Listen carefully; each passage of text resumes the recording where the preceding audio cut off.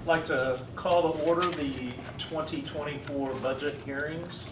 Will you please rise for the Pledge of Allegiance? I pledge allegiance to the flag of the United States of America and to the republic for which it stands, one nation, under God, indivisible, with liberty and justice for all.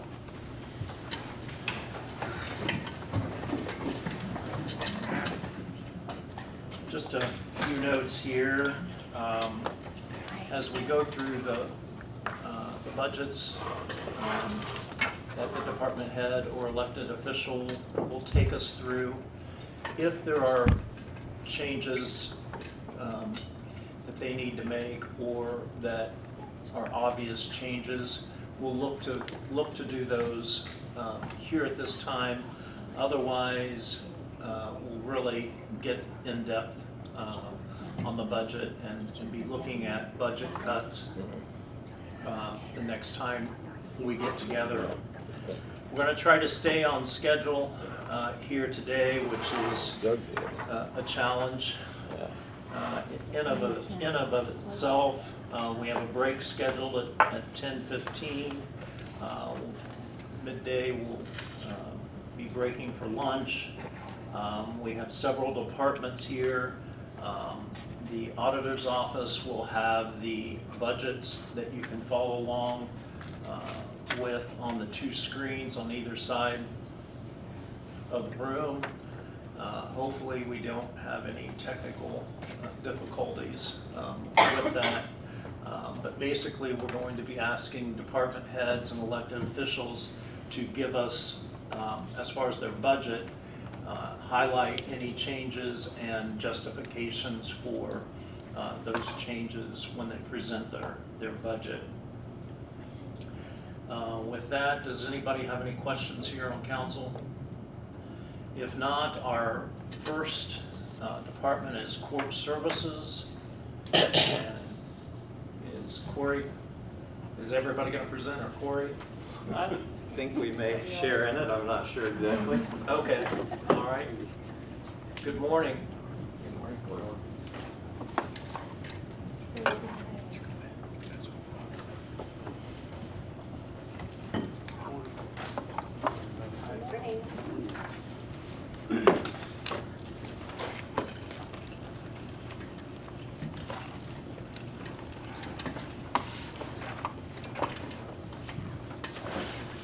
So court services first. Yes, please. Okay. As we go through the budget, made some denotations in the LAO system try to not be so redundant as it relates to certain increases in funds as well as in staff salaries. The first change or increase would be that in the positions of court reporter, bailiff, and it's noted in the system as scheduling clerk. Those positions are actually titled legal assistants. So each of those lines we have requested an increase. We're not quite there yet, we got technical problems.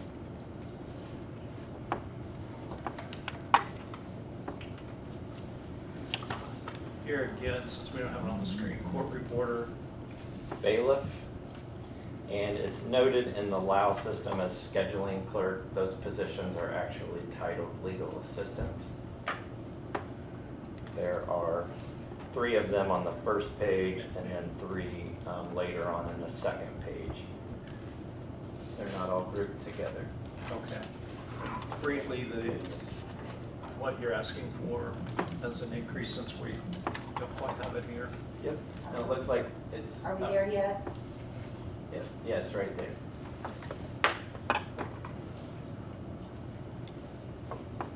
Yes, that's it. Yeah, you can, Down for, yes, please.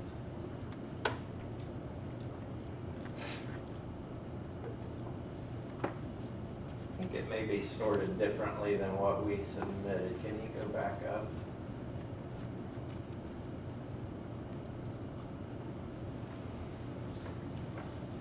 There's where the 200 start.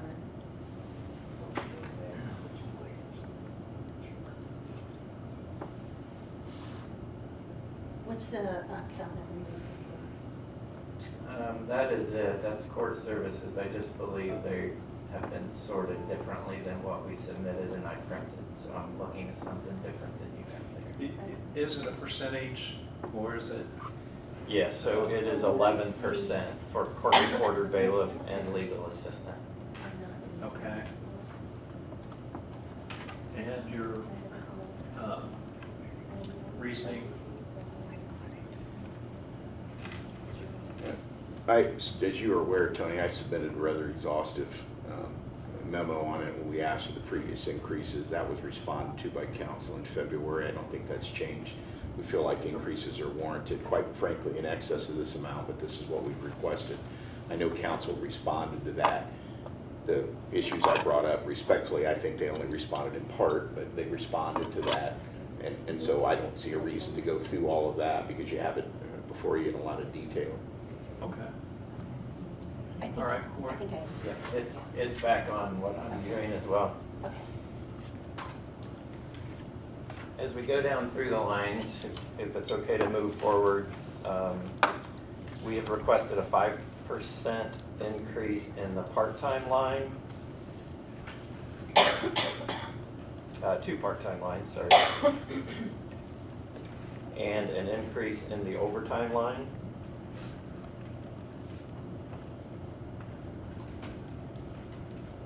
And then as we move on down through printed office supplies, equipment supplies, as denoted with the 2 asterisks in the notes section, we have just asked for an increase of 5% just overall due to the increased cost of goods, services, and expenses. Okay, if we could go back up to overtime. So overtime, was it a doubling of overtime? Yes.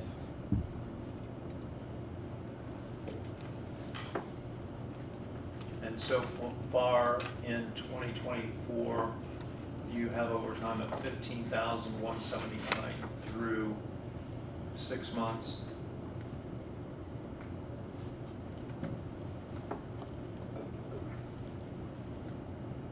So presumably you would end up around 30,000 for the year. It would appear to be tracking that way. Okay. And the 15,179, I updated everything yesterday as far as what's been paid in 24 so far. Would an increase of 30 to 30 or 35,000 make more sense?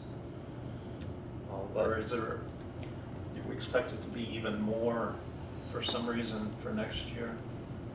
Well, I think we were taking into account, I've certainly seen an increase in trials, and so when that happens, we never know how long staff is going to be there until that trial is completed. Just anticipating that going forward. I mean, it is an estimate. Was it in anticipation of the one trial that will not happen? No, not necessarily. Okay. I think there's been an increase across the board. At least I've seen that. I don't know if you've seen that as well. Yeah, that in part, Tony, is also with the jury pay increase, and part of that also is that state doubled jury compensation. It was pretty woeful. My humble opinion, it's still not great, but that was a reflection of the trial. And the problem with those is you never know. I had 4 jury trials through April, one of being a murder trial, which always is an intensified time commitment. And so I've had other trials I thought were going to go that settled, and so that's part of the problem. You're giving your best estimate in terms of trial work, but normally for a county our size, we've had more inordinate set of trials, so we're trying to set an amount. I'll be frank with you, as I always am, I think that 50,000 is probably a safe amount, and probably trimming that back may make sense. And obviously one trial did go away, but it wasn't all just contingent on what would be a significant type of case, ones that don't happen here much at all, but it at least is done in part for that. But I think trimming it back, however you folks decide, but I don't see anything Right, I hugely mean, problematic. obviously, if it has to be funded. Yeah, I get that. I mean, transfer. yeah, we've got to be there when we've got to be there, but the 35,000 seems to make sense in light of where we're probably at now. Okay. Yeah. Corey, go ahead. I'm sorry to interrupt, with the hope that, again, maybe it's not needed. Right, That's the hope. right. So are we saying 35? I'm sorry, Are Matt. we saying 35 there? Or what are we saying? Is it okay to change that to 35? Again, Judge Horn is not here, but again, Again, if there's an if you issue need with it, that, if you he'll need come it, to me, yeah. we'll find Yeah, it. I think that makes sense, So Tony. let's change that line item. That one right there, the 35,000? Would it be the requested line or the adopted line? The adopted line is what I'm changing. Okay. Yeah, we leave the requested. Okay, Corey. So then, as we're just moving down through the list, the legal assistants, or as they're listed, county clerks, we've already, or court clerk, we already addressed earlier. Then we get into the printed office supplies, equipment supplies, and reference books. All, we requested a 5% increase, again, just due to the overall cost of things today. And then the next request would be in the per diem pettit juror fund from 65,000 current to 80,000. Again, as Judge Todd noted, it is in the notes section just due to the increased jury expenses. Okay. Below that, pauper attorney, same thing, a request from 400,000 to 420,000 due to the increase in pauper attorney expenses. Okay. The next two, medical testing, criminal appeals, the same 5% that was requested earlier. Below that, contractual professional, we request an increase from 140 to 175,000. Okay. Travel, lodging, and meals, same 5% increase. The communication line, request an increase from $725 to $1,825. That's just due to Wi-Fi devices that are deployed across the courts and the court staff for use when needed. It's through an account we have with Verizon. The juror travel and equipment and maintenance repair, the same 5% that was requested earlier. The dry cleaning was just previously funded at $100. We've just asked for an increase for $750. And then the next two, the same 5% as indicated earlier. Okay. And I think that's all the lines. Any questions for Corey on court services? I do have a quick question, just out of my ignorance. What is supplies in-house? What is that exactly? I do believe that's just the general office supply line, and I don't honestly know why it is there versus the office supply line, but that would be my... That was my, what's the difference between those two? Okay. And for some reason, that's where it's always been funded if you look across the years, so That's fine, thank you. thank you. One thing I might add on the contractual, professional part, probably should have been increased last year. I think arguably we dropped the ball not asking for the increase last year. As you can see, we exceeded it last year. But at one time, when there were 3 guardian ad litems, and as you know, Terry Masters cut out, we worked Amy Moore in, as Amy initially was only able to take a part-time, knowing we were going to go full-time with her, because we've had 3 guardian ad litems now for a while. So I don't think we accommodated that there last year. So it's really not so much increase last year. If you look at what our expenditure was last year, we were at 158 and some change, and that didn't, I don't think, include Amy on the full boat. Plus, we're looking at some increase of them, like we've done similarly, whether it's employees or whatever, on an annual basis. So that it's somewhat deceiving if you just look at it from 140 to 175, because last year was ballpark around 160. And that was without, I don't think she was full-time all year. I'd have to go back and check that for sure. But that's what that stems from. Question for Judge Drake on the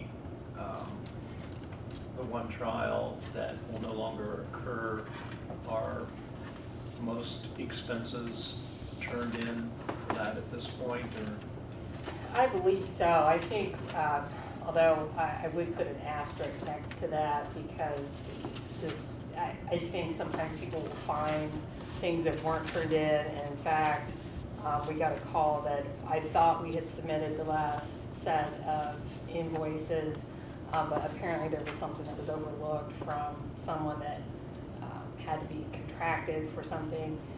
So I think there's something else coming in. But I would say yes, the vast majority should have been submitted, but Probably in the can't next promise that. 30 days or so.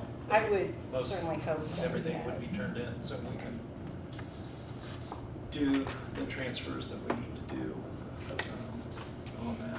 Yes, and I believe Mr. Holscher had a question for me, and unfortunately I didn't get a chance to talk to him directly about the line item that was created specifically for that case, and I was under the understanding that just council would fund that as needed, and that it wasn't anything additional required on my part for that particular line. Yes, we will take care of that once we are fairly certain that most all the expenses are taken into account for that. I would feel more Capital confident case. in 60 days saying that that should be everything versus right this minute, but I think so, is really Okay. just the only answer I can give. Okay, thank you. Any other questions? If not, we'll move on. So next, we'll go to Judge Cox. Judge Cox's first budget meeting this year. So Welcome to the first budget. Yeah, thank you. First one. much of his, you'll see a similar tone to. In moving down the list, the court reporter, bailiff, and legal assistant, same 11% that we requested in the court services budget. Okay. CASA director, we requested a 5% increase in that position. That's partially funded through this budget as well as a grant. So that is the relative portion to the county general funding. Through that, all the other items are the same as current year. We did ask for an increase in reference books. We have a new judge, so some additional books may be necessary. $500 increase from 2,000 to 2,500. Pauper attorney would be the next increase we requested. Very much the same reason as the court services budget, just an increased cost in pauper attorneys. So the request is to increase from 180,000 to 200,000. Okay. The next increase would be in travel. Judge will be required to do some additional training as a new judge and a variety of other things. Also, Judge Dolahanty traveled in a similar fashion, but was on some state committees where the state would reimburse his travel. So a slight increase there from 2,000 to 2,500. And I would note with the pauper attorney fees, I've been having to use that because we aren't fully staffed, but we'll be fully staffed beginning August 1st. So we've hired a new public defender. So the outside appointments will cease a little bit more. So we'll have someone contracted. So, but at this point in time, that is definitely needed. But, and again, I'm just asking for an additional $1,000, 500 just for reference book and additional travel, so I can get up to speed. Okay, does that do it for that budget? Yes. All right. We can move forward.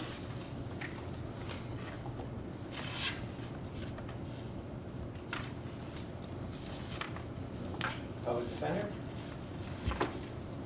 So, we did have some changes in this one. The administrative assistant, the first line, we requested a 5% increase in salary. The second line, secretary, we moved over from previously, what was previously used in the supplemental public defender fee fund. So we moved that line over to the county general line, excuse me. The attorney lines, Yeah. Just want to make sure we make note of that, and Kim isn't here. Oh, there you are. Okay. I got it. Yeah, that's just, so that's one that we're moving from one fund into the general fund, so we need to make a note of that. Okay, go ahead. Sorry. no, it's okay. Then we have 6 lines for the public defenders, the attorney lines. We have requested an increase in those at 5%, as well as a 5% increase in the part-time investigator line.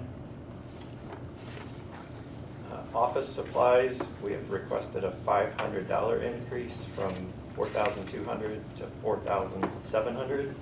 Again, the same idea that supplies are just generally more expensive right now.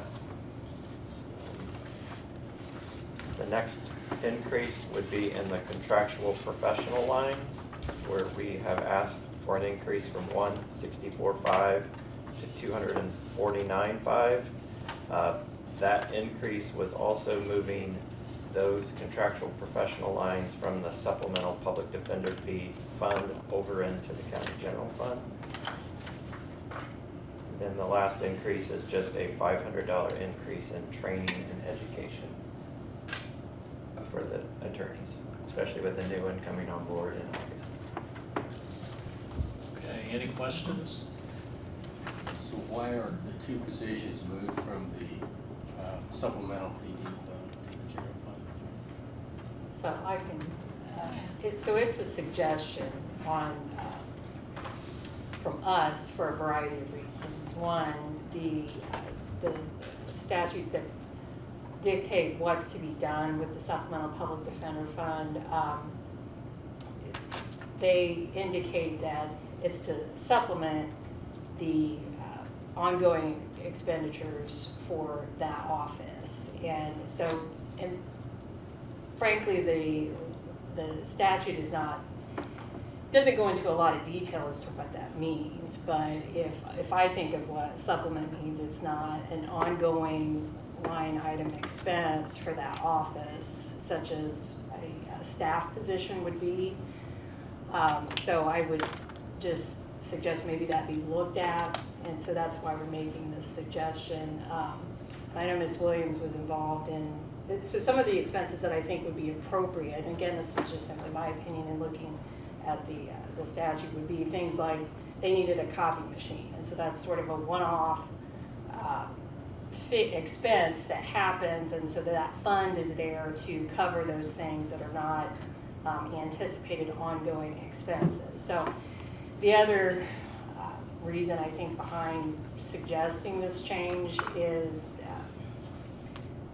that fund, and then also things like cash bail are actually something that there's a lot of new case law that's coming out on, and the appellate courts are really looking at those areas as to, you know, if a cash bail should be assessed, what can happen with those funds, and what portion of that can then be assessed to the supplemental public defender fund. So I think it's sort of, the suggestion is also a caution, is I don't know that that particular fund will be funded in the way that it has been in the past, especially when there's a salary that's coming out, you know, every year. So. Tony, if I could add, when I've worked with Diane and Judge Drake, we've tried hard, what else could we spend the money on? Can we use it for this or that? And I think they've done a great job at trying to help, what can we spend it on?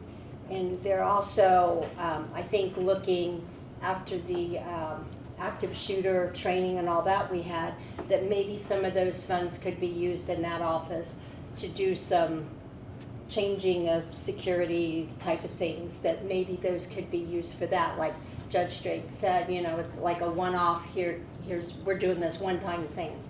So more of those kind of things. So I do give them credit. They really try hard to use that money in the appropriate way, but I think she's probably right with the employees being paid out there every year probably is not what that was intended for. We've done it in the past, but anyway, thank you. Do you know about how much money comes into the supplemental fund each year? I do not keep track I mean, of we that. So I would say probably the clerk's office would be the best place to get that, Right. because I'm sure we once can get that. a case is resolved, and if the court has assessed certain things to come out of, say, a cash bond, then the clerk distributes that, and I don't have a way to keep track of that Yeah, going we forward. can get that. Okay, It would be good to also get what the current balance is in there too. yeah. I think we can probably get that out of Lao as well. Yeah, because you want the current balance of this particular fund. Yeah, we don't have to have it now, but when we meet again, if you can maybe give us those two figures about how much comes in per year and what the current balance is. Other questions?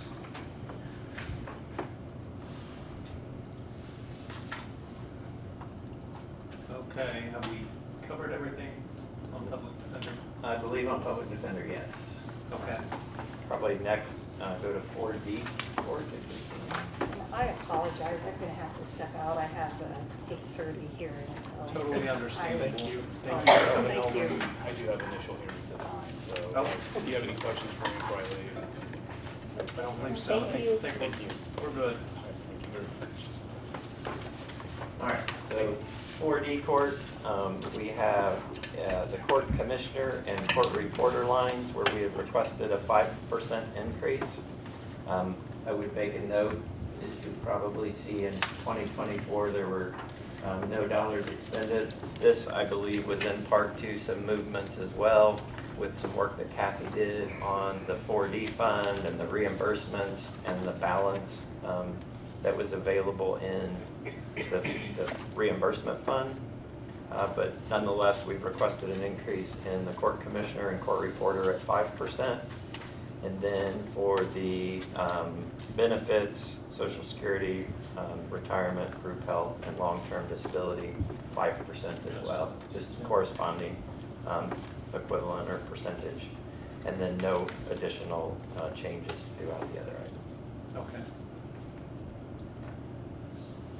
All right. Next up, probation. Yes. So in county general, what we have requested is an increase in staff salaries for our probation officer positions that would be consistent with what we've requested historically, which is the state minimum probation officer salary schedule plus 5%, or not 5%, I apologize, 2%, which is what Wayne County has historically paid above the minimum schedule. We did request an increase in the county general funding portion of that from $63,000 to $65,000 for the staff that make above $63,000 or $65,000. In addition to the request, I have spoken to Kim, and I met with Kim and Max last week. I've requested a change in the hours worked for our probation staff that is based upon the lack of a midpoint that's established by the state salary schedule. The state prescribes a salary, but does not prescribe a number of hours worked to obtain that salary. Done extensive research myself, also through the Probation Officer Advisory Board at the state that I'm a member of, and the Probation Officer, Popeye Probation Officers Professional Association, who's also done some work in salary analysis. We are one of the very few departments across the state that works a 40-hour week. So the change in hours worked request, I could go into as much detail as you like, but have lots of information and lots of data across the state that would be similar to the work that Irwin's done on midpoints of salaries. What's the average, Corey, hours? I'm The just average, curious. I don't have the full Or data set for the whatever you do 92 have. counties, but 36.6 hours 36. is the average. The range, though, is from 32.5 hours a week on the low end to 40 on the high end. Thank you. You're welcome. The data that I have right now, only 24% of the counties work a 40-hour week.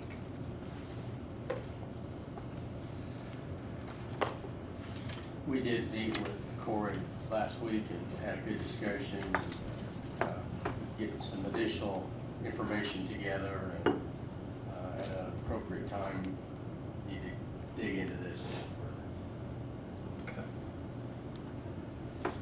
further. Thank you. As we go down through the list, the only increase that you will see across our county general budget is in juvenile detention. So we are requesting an increase from $165,000 to $175,000. We continue to manage our detention utilization very well, thanks to the work of our juvenile staff and our JDAI initiative. However, we are seeing increases in our detention expenses. One facility over the course of the last few months and the next few months has increased from $160 a day to $180 a day to what will be after the new year, $200 a day. Another facility has increased us from $175 to $195. We have no choice.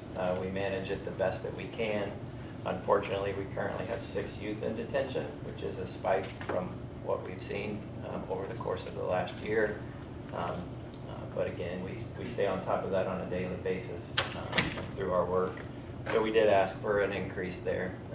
Still believe I can manage it, but that's the reason why. So what's your average detention? You said you're above that now. I don't have that in front of me. I should be able to answer that, but I can't. Really, over the last year, we probably were closer to 2 or 3 in detention on a daily basis. We've had a bit of a spike, unfortunately. Max, I can remember when we had as many as 10 or 11 in detention at one time until we went to JDA on it. And I know years past, you had a lot more than that as well. Yes, So you have done a great job thank you. keeping that under control. We appreciate that. Is there an average timeline for these guys? You know, like, is there how many days they might be? There is, and I don't have that in front of me either. I should be able to answer it, but I get too much data in my head. In our JDAR work, we present that at each of our meetings on our average daily population, our average length of stay.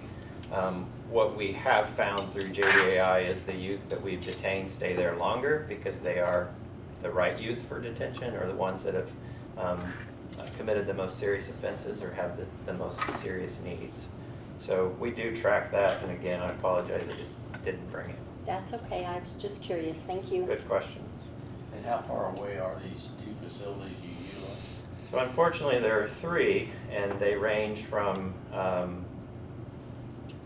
Franklin, Johnson County to the south, Delaware County, Muncie in the middle, and Allen County to the north. Just this week, we detained a youth, and Richmond Police Department had to drive the youth to Fort Wayne, which is a pretty significant strain on the officers. Do they have to then come back and forth anytime there's court Yes. procedures? And those are individuals that would be transported by the Sheriff's Department. Okay. So just like the transport officers at the jail take from jail to jail and prison to prison, the judge orders that those youth be brought back for court by transport by the Sheriff's Department. So you guys paid to have them housed in that, but the other agencies paid in essence to get them there and back. I mean, it's in their budget to the transportation fees, right? So at the point of detention, it would be the arresting agency, and our courts a few years ago put out a standing order that the arresting agency would transport that because we have no other option. Once they're detained and in custody, the courts order that the jail staff do that under their transport staff. Okay. Yep.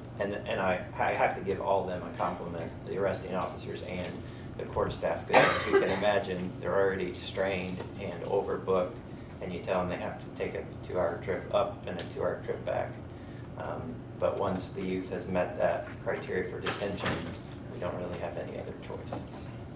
Thank you. You said the court's ordered that youth be brought back here for trial or?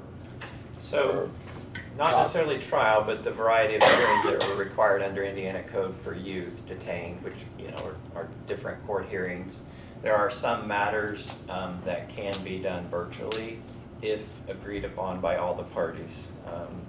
Can't speak to that in detail, Judge Todd may be able to, but after COVID, some things continued and some things didn't. But if all parties, including the youth, the family, the council agree, some matters can be handled virtually. Juvenile's a little bit different, Gary, too. They use a lot different terminology. For example, there's not a trial, there's a fact finding, so they have their own little, language that they use on the juvenile side. But on the adult side, Administrative Rule 14 is what kind of controls some of that in terms of holding remote hearings still. And they changed that. Matter of fact, they're still, I think, calling it an interim rule because they're continuing to study and look at that. But if it's evidentiary in nature, then you have to have the hearing in person unless there's one good cause, which hasn't been fully defined, it's just good cause, or both the parties agree. So a lot of times what I'll do on the adult side, and I speak only on the adult side, would be if I have someone that's incarcerated, let's say for whatever reason, or held in a county jail in Allen County, and it's a plea and sentencing based on a fairly straightforward plea agreement, we'll work it out with that facility, the attorneys and the defendant agree, and I'll hold that plea and sentencing by Zoom, because it's a lot better than having to send a sheriff up there. So we try to look for the opportunities to do that. I could say, man, I'll just have them come back, it's easier for me, but it's not easier for other people, and we're all in the same bucket, so it saves them from having to go up there. But if they don't agree, then generally I'm not going to find good cause because it's not convenient. That's really not what they mean by good cause. There are other good causes, but there's some ongoing discussions at the judicial conferences about continuing to define that so the judges have a little more safe haven of what good cause means. But the bottom line is we're looking for opportunities. Now in the juvenile world, it's a little bit more sensitive because it's, in my humble opinion, you've got someone who is a youth and their need to communicate with the attorney may be different than what the adult is, because I can put them in a breakout room. In the adult world, be handled a little bit differently. Sometimes with juvenile you might want one-on-one, so that'll be for Judge Cox to determine. But the bottom line, if there are hearings that are not evidentiary or in some fashion can be done remotely, I think we're all looking for the opportunity to do that to help the Sheriff's Department or the whatever agency it might be. We appreciate that, thank you. Yeah, no worries. Any other questions? Good. If not, we thank you. So we do have our probation user fee budget. Okay. Yeah, Yes, just- go that ahead. was the county general portion. So really it corresponds directly with what I talked about on salaries. So the probation user fee fund is much like the supplemental fund that we've spoken about with attorneys, the funds that offenders pay or clients pay that are on probation. So we've historically offset the cost to the county through our PUF budget. So the PUF budget is 100% staff salaries that would be over the portion that we asked for in county general. So I could go through each of the lines, but basically each of those would have increased in a slight margin.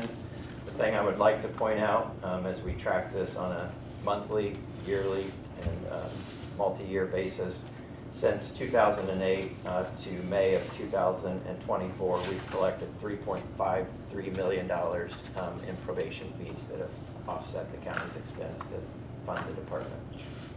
Staff work hard for, And as you can imagine, it's difficult to collect in the current situation. But it is a vital part of our operation. Over the course of the last year, as you all are aware, we signed up for the state tax intercept system known as TREX. We have collected a fair amount of money, not anything earth-shattering, but again, we're in the $10,000 to $12,000 range that we've recouped. So again, as a department, we're out there trying to find new ways to collect the money that's court ordered and use any process that's available. So it's helped, hasn't dramatically changed things, but we'll keep plugging away at that. Okay. Tony, could I have just a couple Absolutely. minutes to add to the probation budget comments that were made?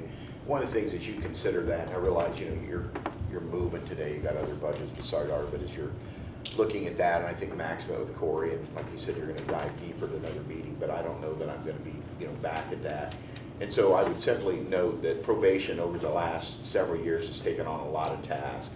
JDAI, the diversion or deferral program that was set up by the prosecutor's offices and obviously in conjunction with the courts, and probation's pretty much ran that. There's been a community transition program that's handled through community service. What am I missing, Corey? Pretrial and family recovery court. Yeah, and not only that, but then we also added to them what are now pretrial risk assessments that are required in criminal cases that we have to consider for bond due to a change in criminal rule. I think it's 2.7. And so all of that probation is taken on, and as far as additional probation officers, Corey, and so they continue to absorb that. So when the question becomes, hey, we'd like to maybe trim the hours, well, how do you do that? Because again, I'm not going to tell you that courts are busy. Apparently, I've made that statement too many times here, according to your correspondence. But the bottom line is, when you're saying, well, if the courts are so busy, how can that potentially take place as well? From a criminal perspective, criminal cases, and again, this is the kind of the public version, or what, you know, media focuses on, is criminal cases. So most of the courts think about criminals or maybe divorce. That's what they think of when it comes to court. But criminal cases, according to my some numbers I looked at, comprise, depending on whether you include or don't include warrants, are around 14 to 17% of my actual caseload numbers. So, you know, that's just a percentage. So probation's dealing with that particular portion alone, again, depending on if you include warrants, and that's always a moving block. I mean, now, they take more percentage of time than that. They're not equivalent to time. Criminal at 14 to 17% still takes, you know, more of my time, but not half my time or anything, but a greater percentage. So I guess I'm just putting in a plug for probation. As they ask to do that, I would ask that you consider respectively, you look at their track record of delivering. So when Corey approached me about this, I said, Corey, can you get that done? He has constantly, he and his staff, I'm not giving him all the credit, but he's the one leading the show down there, have found ways to work smarter, have found ways to be productive and to incorporate all these things without coming back to you. One of those things was huge, was JDAI. Now, that was on the juvenile side, involved very little of my time. I ended up getting on the board and kind of helping, but I really wasn't much help, truth be known. So that there's a lion's share of that work that's going on that resulted in a huge savings as the county's aware on some of those detention matters. So again, that's things his department has done, plugging along with the same staff. So when he tells me, hey, we'll get this work done, that's really all I needed to hear from Corey. So I think what, respectfully, I would ask you to consider strongly is incentivizing departments that look to do just what Corey's department has done. And that is continue to push in more, not come with more, you know, staffing request relative to that. So when he tells me he can get it done, and this is what the state statistics show, and even at what he's requesting to go to, would still be above the average that's out there. So I just ask that you strongly consider incentivizing what he's been able to bring to the county in terms of savings, because it does reward staff, it does give incentive to again, duplicate that behavior, or it could be for other departments or otherwise. Because really what you're looking at, I would say respectfully, it's you guys' job, not mine, is trying to run it as much like a business as you can. If you've got folks out there, whether you're subbing to them or they're your employees, you're always looking to incentivize results, incentivize productivity. It's a great opportunity to do it. So I appreciate you giving me a couple minutes. I appreciate you saying, going through that, Judge, because Yep. we did discuss that extensively in our meeting, and for the rest of the council to hear that, That was good, thank you. Well, and the criminal numbers actually are down some compared to what they were. And of course, we've not lived in a real situation because when Judge Colger left, that created a lot of conflicts for Judge Drake coming as a chief deputy. So that was kind of an insanity period there for a while. Well, that's calmed down. It could spike again tomorrow, but that's a little bit at least less right now. But I think even if that increases, Corey has proven again that that department will be able to handle that. But I wanted to give you a broader stroke, Max, of the fact that again, and this is not a criticism because I don't live in you guys' world every day. I don't do your stuff, but in our world, people always think, when they think about the courts, they think criminal. And that's really either that or divorce if you've been in the court for divorce. But that's kind of where they think about it. And really from a numbers perspective, it's, you know, percentage-wise, it's just not where all the numbers come from. So appreciate it. So one other thing I'd like to say, Judge, that you put in a long-term of service to the county. I know that's going to be ending here at the end of the year. I personally appreciate that. It's been an honor to work with you, not only here, but previous and other things that we did together. And thanks for the service to the county over these years. Well, and I appreciate that, first of all, Max, and thank you. I think there are times with council that, I don't want to ever say I've had a contentious relationship with council. I think it's been good, but I think there are times that there's a certain contentiousness that goes in, and just like the increases we've asked for, I've done nothing, and I don't apologize for advocating for my staff. They're phenomenal. I have great workers. I want the raises that we ask you of, and I hope you strongly consider them for the reasons we laid out. You and I probably have some fundamental differences on what we believe Irwin has done or not done and some of those things they bring to the table. So I don't want to get off track. I simply want to point out that despite those things, I sure don't like to be perceived as difficult, but there's been sometimes that differences, and hopefully the thing I've always done, I've never been a hide the ball guy. If I've got thoughts on my brain, I'm not asking for this because this is my back door agenda. It's coming right through the front door and telling you what my thoughts are. So at least you're saying no to the right reasons with the hope that you say yes. So I appreciate it. Thank you. Thank I enjoyed Thank working you very with much. We appreciate it. Thank you, H. Appreciate Ron being here today as he's He had to stepping go. in. He was here earlier, but I appreciate him still being here to kind of get an idea of what he's walking into. You guys have a good rest of the day. Thank you, guys. We're going to kind of bounce around a little bit just to Okay. ensure we keep on going here. Next up would be the prosecutor, but let's go to the treasurer's office. And we appreciate both the treasurer and recorder coming in here early so we don't have a time void. And you look like, what am I doing here? Did you not have any increases? Did you not? I left my budget as is. It's worked fine for me this year. It should work fine for the next treasurer next year. So I didn't put increases in. I don't know if you folks know, but I've lost 2 people in the last 2 weeks. So now I'm going through the hiring process. And we'll get some more people in there. So Yeah. my budget was adequate, so I left as is for the next. You were on the agenda, that's why we brought you in here, but are there We any want to take questions? note of that. Has, We like that. Yeah, I have a question. Has this budget been shared with the incoming office holder? Yes, and I assume she knows.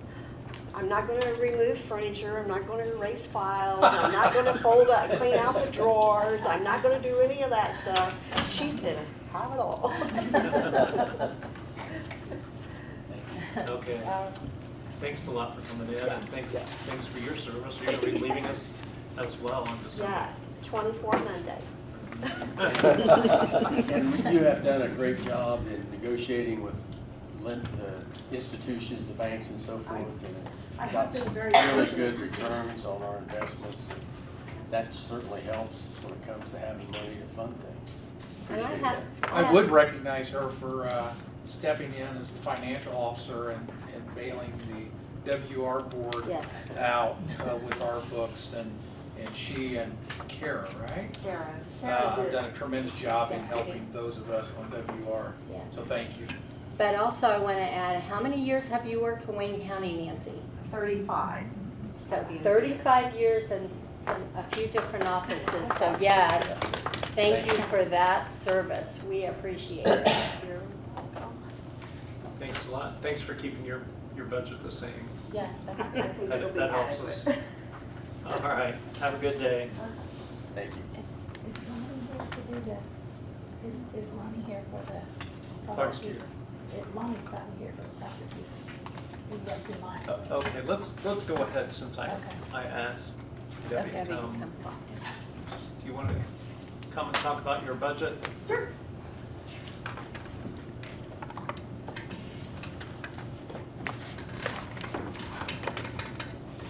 We've actually cut a little more from our budget, so, That's a good way to start.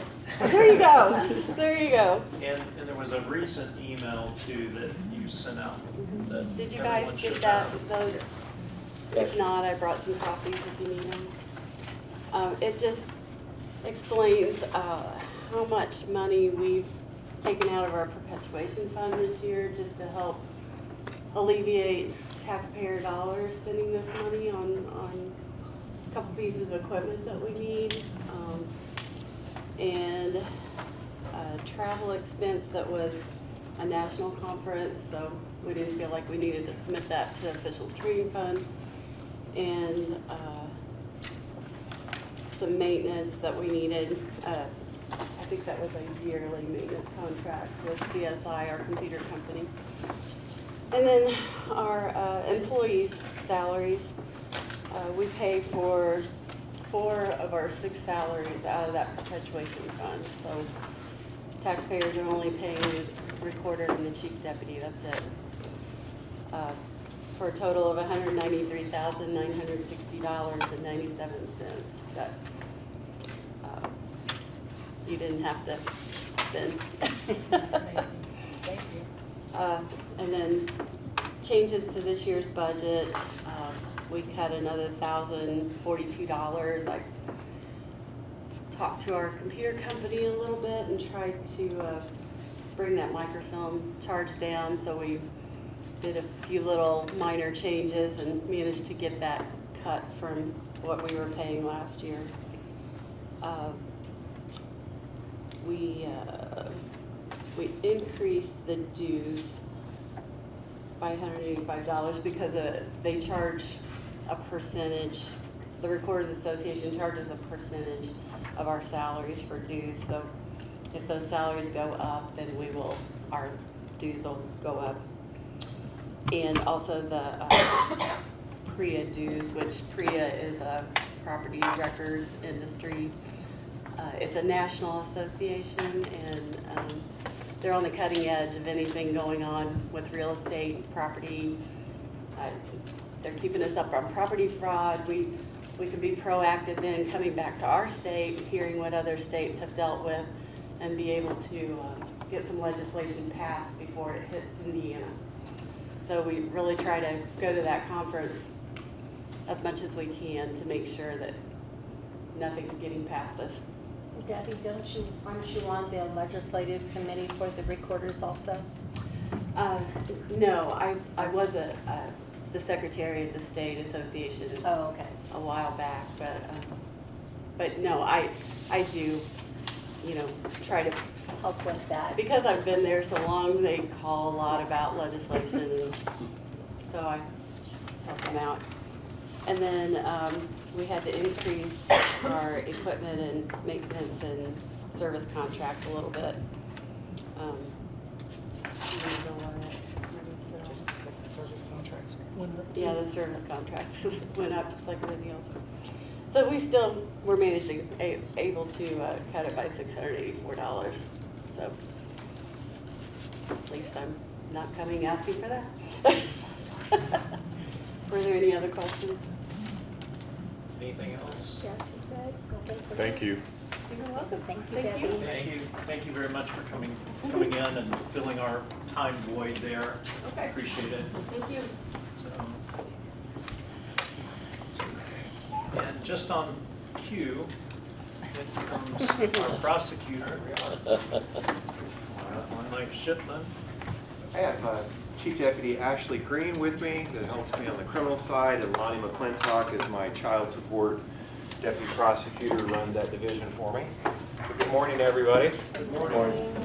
Prosecutor has many budgets that have been presented. I don't think we presented really any changes this year. I'm grateful that council has been generous to us for the past few years, helping us with additional staffing, which we're very grateful for, and also the assistance with the death penalty prosecution that I know was expensive, and the county was paying those bills on a monthly basis. And so since the death penalty case is no longer in existence now, that is no longer an issue.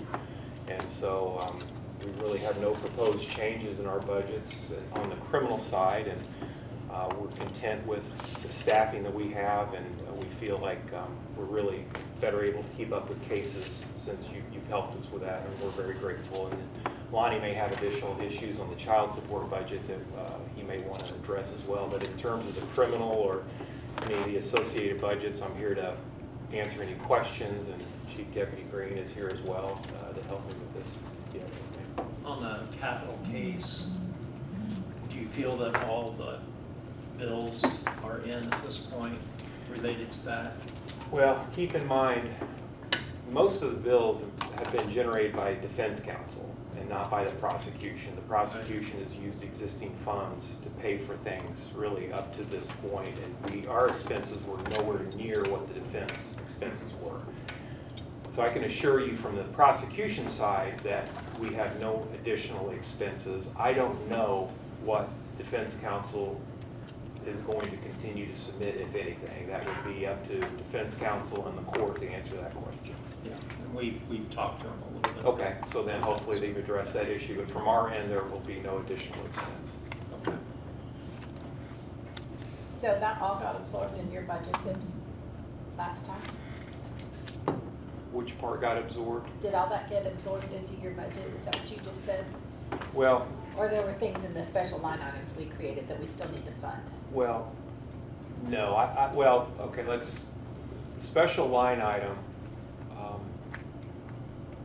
think let's kind of define what we're speaking about there, because the defense, again, has had their line items through circuit court that, again, the majority of bills were being paid from there. With us, what we did is we created a special line item to assist us with the death penalty prosecution. But also, if council will remember at that time, we were addressing two separate issues with a funding request. One issue was statewide prosecuting attorneys council had said, hey, prosecuting attorneys statewide are understaffed. Here's what you need ideally to deal with your caseload. Okay, so that was an independent consideration we had. And then we had the death penalty case come along. So we were double whammy there with two big things that happened. And so what council's proposal was to help us on that, was to create a special line item that consisted of basically 4 interns that could be used to help us in lieu of an additional attorney because of the associated expenses with that.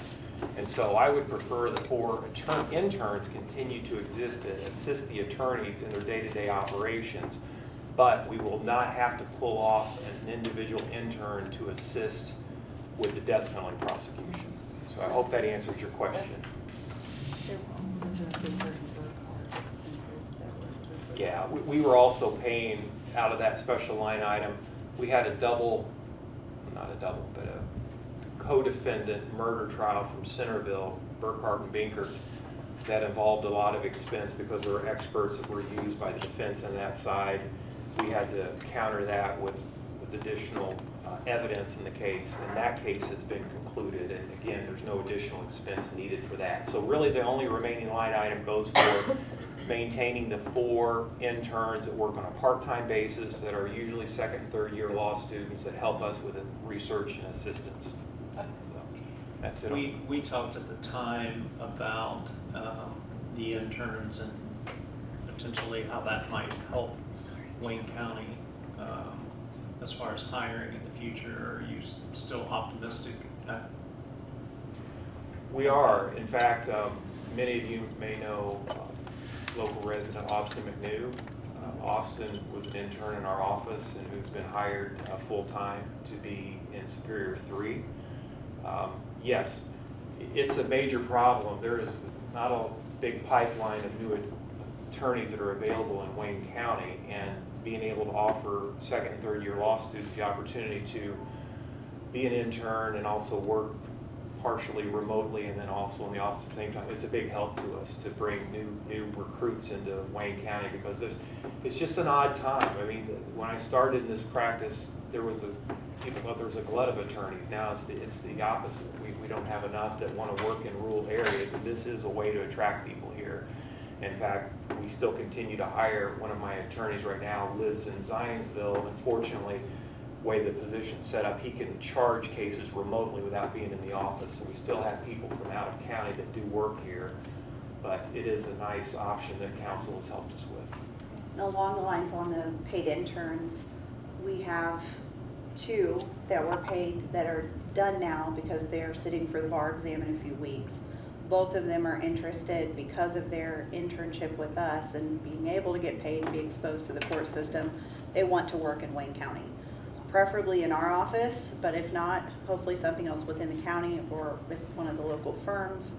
We also have 3 law students now, one of which that I had as an intern in high school, who has come back around because of that and is in a paid position that is local and is also interested in staying in our community. So it's been a huge help to be able to give them a little money for their work and keep them interested in our community.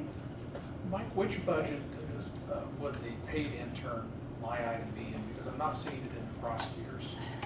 I don't know that I remember that information without looking at it. I believe it's called prosecutor supplemental account. Supplemental, okay, thank you. And it was one line item, all 4 are paid out of that. Thank you.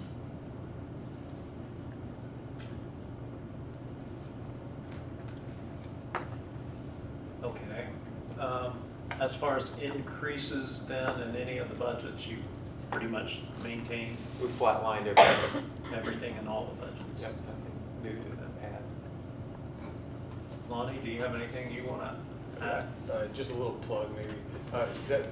We're asking the budget stay the same as we had last year, with one clarification is after the budget was approved last year, and everyone was aware of this, we were asking for bumps for a couple of people for supervisor positions. That's worked out really well. Matter of fact, our numbers are really improving month by month. We have a regional field consultant that checks our numbers, and every month, she's never done this before, the regional field. Every month she can't wait to see our numbers, and they tell us how well that we're doing. So the transition forward has been nice. There's been bumps, always bumps, but it's been nice to see those numbers. So that's worked out really well. But I would ask that those bumps be incorporated into the budget that weren't there last.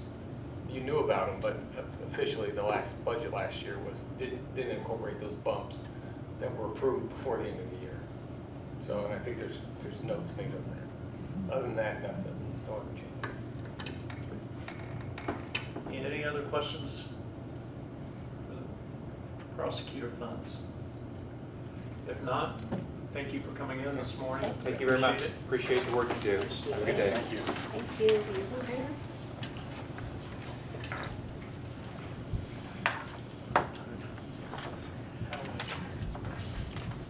Well, with that, we'll go ahead with the surveyor. I'm up, huh? You're up. You're up early. Glad I made a long walk down. Good morning, all. Good morning. In our overall budget, we're only asking for one increase, and it's in the education. We typically, 21, 22, 23, we had 2,000, and I think the council reduced that to 524, and we're asking that be increased up to 1,000, primarily because there's GIS classes that I would like one individual to be able to attend more of these classes and update his skills. He's been with us a couple of years now, but he's still no Gootee, and I'm trying to bring him along. So, and everything else, 21, we was under by 12,000, 23, 22, 17,000, 23, 8,000. So our overall budget numbers are pretty close. not asking for any other increase except for that education, so. If you have questions, I'd be happy to answer them.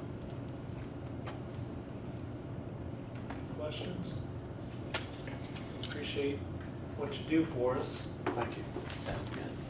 All right, I think we're good. Thank you. Thank you.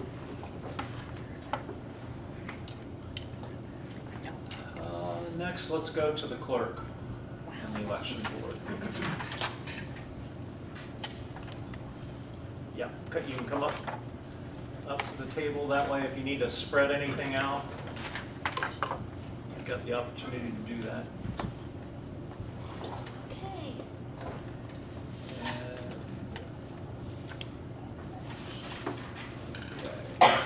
Got it up here. If you want to go through any changes to the line items and what the justification would be for the changes. That's Okay. what we're looking for. Well, in the clerk's budget, 001, I didn't make any changes to salaries because I was told that that would be separate. So moving on to clerk's funds for office supplies, I would like to retain that amount in office supplies. Yeah, if you can speak up just a little bit. I'll try. They're still working on the Okay. sound system here, but I'm having a little bit of difficulties. In my clerk's funds budgets, for all of those accounts, office supplies, printed supplies, other services and charges, I feel confident that we can remain to keep those the same as they were for 24. In travel, lodging, and meals, just to make a note, we deducted that down to a $200 fee because normally when we go to different conferences or anything that requires travel and lodging, we do charge that to the elected officials training fund. So we were able to keep that down. Once in a while, an additional person will have to go to something like I sent some girls this year for child support training, so they, had expenses in traveling. I did use it. So it's just a matter of using that at a minimum since we have the elected officials training fund. Also in equipment maintenance and contracts, I just want to say a couple of things about that.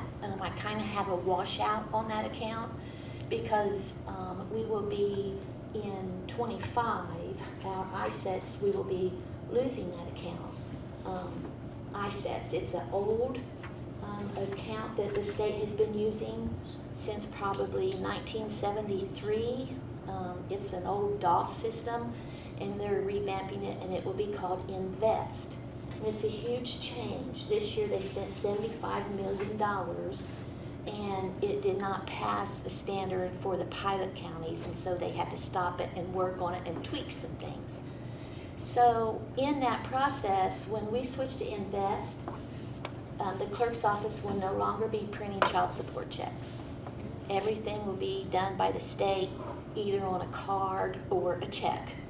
So we were having a lot of trouble. IT was just helping us hobble along with our DocuServe system. And so we were tied with a contract for a special check printer that actually folded the checks. The DocuServe software printed the check number, my signature, did everything automatically on the check. It no longer spoke to ISETs. We were having huge trouble. So I went ahead and switched our software to the ISET software. We had to purchase new checks. Now we have to stamp my signature on the checks, and it's a little bit more work in office, but we'll be ready to roll in 2025 with Invest, and we will not be printing checks. So we didn't need their check folder. The maintenance on that was $2,600 a year. The DocuServe software licensing was over $1,600 a year. So that was a total of over $4,100 that we didn't have.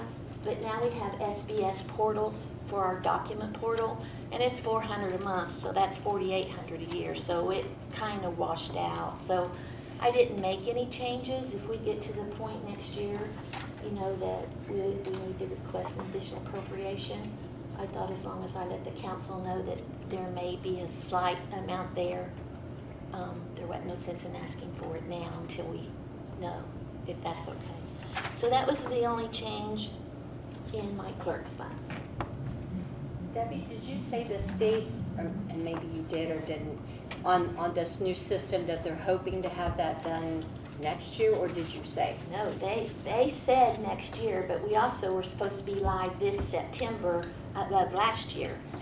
And it didn't work out because the pilot counties, there was a lot of tweaks, and we went through some really intense training on it. And I mean, my staff who does child support knew immediately we weren't ready to switch. So at the conference this year, they announced that we would be going live with Invest in November. And you never seen such a room full of angry women. I mean, they were standing up because we have a presidential election in November. We can't switch, you know, to a new child support program. So they're saying January of 2025, but we're ready here in Wayne County. We've made all the provisions with the checks and everything and I've only ordered a minimum. We can always order more checks if we have to. But yeah, we're ready here. We'll have to do some more, you know, online training, but we are so ready to get, you know, a window-based program instead of that old DOS system. It's horrible. Just out of curiosity, what do you think the local, our people are gonna think of getting, instead of getting checks, getting the card or whatever from the state rather than? It's a wonderful question because they're not gonna be happy about it. Because, you know, they come in and pay their child support today, we print the check tomorrow. And that will not happen when the state takes over. Sometimes when they start a new case in 4D, right now they do all the 4D. We do print some checks, but usually the court orders for them to pay through Indianapolis. So when they start that process, they usually don't get a check for a month. So they're not going to like it. So are we gonna have some kind of advertising or something that lets these folks know a month or two ahead that, hey, this is changing and you won't be able to get this as soon as you did? Yes. The Department of Children's Services sends us posters to put, you know, at our counters, and we've already give little pocket cards encouraging people to make their payments through the state so that, you know, that transition will be over and before they get blasted with 92 counties to do all their child support.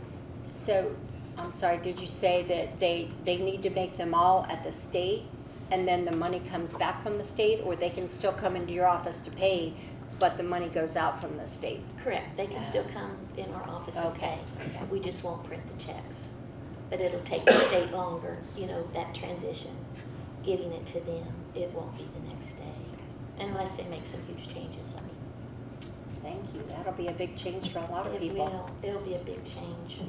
That's called progress, though. Yep, it is. It is. And, you know, when I speak with you, I'm going to make just as a heads up, I'm going to submit a form to talk with you at the next budget workshop about a change that I can foresee that we may need to make in our office. Thank you. So, in Next my budget. elections budget, lots of changes. 2025, there is not an election, that's our off year. So, there's several accounts that we can put to zero, as long as I'm sure Tara will twist your arm to say you promise that you'll put them back in the next year. But since there's not an election, we won't need that $10,000 in 12860 absentee voter board. The $1,500 for canvassing board, we will need that. That's my election board. We will still have meetings that, you know, we have to meet and do different things for election year. There will be times that we have to call emergency meetings and do resolutions that say we're not going to have an election. So the election board, that 3-member board, will still meet. Alternate instruction, we will not need since we're not having an election. We won't need the election workers. I'm sorry, I didn't give you that number. 12940 can be 0. 12950, there won't be any election workers. The board members, again, that we'll still have to have that money in there because we'll have meetings. Office supplies we'll still need, but obviously since it's not an election year, we won't need the complete $10,000. So if we want to put that to $5,000, I think that will be sufficient. Most of the time, the elections office, voters registration office, they just use the supplies out of our supplies in the clerk's office, and that's fine. So, I mean, unless they have to have them for election purposes, then we order or pay for them out of that account. They will need some, you know, just to, because they'll still have to mail out postcards and they'll still be registering people to vote, so that we can't just deplete that completely. Same with the printed office supplies, 22120, and we can take that down. Mostly what we'll be printing, we won't be printing all those forms, absentee envelopes for mail-out envelopes, so if we could take that down to $1,000 for printed office supplies.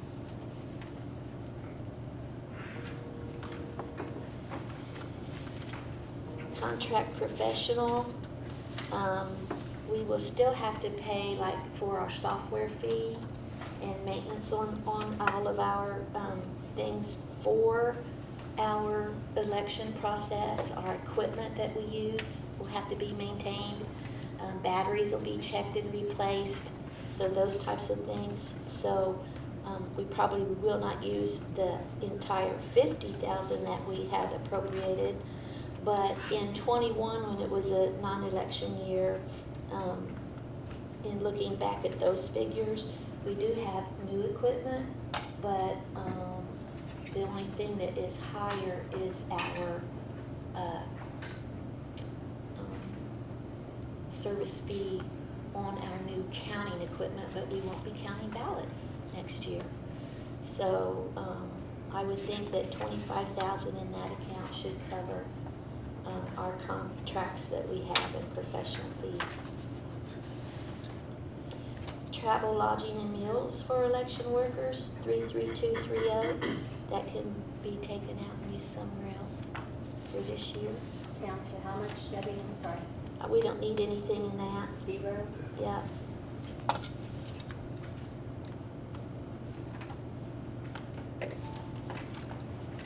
Again, there will be an election conference next year in 2025 in December, but we can, you know, charge those expenses to our regular elected officials training. There won't be any advertising or legal notices for our ballot. That has increased so much this year, the amount that, you know, it cost us to do, but we won't need that next year.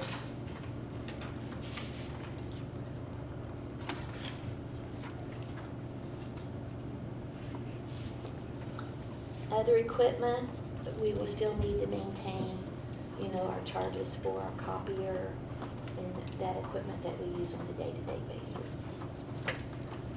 Outside services, $1,000, we probably ought to keep that in case we have to repair anything or change something.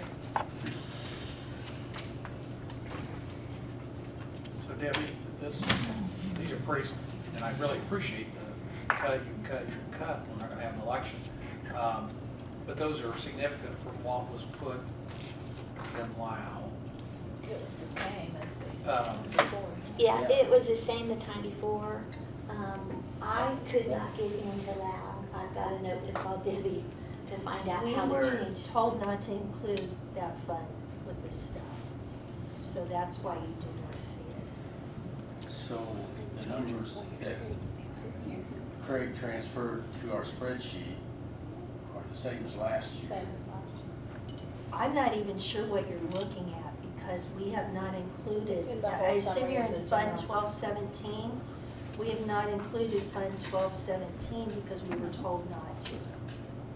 And you were told by, I actually have a note here discussed with council, but no budget and not allow It's stuff. correct on this spreadsheet. And Mark and I tried to meet with somebody from council before all this started to determine exactly which funds, and nobody would meet with us, so a decision was made. But it wasn't included last year either. I'm not saying we can't, but it wasn't included last year, this stuff, and we didn't include it this year. well, it had to be included in the budget and appropriated because there's been expenditures in calendar year Yeah. 24. I'm not quite sure what you're looking at because I don't have any of the budget stuff. What we're looking at is the spreadsheet that Craig created by transferring it all from Lao to this spreadsheet. And Debbie just said that she didn't make the changes in Lao. I initially got in Lao. You what? And I initially was able to get in Lao, and then when I went back to try to get into it, everything had been submitted and I couldn't make any changes. And So You did got, you you see? got locked out. I'm locked out, so I don't know Right, how to. it was locked at a particular date. Are we Yeah. talking about Fund 1217? No. No. What fund are you talking? Election board. 0062. 00 what? 62 0062. that's the location. But I can't figure out how to change my password now to It's try right to below get the council Oh. button. So I just optioned Okay. to do it this way. I apologize. So how long ago was this you were locked out? 2 weeks, about 2 weeks ago. We locked it June 20 something or other. Yeah, nobody can go back in and change So anything. about that time. So, 062. Yeah, but So before- what I would suggest, I know that Kathy was writing these down as Debbie was going through them. Let's let Debbie finish, and then Kathy can kind of read off those changes, and we can But I need to, put them in. I have them, I can run over and make you a copy. Oh, that'd be In good. the Oh, office, that'd be great. office. Yeah.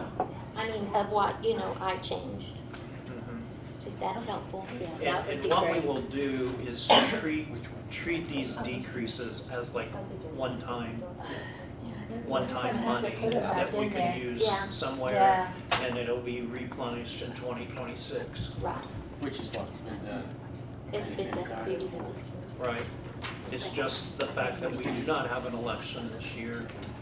It's, It'd be we've one got some time money. extra I'll be sure time. to have back in Well, yeah, we'll need it 26. right back there for next year. I hate just taking That would be Did good. you get to because- finish with So I the think I election missed a board? couple. I think so. I think I'm all good. Yes, that's all the end. Account 3368, outside services, that $1,000, I requested to keep that in there, that, I have it up here now. I thought she was on a different fund. I apologize. That's okay. It's up here now. Okay. So Debbie, back on your clerk's budget, Uh-huh. several of those expenses, and I'm trying to get it back up here, dealing with printing and that kind of thing, Yes, you've not spent very much of that yet this year. on printing?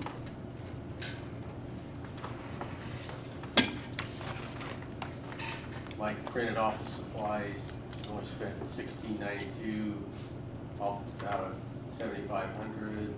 Office supply, $2298 out of 9,000. The updated is up here.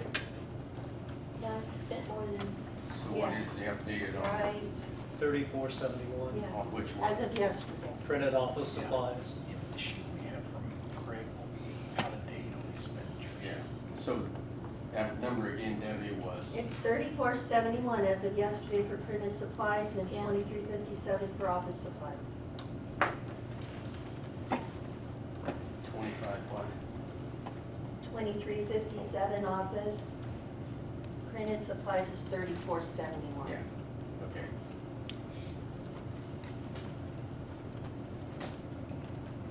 Okay. Any questions that we have? We'll get that updated, Lau. If you can give us a copy of that so we can make those changes and then determine what the total one-time monies from that will be, that will be helpful. Any other questions? If you could make those a copy for all, each of us. And Get I'll that. run over and do that and bring them right back. Thank you. Thank Sounds you. great. Okay. Thank you very much. We appreciate it. Thank you. Also, Debbie is leaving at the end of the year, so, right? Yeah, Thank you for your years with Wayne County, we appreciate it. How Thank you. many years here? How many at the city? I started in the auditor's office here in August of 1984. I was the exemption clerk. And then I went to the sheriff's department, went with the sheriff when he ran for mayor. So was there for 4 years and then worked for House of Representatives for 13. And then was appointed to clerk 11 years ago. Thank you for all your years of service. Thank you, it's We been a appreciate joy. it. Been Thank good you, working with Debbie. everybody. Thank you.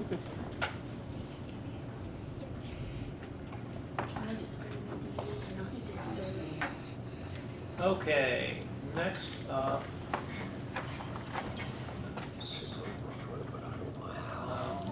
Let's go. Corner. So let's go to county assessor first.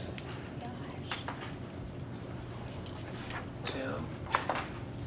Good morning, everybody. Morning. You get to sit instead of stand today. You do. Yeah.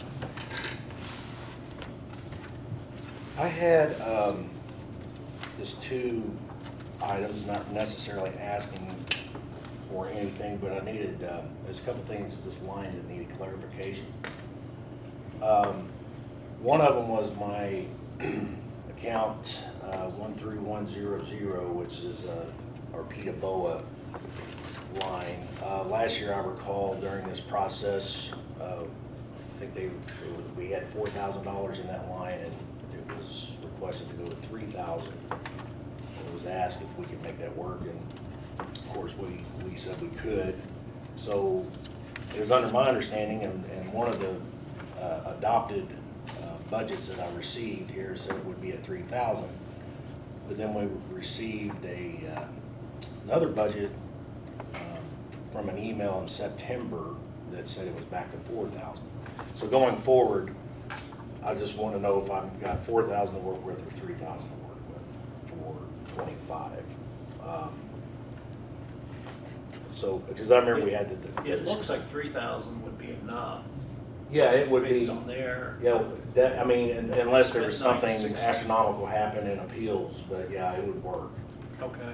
So, but it was just, we just wanted to verify, because when I received it later, it's showing I 4,000. think it was probably Yeah, just yeah. an oversight. Right. But let's go ahead and change that to 3,000 then.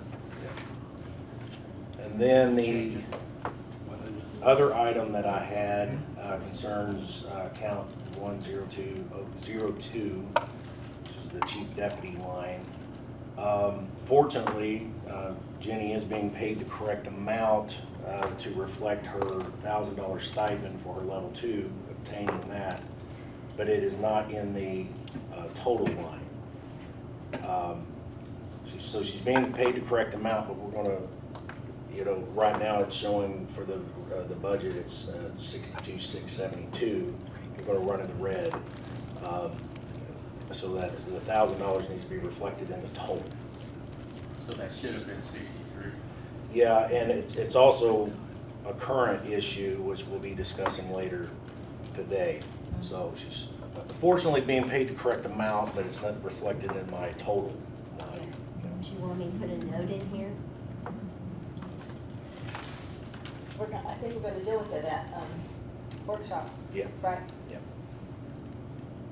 Yeah, I So mean, we you can can put a change note in there, yeah. Yeah. That's the only two items that I had. requesting anything or. Anything on the horizon as far as through your network on personal property, any changes coming for the future? It's been rather quiet on that front. There's a summer conference next month. And I noticed that they have a few vacancies for classes, so I'm not sure, but I've not heard anything, whether they're gonna try to cut into that anymore, Okay. so. So the LexisNexis contract, we still have that, right? Yes. Then it doesn't have any big increases, I'm shocked. Well, that's locked in for the 4 years. Is it? Okay. Yeah. Okay. Yeah. We'll have to So lock renegotiate and, out. The end of 4 years. yeah. Okay. Yeah, I took that on when I first came over, and that was a shock to me, but learning curve, but we will have to entertain that again here in a couple of years, so, yeah. So on the personal property, are more and more of those being filed electronically through the state, or how's that trending? You know, I wish I knew the number. It's not a lot of them. I mean, it's probably, I would say of ours, maybe 20, 25% of them are being done electronically. We find it's more troublesome. A lot of times we receive it that way, but integrating it from the state system into our software, it doesn't always marry up. Taxpayers are putting their name. We always go by last name. If it's taxpayer name, it doesn't come in that way. So we find ourselves manually entering the data anyway.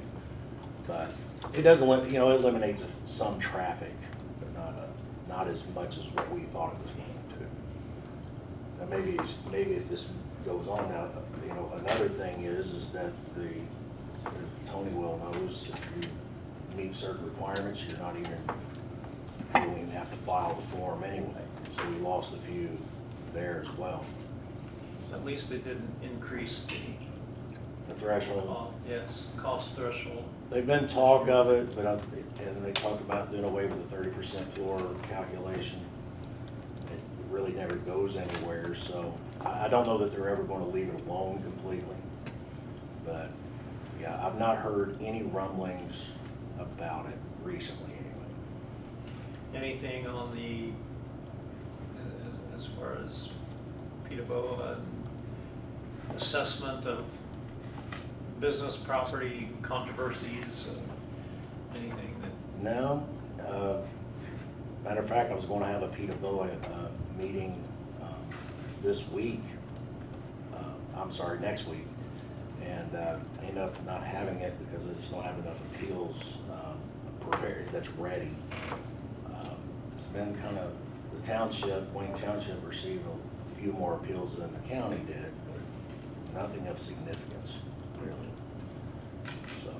Okay. Well, we had some increases this year based on market data, and it seems like most people just sort of understood that it's just par for the course right now with the way the market is. So there's a lot of people that would say they were not happy about it, but understood about increases. So, yeah, respectfully disagree. Yeah. All right. If there's nothing else, thank you very much. Tim. Thank you. Thank you. Thanks. Brian, you want to come forward? Gary. Gary. I have a brother named Brian. Hey, he's looking for his brother. I thought it was your brother.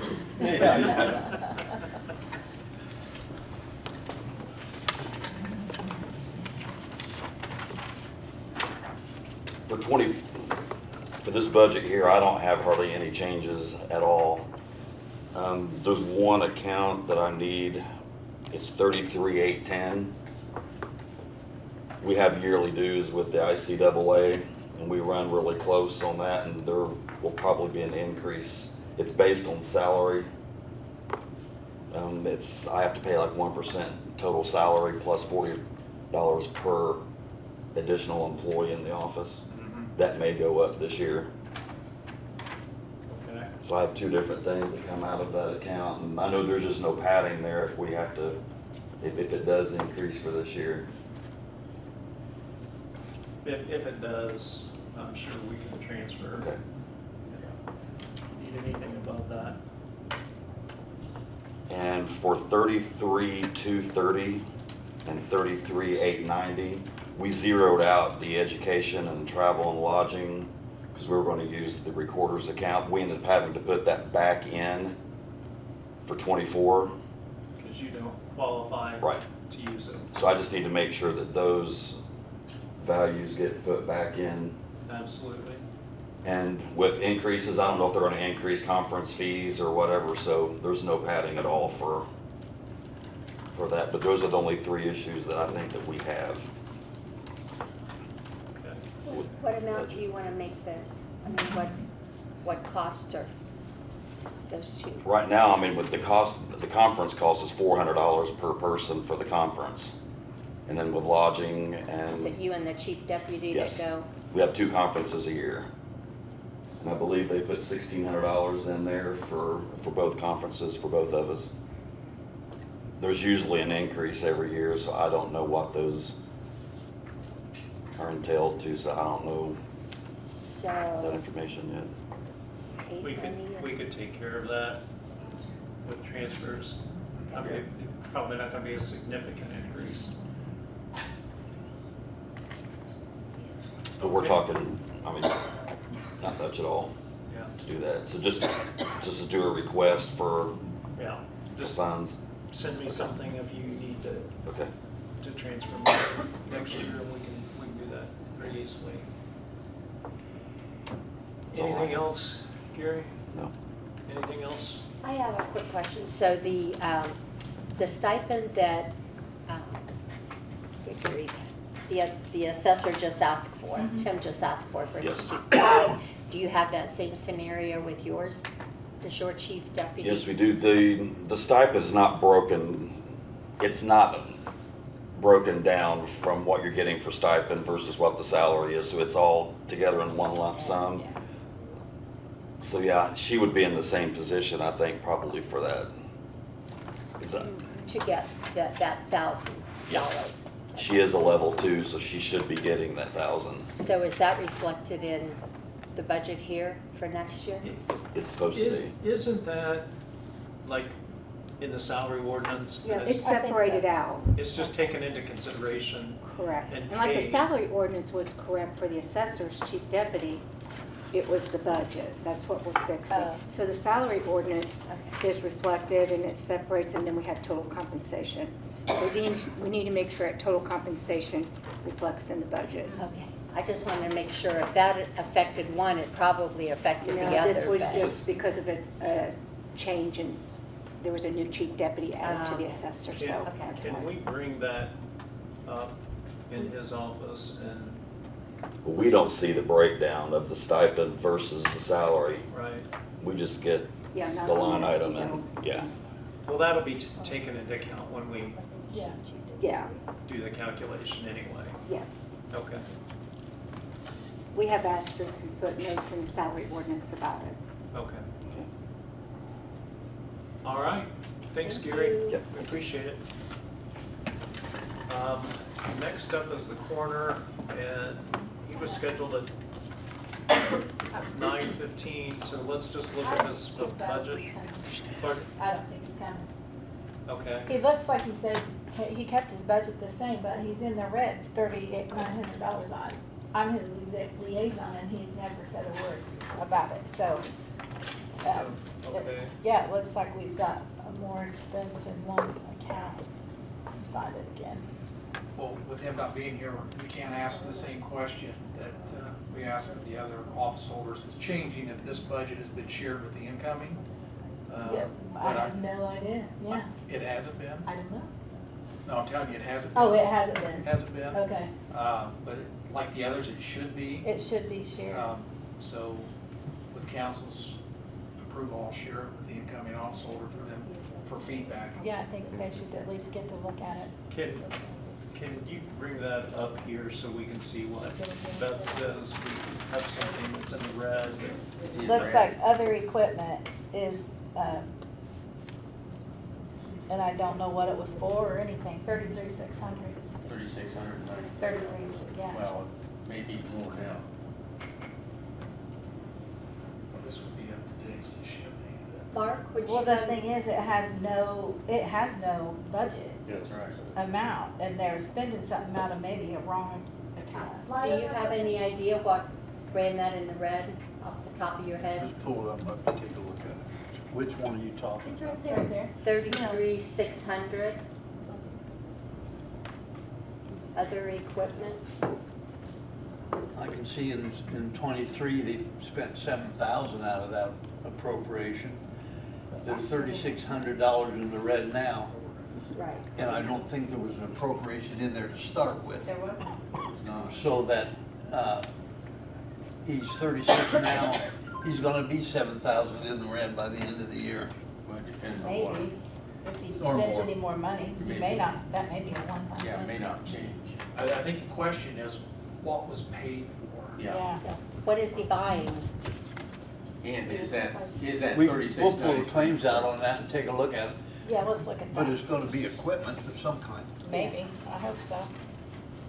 So has that 3693 number changed since this was, or what do you have up there? That's what's up there. Yeah, All of that's these it. figures are of yesterday. Okay.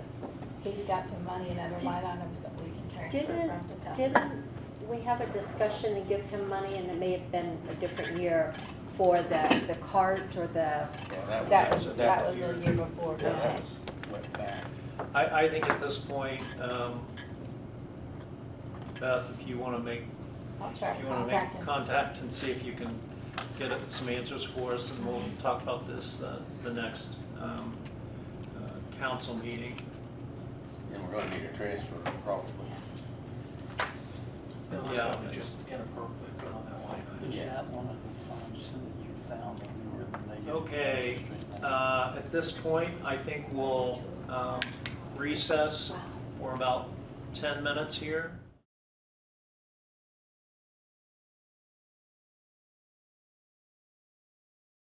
Okay, we will reconvene the budget hearings. Next up, we have GIS.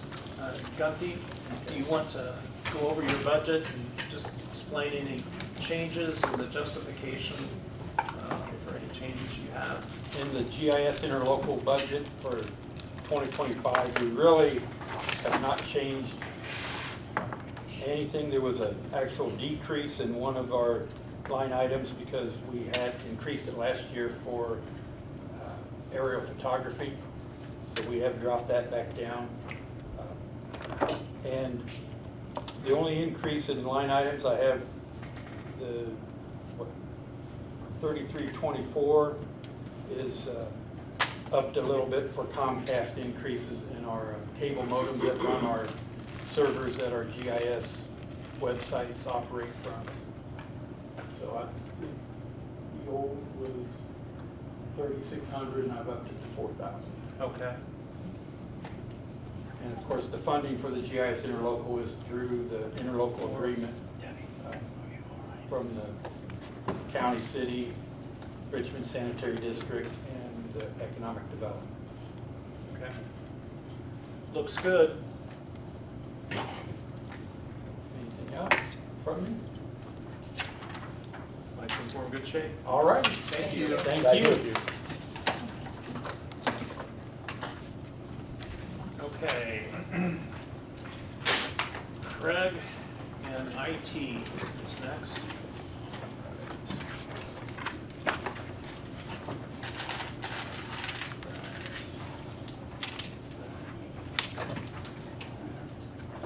This just makes it a little bit easier to see what I'm actually spending in my appropriations. Thank you. He's got big money he wants.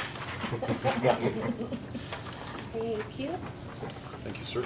Welcome. Is this what you sent out to us? Yes.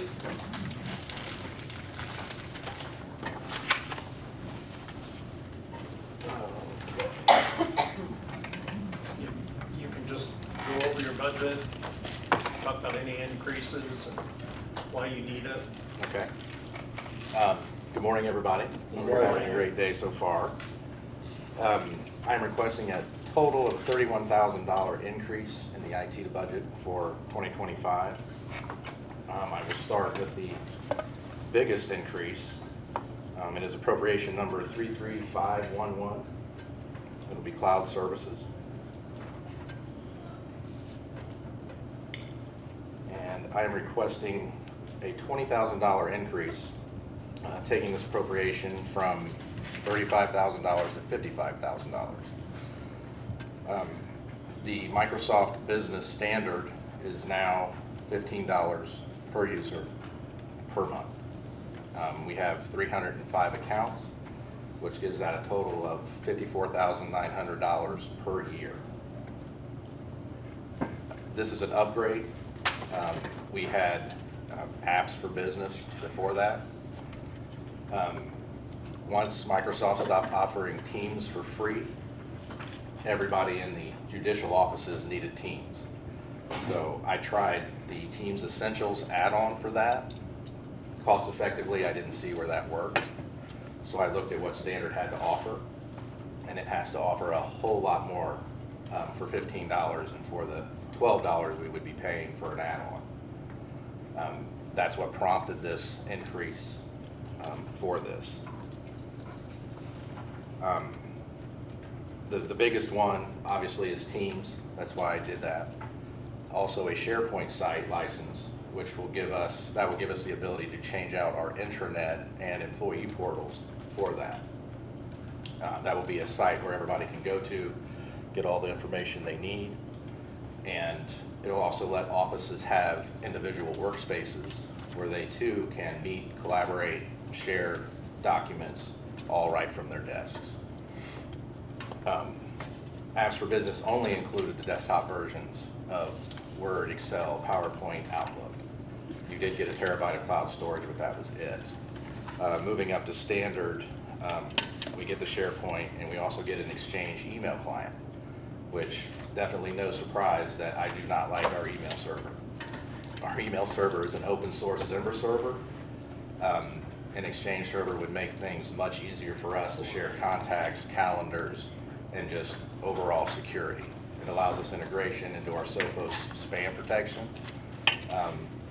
That will give us post-delivery protection, which means if an email gets delivered and then becomes malicious, it will be removed automatically.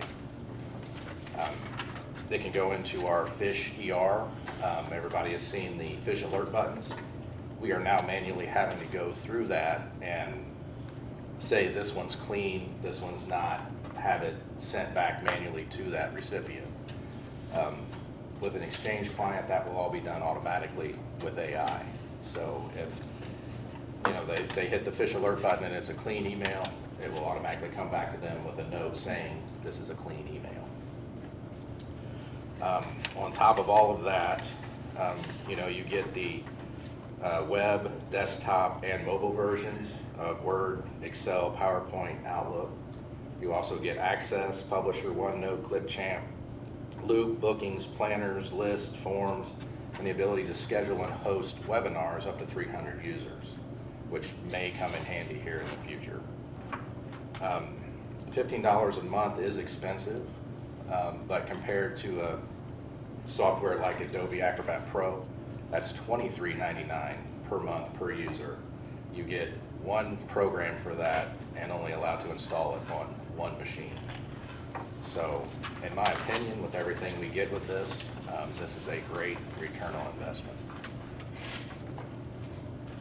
Any questions on that? Okay, moving on. Appropriation number 33240, communication and cell phone. I'm requesting a $1,000 increase in this appropriation, taking it from $62,000 to $63,000. Had to remove Lumen long distance and both our Comcast main and Comcast backup cable modem accounts. That was a $9,134 savings. but then I went ahead and had to spend again. Front Lumens wanted $3,000 a month to charge us for their T1 line. So that is why we averaged about $60 a month for long distance, and there was no way I was going to pay $3,000 just to have a line out for that long distance. We used about 4,500 minutes of long distance, so I ended up buying a 5,000 minute block from Frontier. We didn't have to port any numbers, we didn't have to do anything. Frontier simply took over a long distance. That did add $200 a month to our bill, but it was the most cost-effective way that I knew, and easiest way that I knew how to keep our long distance going without having to pay a huge cost. I upgraded our bandwidth by removing the Comcast coax accounts. I added a Comcast fiber account. It's a 2 gigabit symmetrical fiber connection, meaning we get 2 gigabits up, 2 gigabits down. That is $1,248 a month. But cost effective, if you look over to your right side, we're paying, almost $17,000 a year for our Parallax fiber connection, which is only 400 megabit. Paying just over $15,000 for Comcast fiber, which is 2 gigabit. It doubled our bandwidth on our downloads, and with the coax we were only getting 34 megabit up. We're now getting 2 gigabits up. So that is why I made that. This $1,000 increase in this line item will also take me out of the red and should cover any price increase that we might have throughout next year.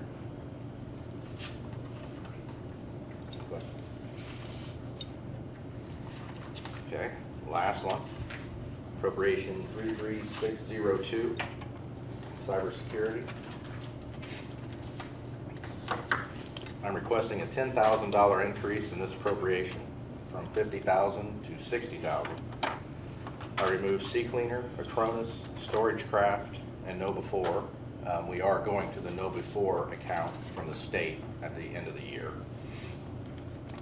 For a total of $16,375 in savings. I added to this account the KnowBe4 Fish Alert button, the Fish ER backend, and Compliance Plus for HR, and I also upgraded our Malwarebytes cybersecurity suite to its highest level for a total of $13,108. We have our Sophos spam protection and our SSL web server certificates. They both are renewing in 2025 after their 3-year terms. Unfortunately, I do not have the Sophos quote yet. In 2022, it was a little over 16,000. I expect it to be more than that, but it shouldn't be too much more than that. And the SSL certificate should stay around $2,000 for 3 years. Any questions on that? In the news last week, I think it was Clay County, on that, but shut down because of cybersecurity.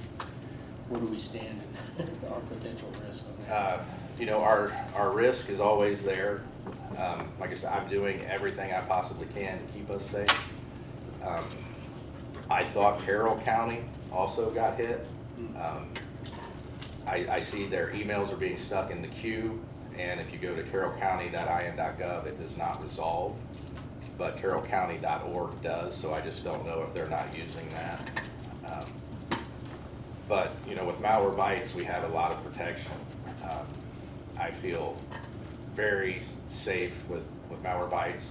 We've turned on the MDR portion of that, which is Managed Detection and Response, which means we have Malwarebytes cybersecurity experts 24/7 watching our environment. So as soon as they find something malicious, they're right there to isolate that endpoint and start the remediation.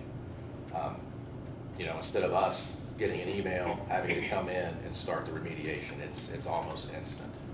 So I do feel that we stand pretty good security-wise. My wish list items here for the password manager and log server I'm not asking for that money. I don't feel it's fair that I ask for something above and beyond when I have a budget that's in the red. But, you know, that could also help. I just wanted to bring that to council's attention, that if after all the smoke clears and there is something left over to be funded, that to give that a consideration. In that amount would be? That would be $77.85 a year for a password manager countywide, and about $14,000 a year for a log server. You know roughly how much total? Around $22,000. Okay, thank you. Can I ask you a quick question, not to put you on the hot seat, but I know we had an email problem, server problem. Would these things have helped with whatever that problem was? No. That's having too many eggs in one basket. We ended up upgrading General, which is our main web server, which is also our DNS, external DNS, domain name server. When that went down, we lost, even though our email server was fine, you know, Sophos was fine, it didn't know what co.wayne.in.us was. So that's why the emails weren't coming in. That server is back up, it's running, and we are actively working on getting that split up into multiple servers so we don't run into that problem again. Can I just make a suggestion, because I didn't know that happened, but I wasn't getting some emails, and I had to ask somebody else, and they said, oh, the email server had a problem. Would you send an email out and say, hey, Well, I we couldn't had send an this email issue, and because the email was down. well, I mean, once you get it up, because there were several I didn't get. So Okay. I had to go back to those people and say, we had a problem, can you resend me the answer to this question? Okay, yeah, that should have happened, especially at least with the net notify, but if it didn't, I'll definitely make sure. I didn't see it, I'll just put it that way, Okay. and maybe I just missed it, but that way I'm not calling other people saying, what happened, why didn't you answer me? Well, I did, but it got caught in that. Right. Thank you. Yeah, from now on, I will definitely make sure that happens. Thank you very much, I appreciate it. Okay, so the bottom line is a $31,000 request in increase, and Yes. and if any of you need any, you forget what Craig said and you need me to explain this, feel free to give me a call. And then as far as a possible upgrading a couple other items would be around 22,000. Okay. Any other questions? Well, Craig, in light of the issues other counties have had, is this 22,000 needed for you to feel comfortable? The log server, absolutely.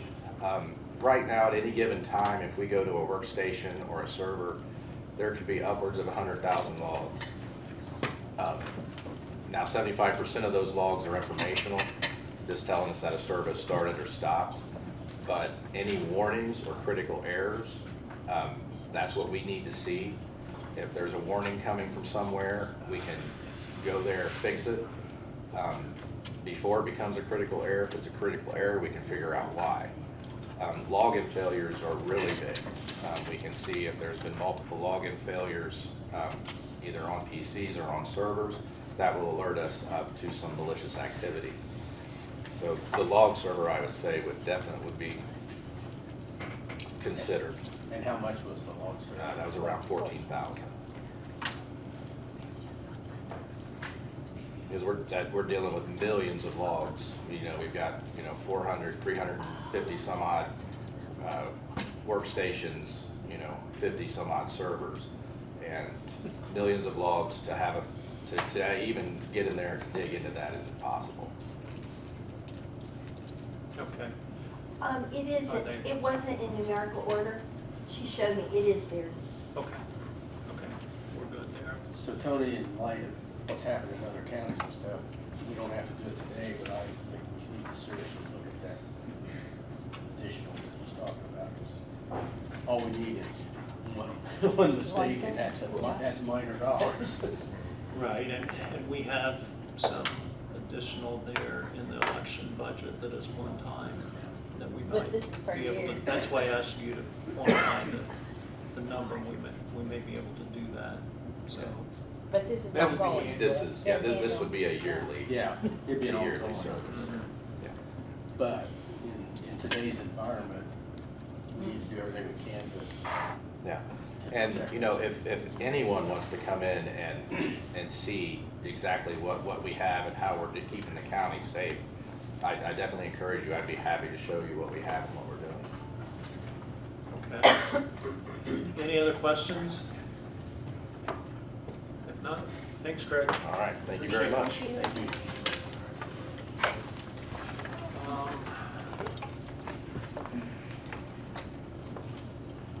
Next up, Brandon, are you ready? Talk about the bridge fund and how we can slice and dice that budget. I think you already heard us our last meeting.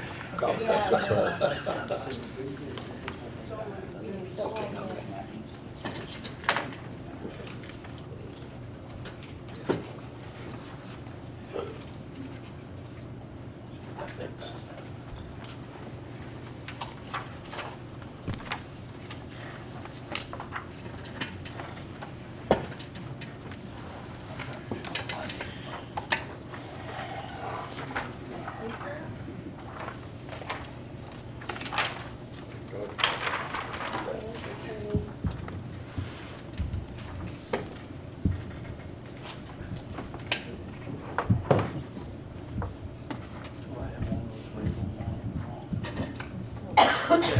All right, just a quick rundown.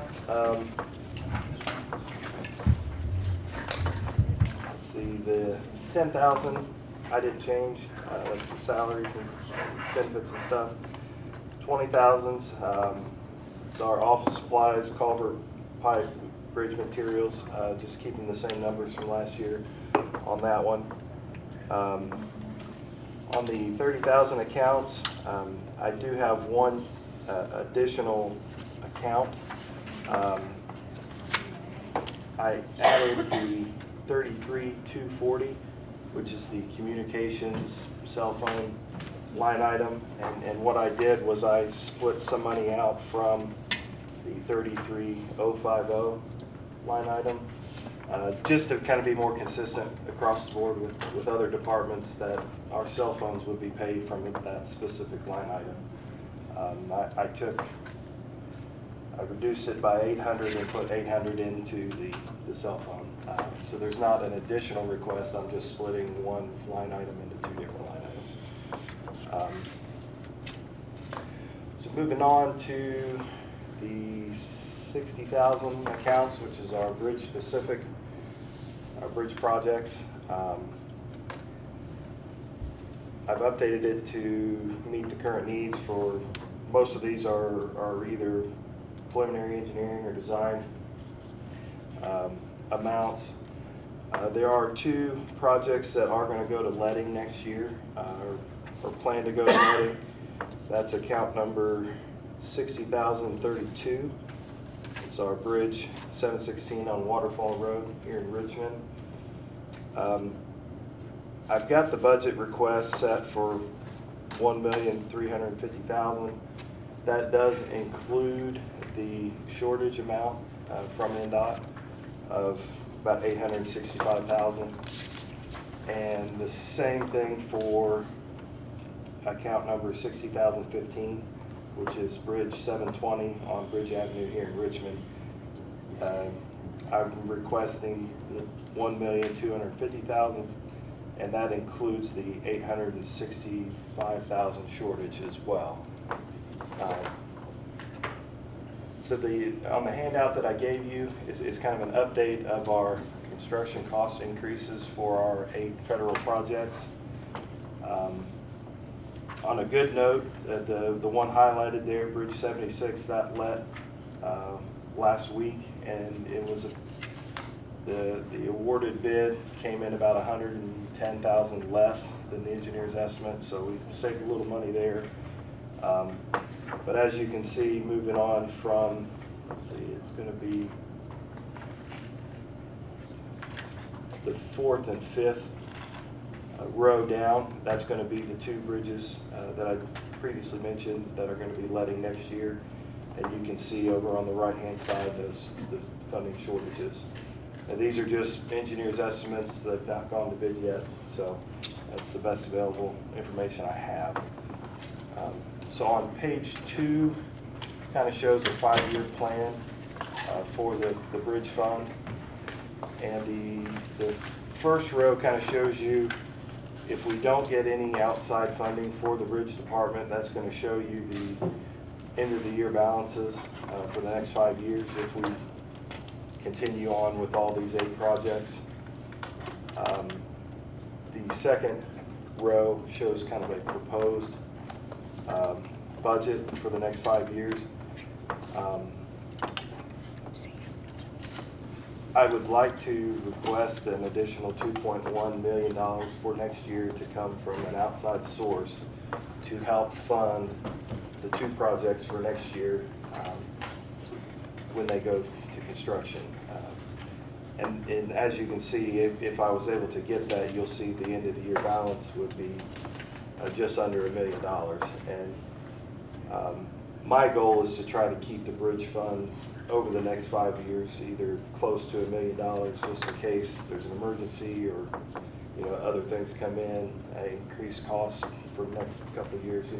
We would be able to absorb some of that. But then again, in 2026, showing an additional funding of 1.4 to get us through the last 2 federal projects that we have. Looking at a total funding over the next 2 years would be the 3.5. So it is a little bit less than the $4 million that we were looking at earlier. So I think spreading these projects out kind of helped our end game a little bit. But that would be what I'm proposing, I guess, to council. We talked about this last council meeting and determining where we would need to come up with that. We need to do that here during the process, but just a significant cost of material increase. Unfortunately, but we do take care of all the bridges in Lee County that are not state bridges on interstates and state roads. Correct. We do have 230 bridges in the county. I think we're top 6 in the state for number of bridges. So we've got a lot to maintain. Yeah. Can I ask a quick question? You were stretching these out. So on the safety side of any of these, are we okay to do that safety-wise? They're not in such bad shape that we're just going to fall in or anything, right? Correct. The Heine Road Bridge, which is currently slated for October of this year, that's the only bridge that is closed. Now, a couple of these bridges are load rated, but they're still accessible. You can still pass through them. So that's not an issue. I just want to make sure people watching, they're like, okay, they're going to stretch those out, and we get it because of money, but still we want to make sure. Correct, yeah. I do Safe not for foresee shutting any of these federal projects or closing the roads on any of these in the next couple of Great, years. So. thank you, Brandon.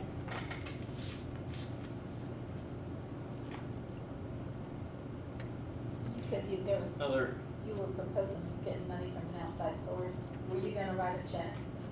Oh, not personally, no. Oh, okay, just check. I wish I could. I thought he was looking at you when he said that. Yeah, right. All right. If there's not anything else, we appreciate it. Okay. One other thing, I know Jeff stepped out. I didn't know if we wanted to discuss, a couple weeks ago, we had the request for the additional appropriations. Was that something we wanted to do now, or do you want to do that a little later? Or? Did we advertise that? It is advertised. I believe it's It's for the, council next. it's for the next council meeting. Next We council didn't have meeting, enough okay. time because of the holiday, I think, in the newspaper. Okay. I think Okay. so, yeah, That's okay. I All remember right. that. And that's all I have. Thanks, Brandon. All right, thank you. Thank you. Just a time frame that we're looking at. We're gonna talk about highway, probably also do the auditor's office, and then break for lunch, so that might be more like 11 o'clock or a little before that we would be breaking for lunch, and then resume in the afternoon. Let's see what time exactly, but Bobby, we might have you contact the public health and some of these other afternoon, and we may revise the schedule here before we go to lunch, just to make sure that I think we will do the highway and the auditor before we break for lunch. That's fine. If that's okay with everyone, yes. Soil and water involved a person outside of the county buildings, so to move them up might be an issue. Right, right. Well, Steve Higginbotham, some of those other ones. We may see if they can, because I think we'll be giving them that time, but if they can't, then we'll keep it at the We could do same. commissioners and Steve Higginbotham all before Sullivan. Yeah. Pardon? Steve Higginbotham and Jeff Plaster, a lot of the other ones there, so. we'll be good. Yeah, they ought to be able to be moved up, and Yeah. Steve And said then he soil could, and water. he could do it actually this morning, except they went into a meeting at 10:30. Okay. I would So- suggest we leave, play on soil and water at the same time, because I Yeah. know Jason lives out the other side of the county, so. Okay, you said soil and water and. Yeah, let's leave it at the regular time. Everybody else is in the building. Yeah. Okay, we'll talk about which ones here when we get through these other two. But Mike Sharp, if you want to come forward and talk about the highway. Here.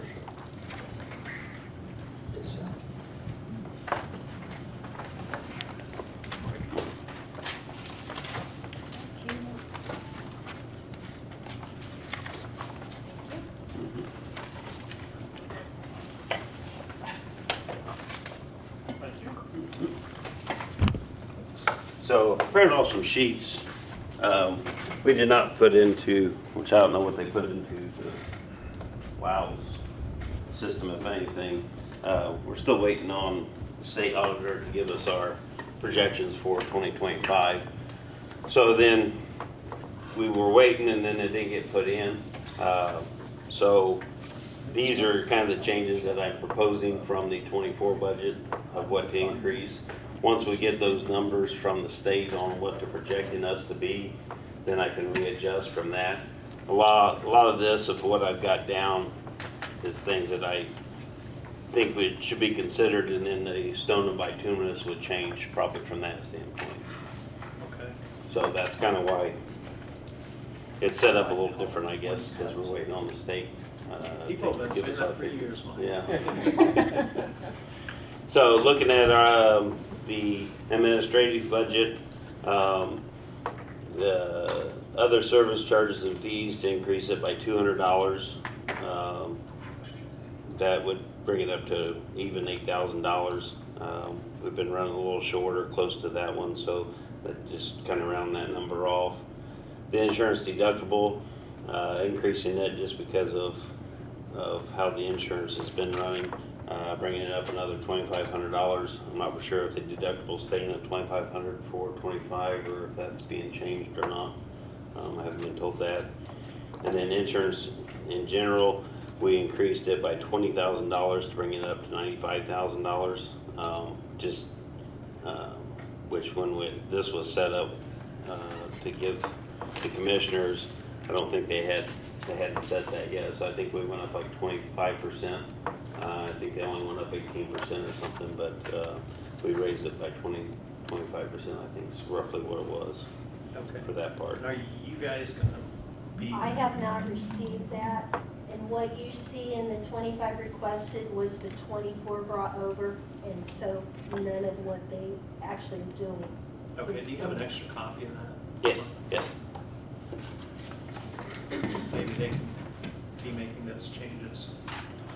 Thank you. Yeah, we were locked out, so we got to make the changes on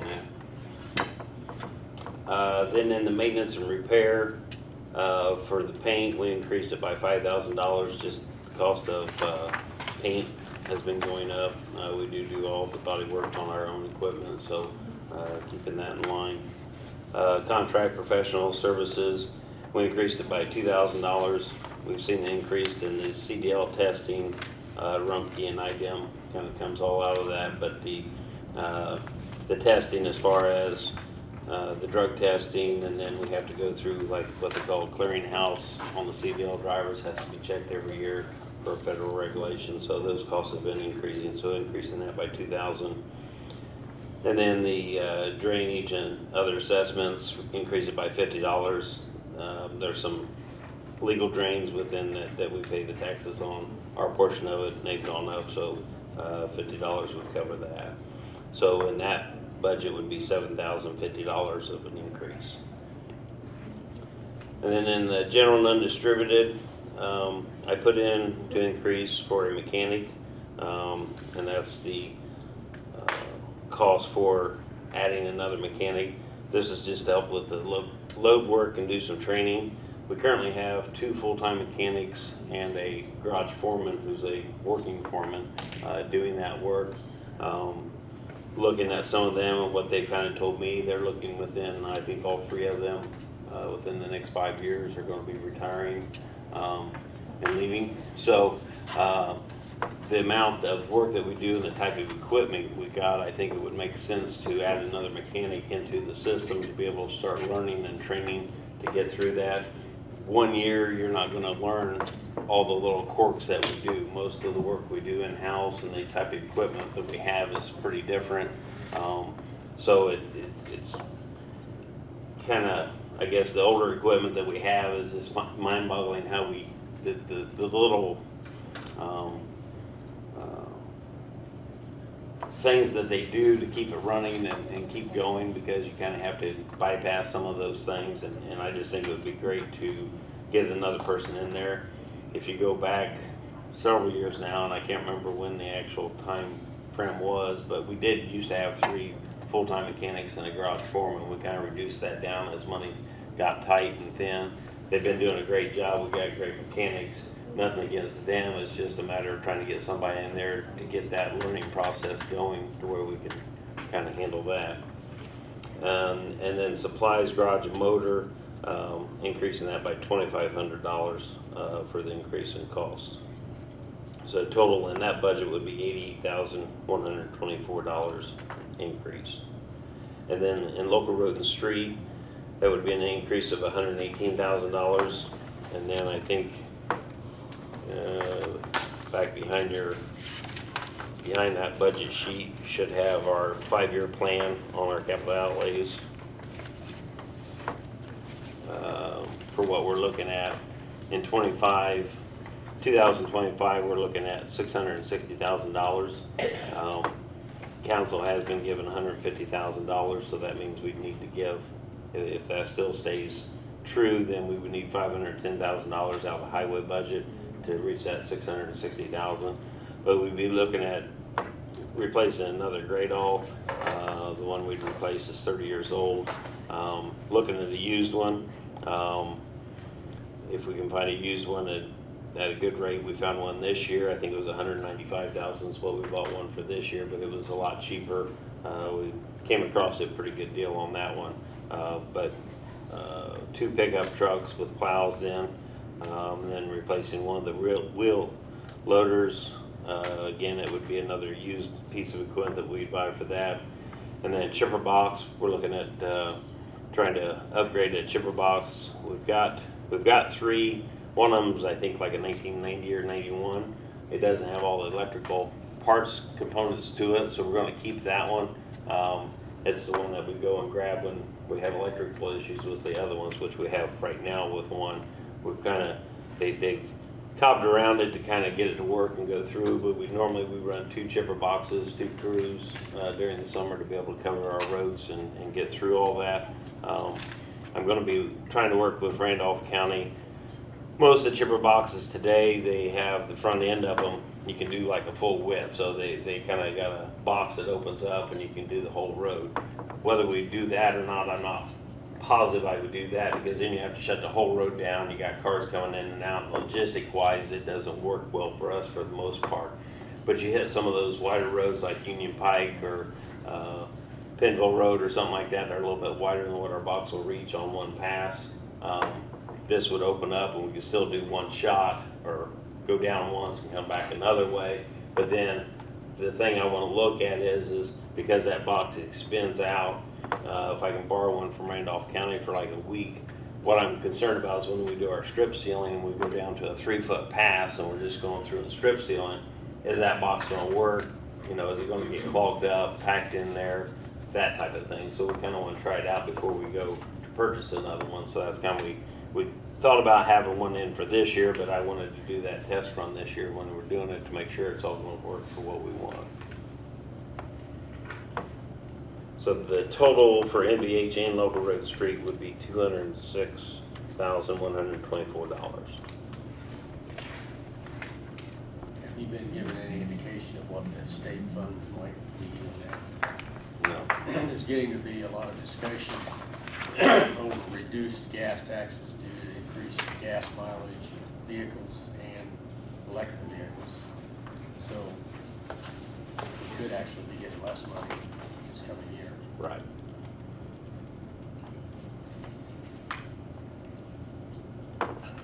But they haven't indicated anything Right. that any meetings I've been to or anything from that standpoint. Okay, go ahead, Mike. That's pretty much covers that part of it. Okay. If anybody has any questions. I have a question. I'm trying to add right now what you've got to the 1176. Are you increasing an additional mechanic? Is that what you're doing? Correct. And I cannot add that because that would be a salary line item, and they have to, HR has to give me that. So I cannot add that. So I don't know how you want me to deal with that. Yeah. We can add, we did Okay, add. I'll make a note over here, need to add additional mechanic line item. Will that work? Yeah, I mean, could you just, No, I can't make up one. I can't add one and let, And then- it has to be the real deal, the actual line item. Okay. The account number. okay, you can't change it after the fact. It needs, because I might be using, if I just pick one out of the hat, it might actually be one that's being used somewhere. No, HR has to give me the salary line item or account numbers. Okay, I mean, you couldn't use like 99999 and then change it, because No, that no, obviously is because not. salary is in the 10,000 numbers. I mean, Kim's not here, but I mean, I don't think so. Well, we'll add it later. So That's at fine. least I've made a note here that you need to add an additional one. Okay, Add, additional line item, I'm gonna put the amount in it. Debbie, can you add it and just not put the account number? Just leave it blank? Will it let you do that, I to don't put the believe dollar so. amount in? No? I don't think so. Because I have to add a line and then I have to put the account number and then it automatically knows what description to put in. Okay. So I've added, you got a note there in it, and I'm showing, whoops, yeah, 55,874. okay. Any other questions for Mike? Anything else, Mike? The only other thing, I think at the back page then, it's kind of in the commissioner's budget, but it's one that I kind of maintain for the garage, downtown garage at this point in time. So I have some increases and decreases, there's some changes in that. I didn't know if you want to go over that in case there was any questions. Sure, go ahead. So in the downtown budget, which is in the commissioner's budget, for tires, we were going to decrease that by $350. I think that was just around the number down. We're getting by it's kind of what we asked for, $350 less than 24 budget, but we ended up with $350 more. So just kind of bringing that number down. In vehicle maintenance, decreasing that by $20,000, but then increasing the insurance deductible by $17,000. We kind of asked for that in 24 budget, and that didn't happen either in the budget thing. So just with the cost of, I think the insurance deductibles at $2,500 this year. So our line item, we've already transferred money this year already into that insurance deductible to meet that. So I'm not paying it out of another line item. I try to transfer money into that insurance deductible. So then there is a kind of standing number that's a good hard number for you guys to look at and for me to look at, so we know where we stand on those things. So all in all, the total decrease of that budget would be $3,350.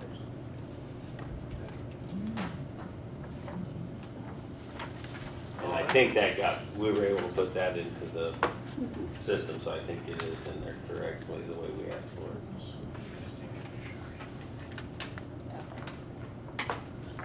Yeah, that's in the commissioner's budget, right? Yes, but we were able to put it into the allows. Okay, so that's already in. I believe so. Oh, okay. We put it in, I'm not sure. We go to it.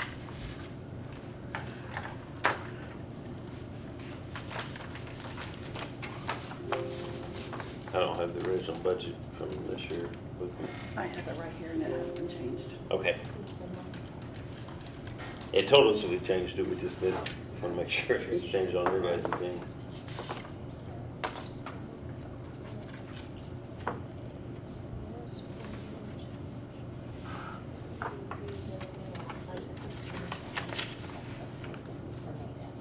And that's all I have, unless you guys have any questions for me.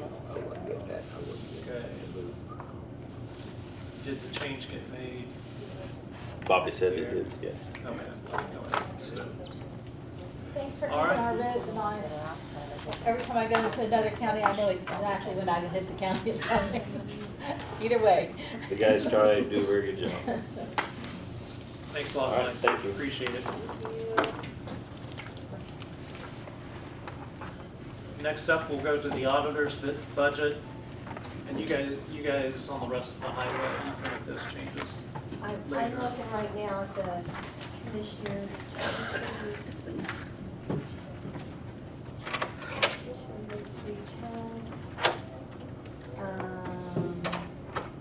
No, that doesn't look like it went. Yeah, because it went from 18,350 to 18. 621.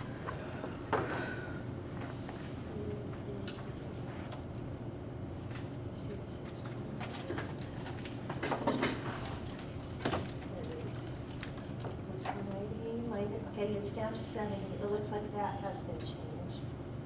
30.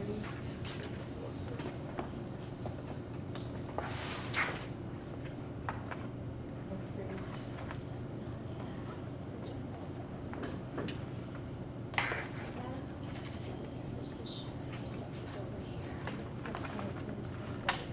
Yeah, they've been asked.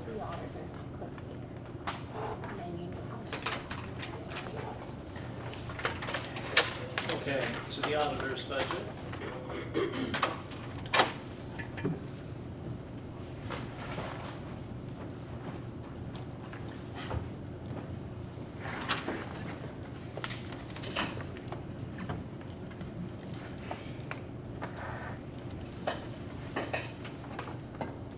All right, Mark, if you want to explain any changes to your budget and Yeah. justification. I'm gonna have to change one of my employee amounts. We just got a notification that Irwin raised one of my employees' status, and I need to change that on this 25 budget.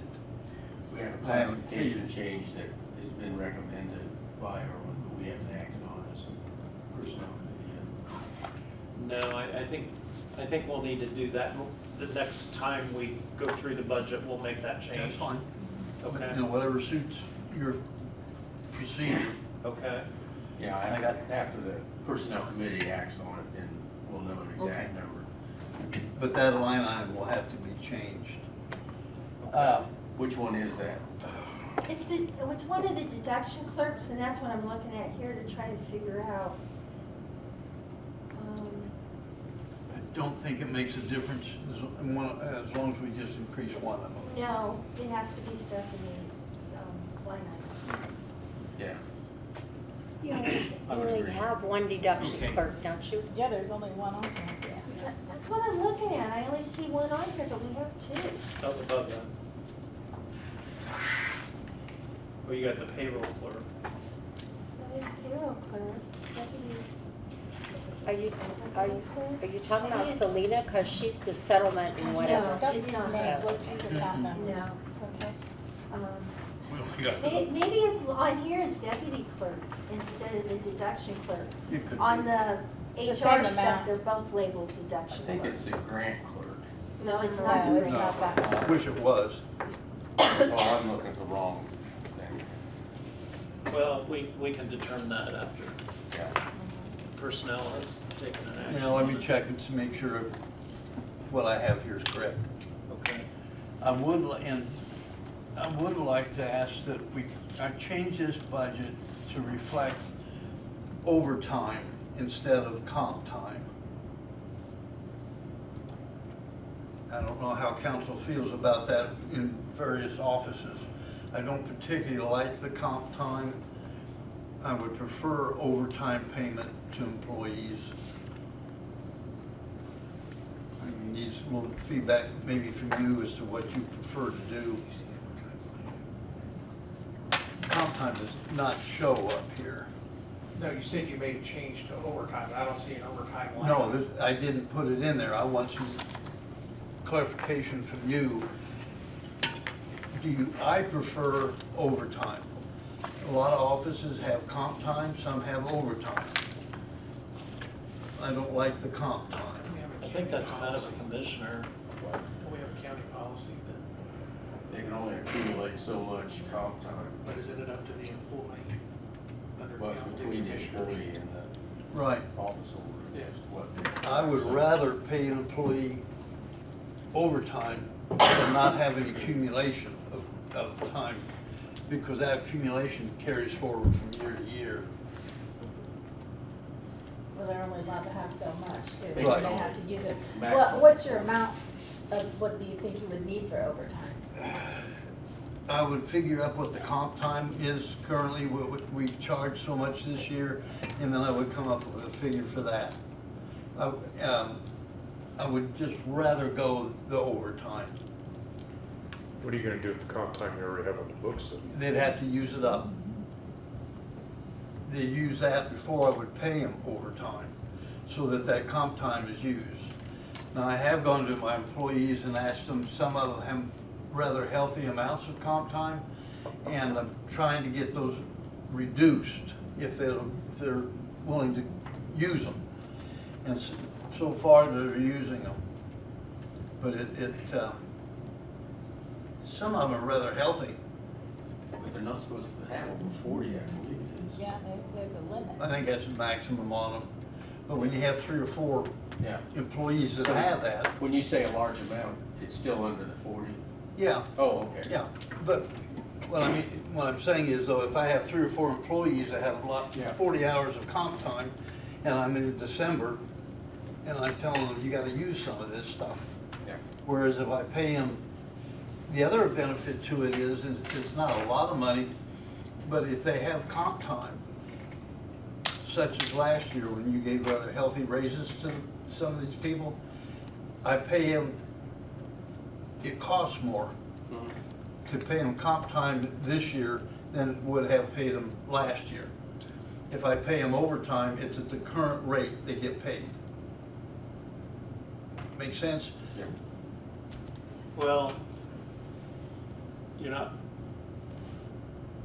Well, on comp time, it's strictly. It's hours at the hours. rate. I think comp time fits in certain situations, but like in seasonal things where they're busy right now, but then there's times Right. they can take it off. Okay. An office like his, that's always busy, I can't see where you get the time to take the comp time off. Right, and when I ran into that problem with two of them. Yeah, so you're wanting to add a line item here. I would like to add a line item for overtime. So I think Then, that's and what we do, if you pass that, I'm gonna allow them to take the comp time first, eat their comp time up, and then we'll go to the overtime. I'm not gonna pay them overtime and then allow them to keep And it wouldn't comp start time. till 25 anyway, so you got plenty of time the rest of the year. Right. But I have to come up with a figure to put in there, but I wasn't gonna do it unless you thought that was the way to go. I think it's the way to go. How many people do you have that might end up with overtime? I know of at least one. 3, possibly 4.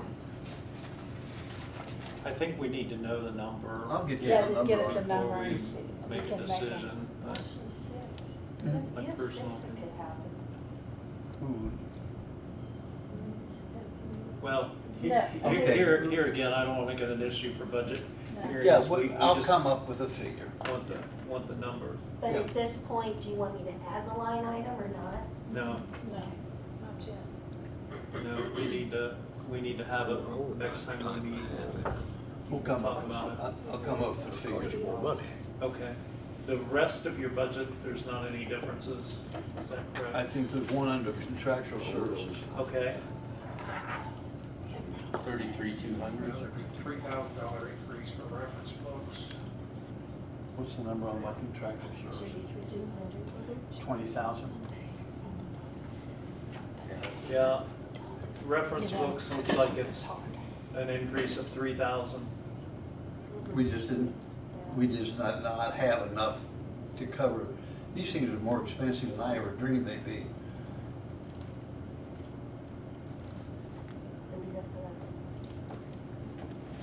Yeah, last year you spent, or in '23, you spent way over your budget. Yes. Part of that was because the budget was made in '22 and not sufficient funds were put in there at that time. Yeah, it was over in '22 as well. But thus far this year, you've only spent 900 of your Depends, 20,000. it just depends on what they change, I guess. Some of those raw books over there have addendums to them, and they're just little files.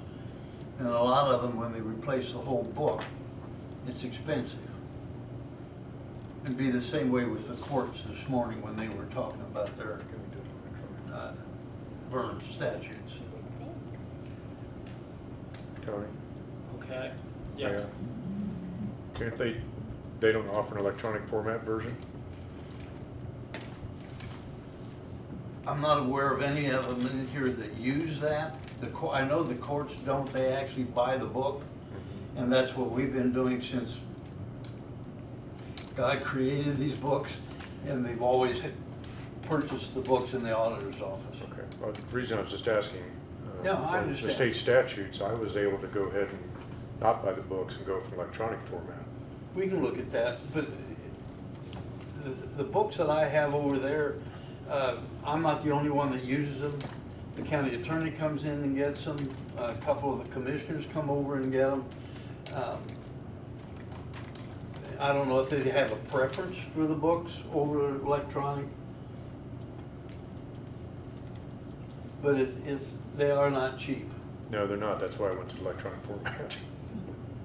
So, Okay, we can talk about that next time we review the entire budget. You also, looks like, have an increase of 20,000 for contractual professional. Correct. From 0 to 20,000 for, Oh, you asked me what it's for? Yeah. Oh, I'm sorry. If I incur attorney fees for my office, then I would like an appropriation to pay that attorney out of that.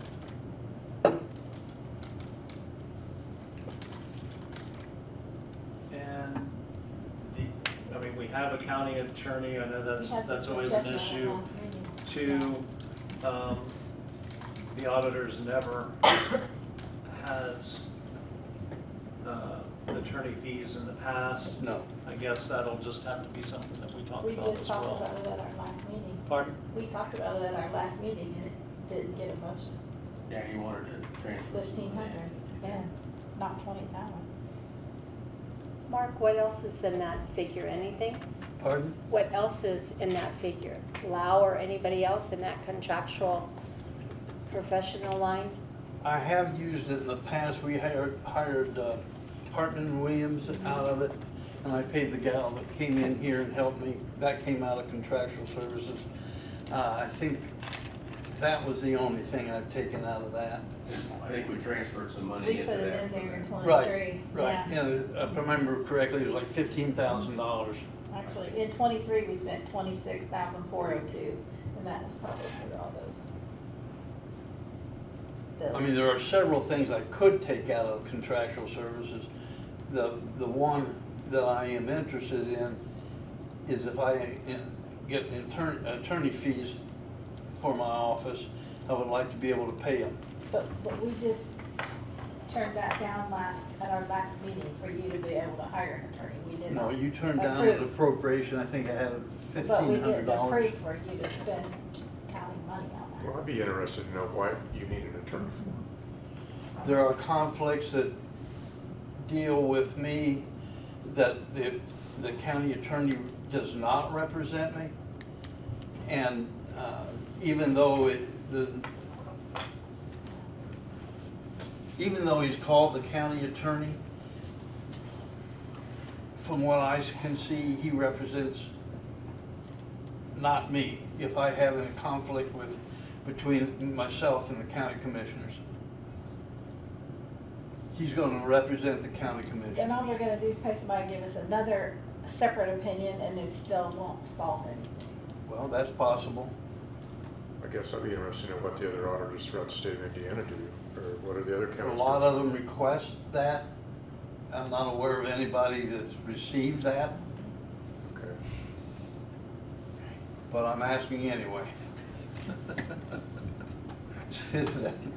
And you set the budgets, so there is no expenditure from my office for any attorney's fees. There haven't been. I have consulted with another attorney about some issues, and he's been very helpful with me. So, you set the budgets. I don't. Okay. Do you want to do anything today? No. Okay. All right. I see an increase on here on training and education. On what? Training and education, 1,500 to 2,000. Yes, I'm making every effort. Up until I took office, I'm not aware of people that went to training, such as on Lao or what's the other system? Excel. I'm increasing that training. There have been efforts by me to send my staff to different training sessions and seminars that have never been done before, and I think there's been a benefit to the, ask them, I don't know. I think it's been a benefit to my office. It's And that's kind of increased travel, lodging, and meals also. Yes. By 1,000. Is the other. Prior auditors never felt that was important. I do. It's just a change in my philosophy. I want them to rub elbows with people from other auditors' offices, and they can see like problems, and I think that's helpful. I have a quick question, Mark. Are you taking the funds out of the elected officials' training Sure. when But appropriate? that only applies to her and me. Right. I'm sending my staff to as many of these as I can. That has to come out of my budget. But I think it's been helpful. The only thing that I will comment about that is my knowledge was in the treasurer's office when we went, it was the office holder and the chief deputy. It was rarely anybody that brought any other people from their office. Right. It was those two. Right. So I don't know about auditors, but For example, the last conference, we had a deduction clerk go with me. And she was able to network with other counties regarding deductions and things like that. And it was very beneficial for her. We get an agenda, and we review that agenda. And if it fits anybody in my office, besides her or me, I send them. I know in the past it's always been to go. I'm just opening it up to everybody. I want people in my well, office. and I'm not saying it's right or wrong. I'm just saying the way that association did I it. know. But when you have things, you know, this is the topic for today, and a lot of times those conferences are 3 or 4 days. So rather than take them for all 3 or 4 days, they go for the one or Right. whatever. Right. That's Yeah. exactly what we do. I don't spend 3 days out of the office. She might go and spend the 3 on a 4-day conference. I have people that are in the office based on what the agenda is, that we rotate to go to those very same conferences, but not for the whole 4-day period. But again, I just a difference in philosophy. I just want to open the office up so people in that office see what other people in that office do. One of the things that I run into in that office is they're good at what they do, but they don't know outside that box in that office what the rest of the office does. And it makes it difficult for me to pull those things together, because some of these issues relate to several people in the office, and then I talk to one, well, I don't understand that. And then we have to deal with that. One other thing I would point out to you, and I know that's not really on the budget topic, but while we're on it, is as the elected official, you are required to have so many hours of these trainings every year, and that yearly, or I think auditors have twice a year conference, Right. is part of that. So if you're not going and spending the whole week, you're missing out on some of these training hours that you have to have according to state law. So, Right, depending on what the issues are. Some of these conferences, when they get on the last day, they said, well, it's a summation of what's been going on. If I don't have an inclination to go to that day, I don't. I'm just saying that that whole time counts towards your training hours. That's correct. So, right. Right. Have you been Okay, able, to cross-train people to meet State Board of Accounts? I think we get dinged every year in just about every department about not having internal controls. Is that working? I thought we had a lot of that done. We're going through an audit now. We've made a lot of progress in that office concerning the ways we've handled money. We now have a lady that works on the grants, which has been helpful with the State Board of Accounts now. But they don't do an audit if they don't find something. Do we know when it's gonna be done? I'm surprised Well, they're not done yet. right now, they said, what, 3 weeks? Huh. And I already received what I'm gonna get dinged on. And we're going through it now to make sure that we have an answer to everything they get me with. I think they're waiting on one department to finish giving information to them. Then they'll be done, and then we'll sit down and we'll go start going through this stuff. But it's, not too happy with some of the things in the audit, but I think we have an answer for most of it, right? Other questions for the auditor? If not, thank you, Mark. Appreciate the time. what I'm gonna do is suggest, Bobby, if you could see if the health department could come at 12:15, EMA at 12:45. 12:15's early. Pardon? We're gonna have lunch at 11:30. We can't do 12:15. That's. We can't go to lunch right now.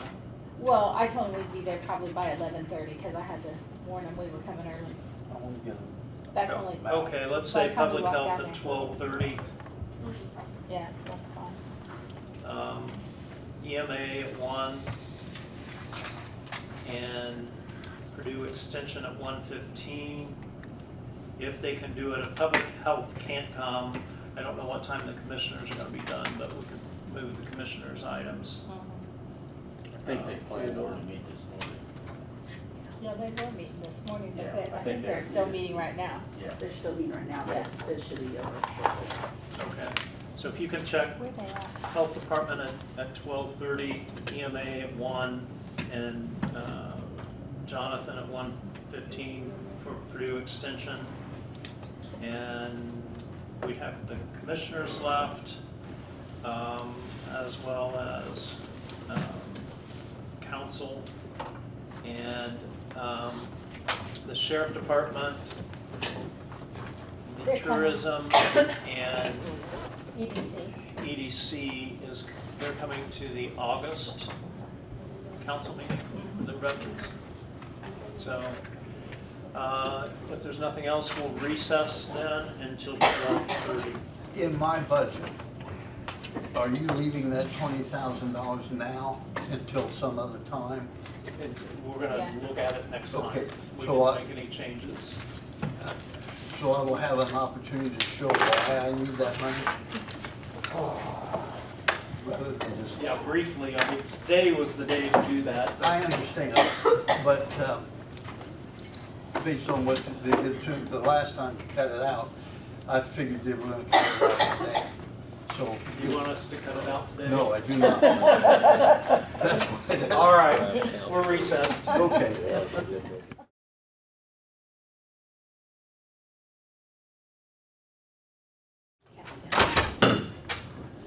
We'll resume budget hearings, and next up, we have Becca and Dan from the Health Department. If you want to go through your budget and talk about any increases or any changes and your justification for requesting those changes.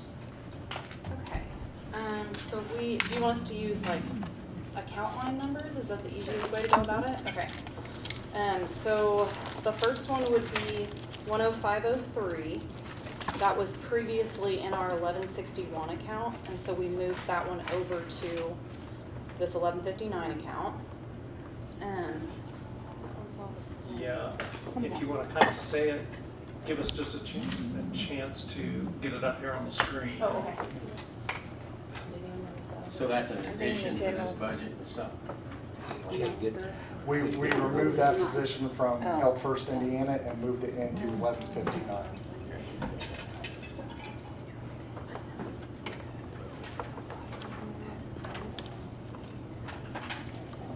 Okay. Our 10590. Sorry, say that number again. 10590. It's right at the very bottom of the spreadsheet. Last one.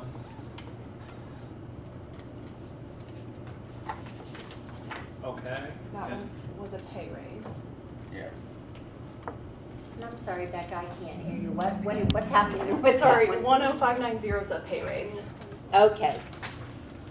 That is in 2024, you're requesting for 2025. So 2024 was a pay raise, and we've already back paid so far for this year. So Okay. anticipate for next year as well. Okay. And then 10906.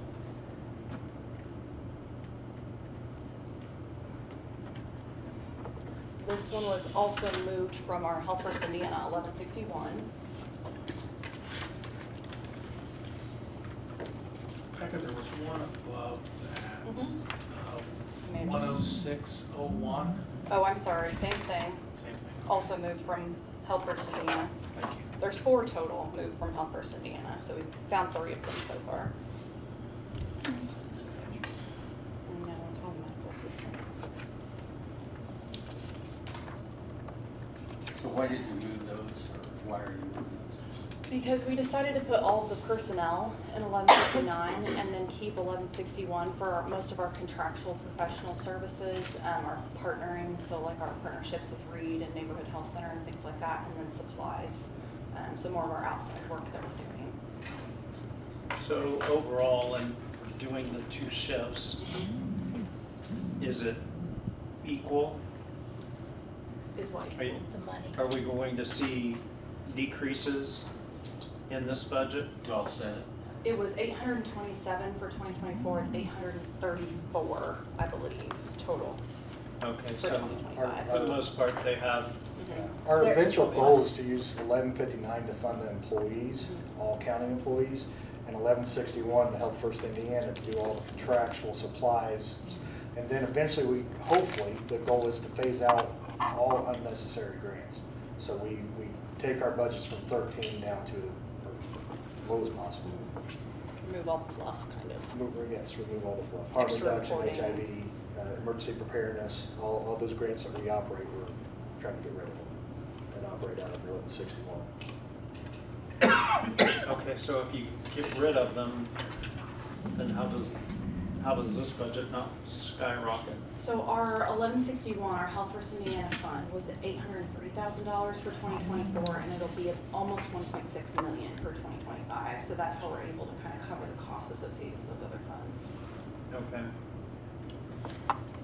And that's kind of the state's plan. So for example, like the lead grant, we were allocated almost $200,000 for that. Is going away for fiscal year 24 to 25. Okay, the state's taking it away, we're just not. We're not going gonna to search apply for more. for something that we. Yeah, we're not gonna search for more if we don't have to. Because the Health First Indiana is covered. Right, Yes. yeah. Okay. Correct. Okay.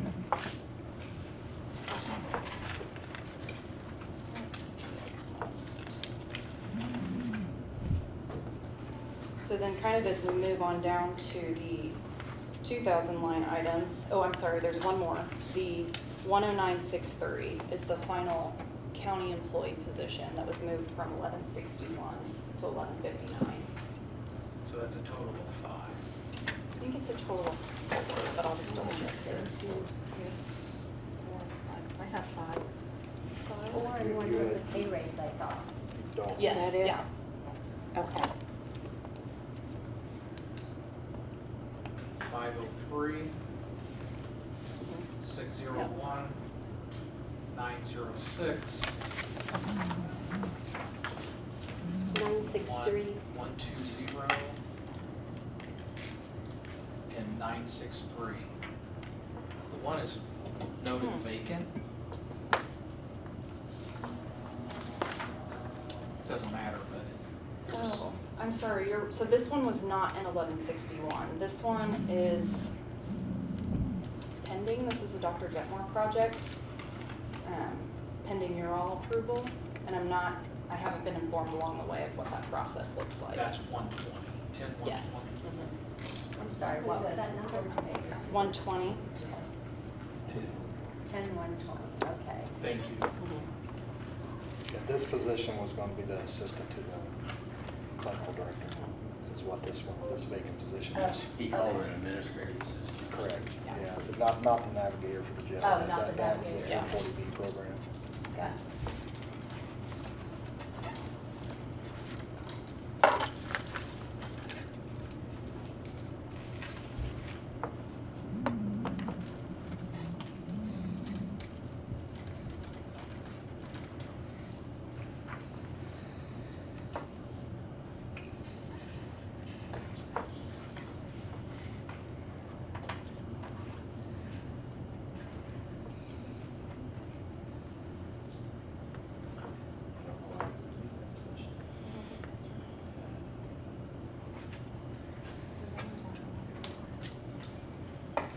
We're thinking 102-241, or 10241 we're thinking that's a clerical error. Yeah, We because don't- the numbers aren't in order. I'm not really sure why that's at the very bottom there.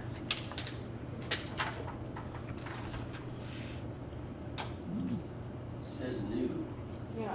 Yeah, both were medical, or clerical positions or medical clerk positions. We only have one and it's occupied. I think it's a duplicate of the 101-120 because it's the same dollar amount of the new approved administrative assistant. But the account numbers aren't in order, so I don't know, it doesn't make a lot of sense to me. Sorry. Did somebody make a placeholder for it? And then Possibly. when the real number came in, it's different. So should that be taken out? Yeah, we don't need to at 47,000. We only need one. So That just would- remove the whole, The whole line.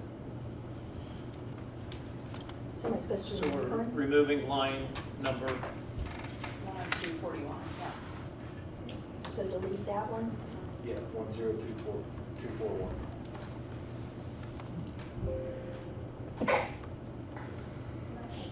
So yeah, that brings our total down.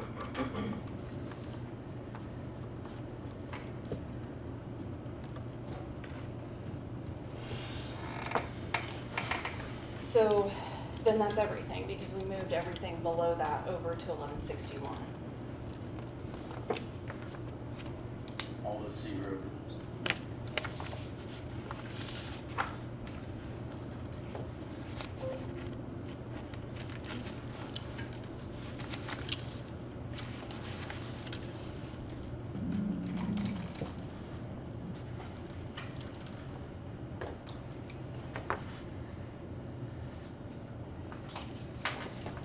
okay.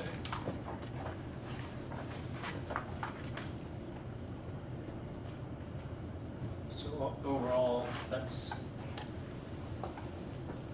decreasing. I guess a question that we'll have is, do we want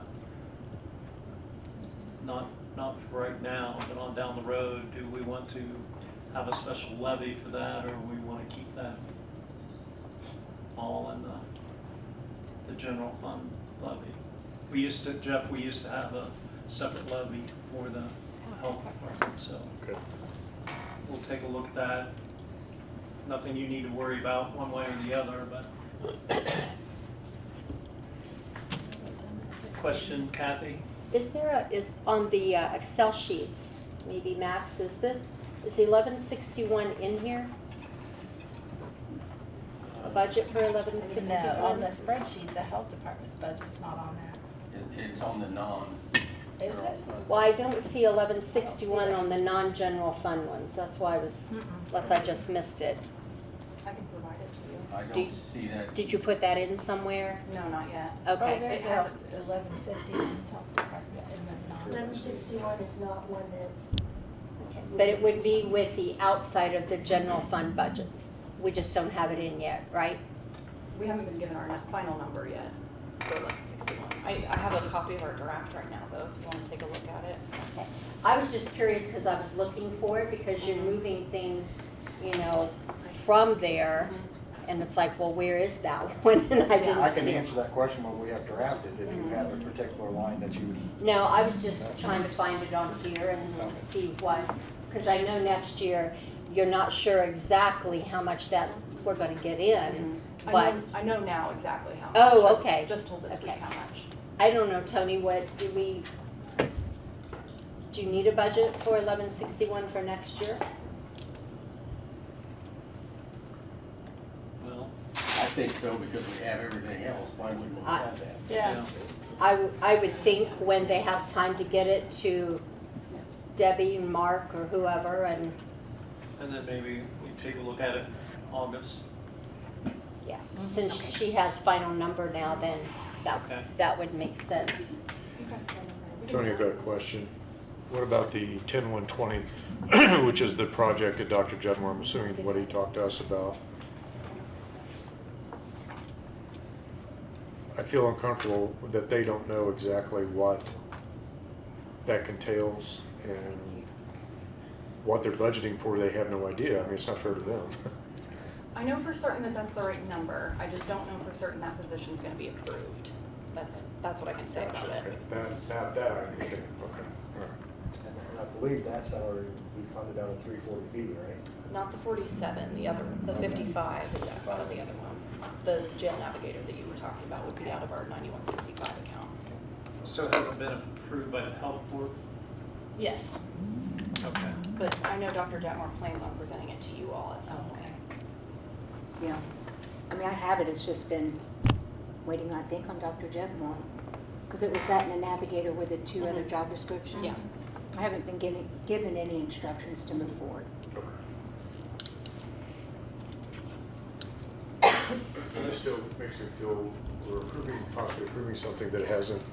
Does that make sense? Well, hopefully he'll talk to us before budgets are, I mean, we can't approve something we don't know about. Positions with pay. Yeah. We could always put things in 9165, our 340B account too, if we needed to. We've got cushion in that account, if that makes you feel more comfortable kind of eliminating that position from this account.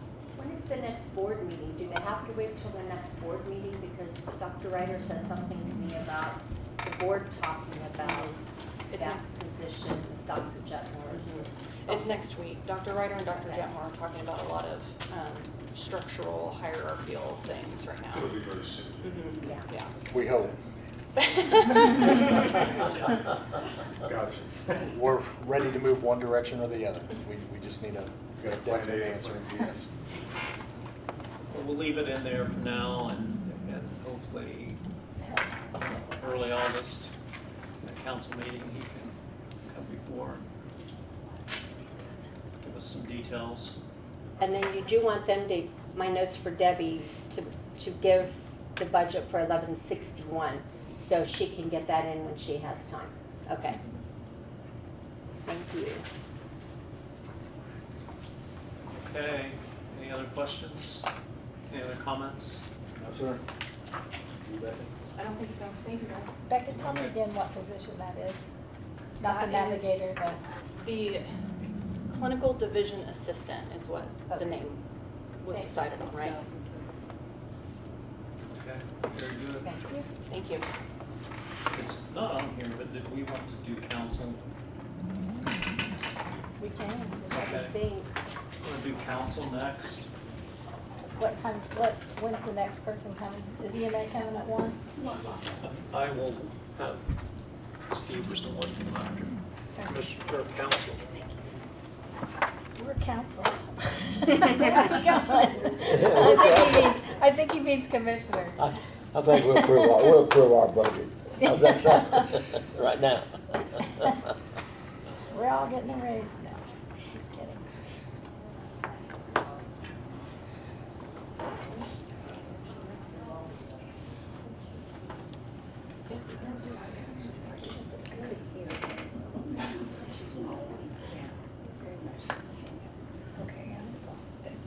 Percentage raise, then we don't get a raise.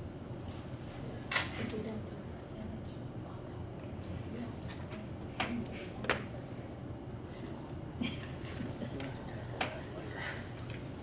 I'm not worried about it.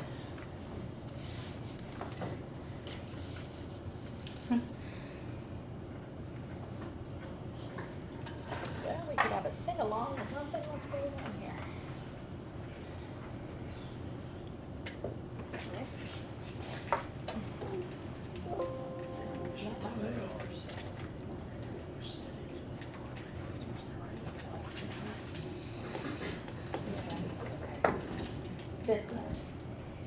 Yeah. Some days it was. 45. We have some, oh, we did. I get more like.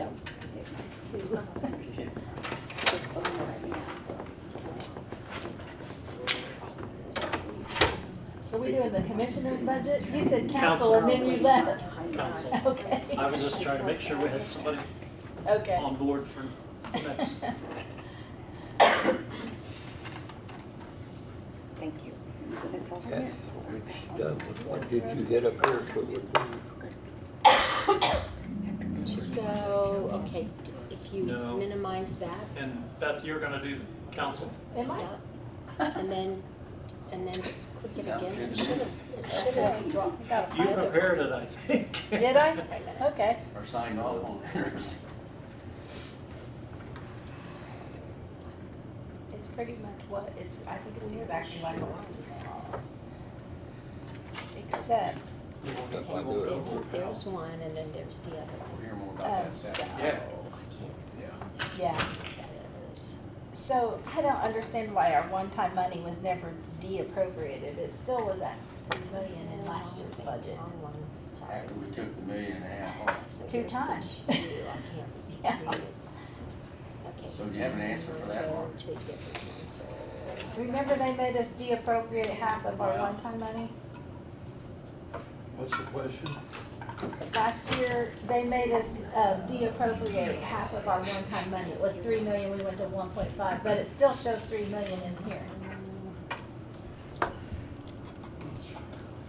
I'll have to see how the state did that and where they stuck that $1.5 million, because it should have been a reduction in your line item Yeah. by $1.5 million. Yeah. What's But the 1.2 adjusted? It's either 1.219. Yeah. No, that must have been it, Gary. You did it. I don't know. Yeah, I wondered about that too. If that's what they adjusted, on the full one.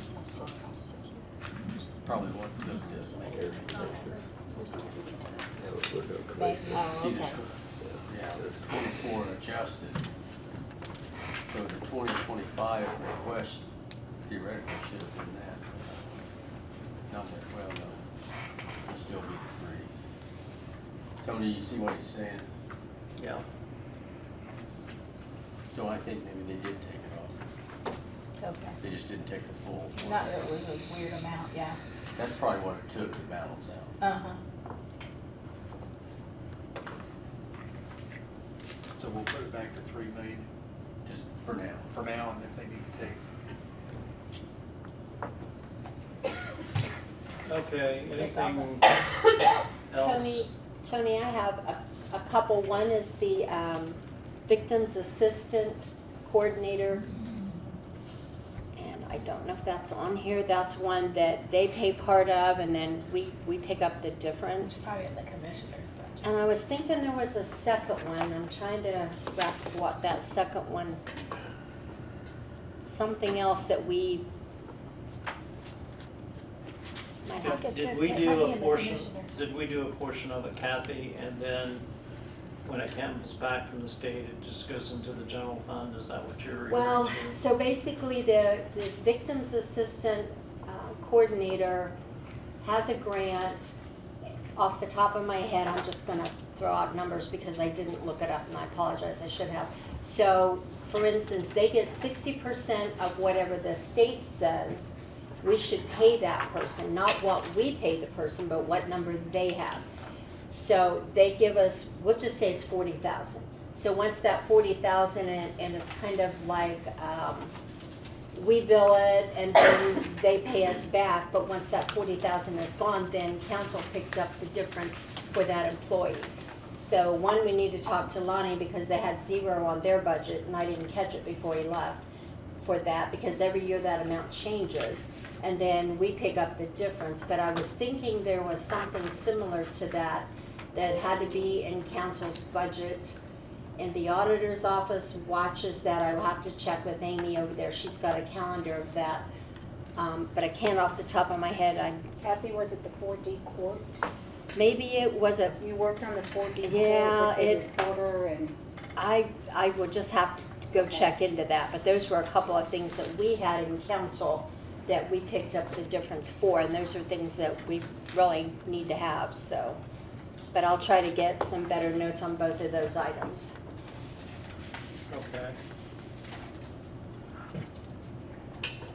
So our court services supplemental, $197,000 that's been spent next year. Is that for those line items from the capital case? Maybe. That part It was 99 last time and 197 this time, and we don't usually have a budget for that. That number kind of sounds right, but I would have to do some checking.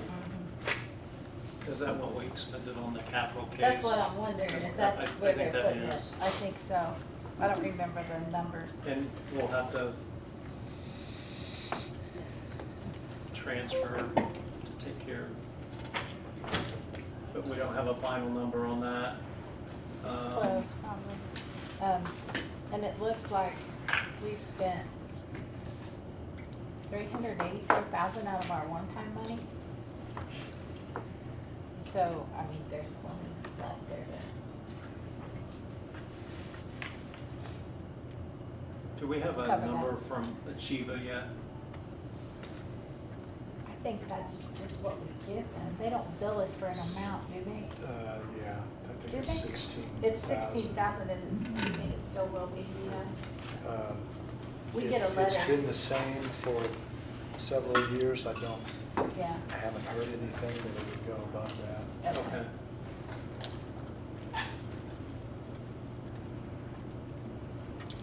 All right, if there's not anything else, we'll go, we do have a couple other folks scheduled to come, and we were kind of working you guys in. Well, thank you. So do you want us to leave? No, no. Okay. I'm just, we need to do the budgets that are the most concise, and then we may have to have you go back to us. We're at your beck and call. Okay, do you want to do the commissioner budget? No. That's fine, wherever you want to start. All right, so what do you want us to cover? Just the changes or? Just the changes and the justification. Okay, Or so, if you have some others you want to talk about.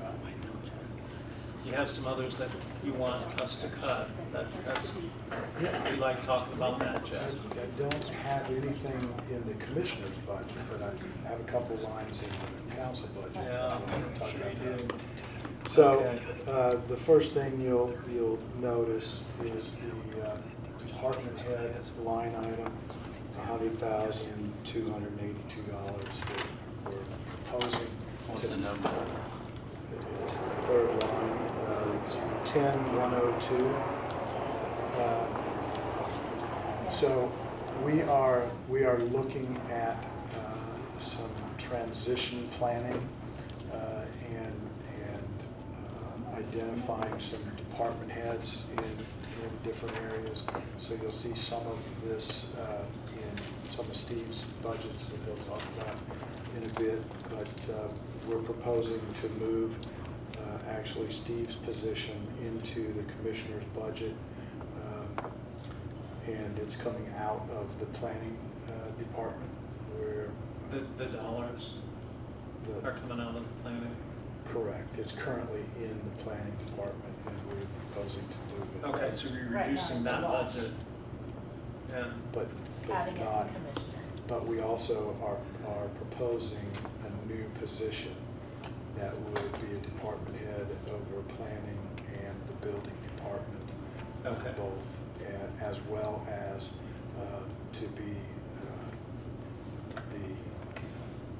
depending on what title, if any of this goes through, that we would give to Steve, that it would be the assistant in that capacity.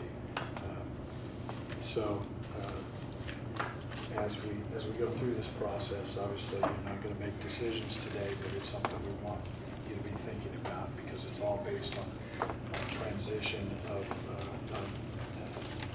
leadership in the executive branch of county government. So you don't have, it's not in here yet? It is in here. It's the third line item. It's Oh, no, I mean the new one. Well, that's not in the commissioner's It's not budget. there yet. That would be the department head. Okay. It's in yours, right? The Gotcha. department head for planning and building. Okay. So as we go down the list, I think everything else is the same. The Veteran Service Officer, which is line 13491, I just want to point out that I have had conversations with Mayor Oler. You'll recall that we have two positions. One of those current employees is retiring at the end of this month. And so I talked to Mayor Oler about their willingness to continue to fund the second position. And he told me that he has that in mind. So we'll have to see whether that actually happens as they go through their budget process. But if that happens, then we'll have another position that we will need to fill. Is that It is not that position, it is line, 13491. thank you. No, that's, 13491, Veteran Service Officer. there are two veteran service officer positions, and the second one is. Oh, the interlocal one? Yes. Yeah. It's 13493. Thank you. At any rate, we hope to be able to continue with those two positions. They're both part-time at 29 hours a week. Just point out that Social Security and retirement contributions, we have not increased them significantly for 3 or 4 years as we've kind of absorbed some of the dollars that were available there. Remember that we're only paying that on positions that are actually filled and being paid. So as there have been vacancies, we've kind of absorbed that vacancy rate, if you will, by not increasing that line item, which should be based on a percentage of salaries. So it's a little below that at this point. So we may have to make some adjustments as you all determine what positions are going to be paid and how much of an increase there is. We'll need to do some calculations to see whether those line items need to go up as well to cover those. It's not important right now. If you look at life insurance, which is 13710, it has been set at $12,060 for a few years now. If you look at the 2024 expenditures, that was updated, and you still have 0. So I don't know what the issue is. I just noticed that yesterday. So it's not being paid. It's being paid out of somewhere, but it's not being paid out of that line item at the moment. So we need to sort that out for you, and we'll get back with you. Any question to the auditor's office too? Correct. The EAP insurance, we don't have, which is the next line, we don't have any indication of whether that will go up for next year.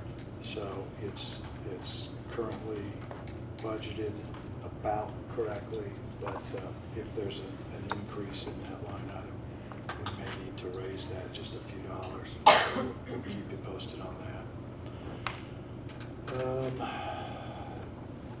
Down a little ways to 13716, the Pecori self-insured tax. As you know, we have a self-insured health insurance program for our employees. Federal government charges a tax to groups that have self-insured programs that they use to do research on those insurance programs. Which is due July 31st? Which is due now, yes. And so we started we got the bill, we're starting to do payment. We just approved, the actual bill is a little bit south of $2,300 for this year. We only have 2,000 budgeted. We can make up the balance, I think, out of our contractual line item for this year. But where you show $2,000, we'd like to increase that to $2,500 to allow for a little bit of growth for next year. We just added this line item in '24, so we weren't sure exactly how to account for potential increases in those bills. In the past, I think it's been I paid think, out of I think that's safe to go ahead and increase that to 2,500 now.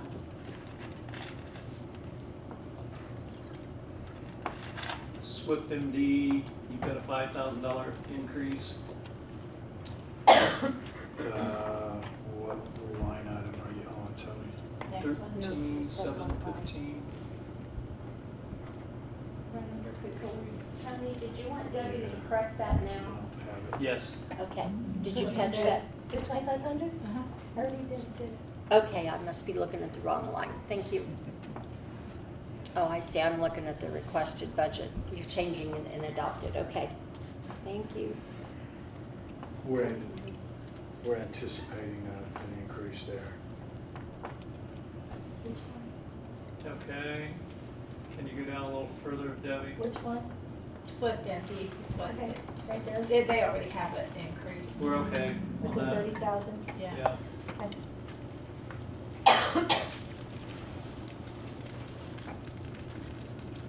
And there's that other position in veteran services that I talked about, 13,493. So do you intend to fill that soon, or wait to know what the city's doing? You know, we have money to pay it for the balance of this year. I think we'll probably have another consultation with the mayor and just see where they're at as they start their process. And if he's confident, then we'll go ahead and try to fill it. Okay. Down further, Debbie, please.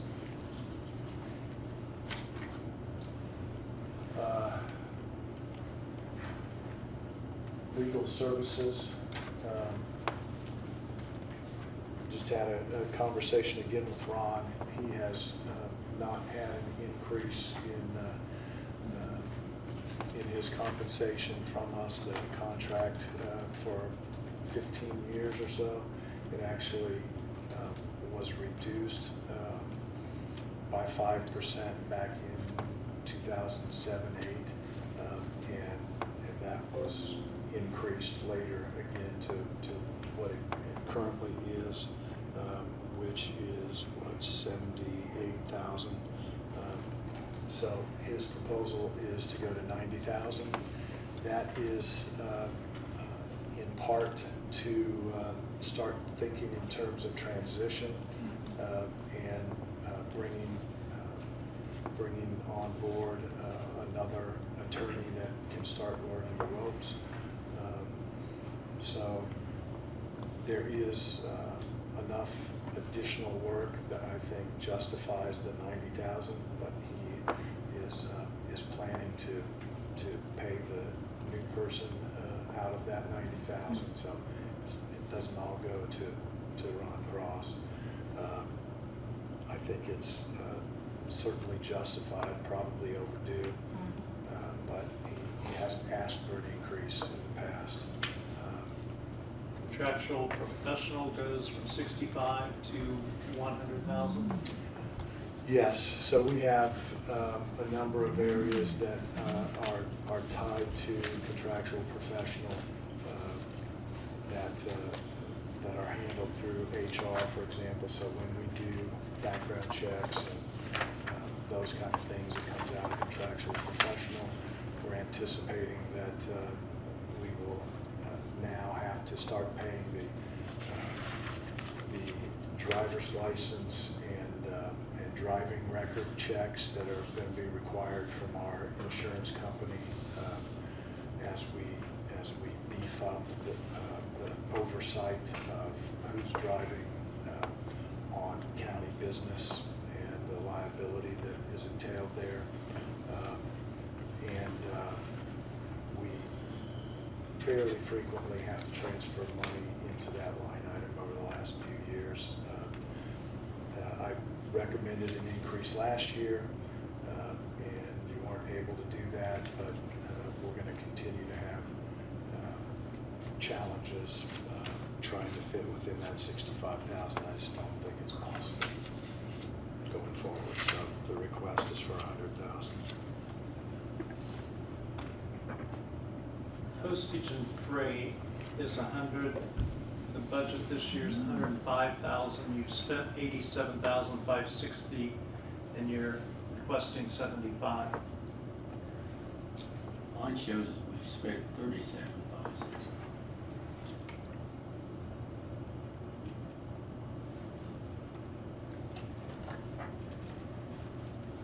Yeah, that would have been that's a $50,000 jump in 30 days.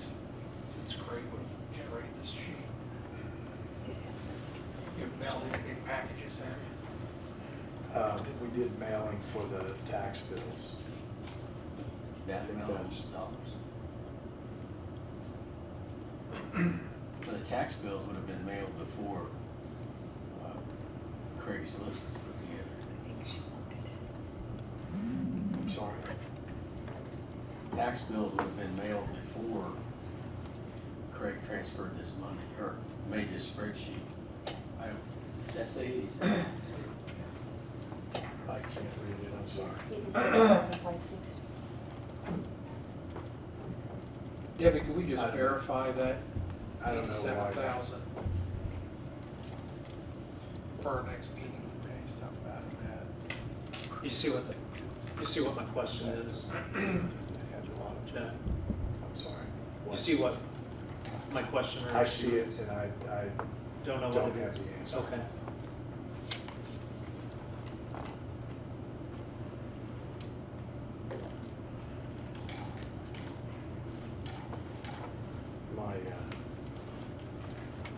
My printout is not in the same order that you have up there, so I'm trying to read what's on the screen. 33,320, contract litigation services. We have had a significant increase in having to hire outside counsel to handle litigation for us. We didn't have a line item. My understanding was there was a line item in the distant past, but there hasn't been one for a while. So this would be hiring somebody outside of Ron Cross's firm to handle some litigation for us when necessary. So that's a new line item.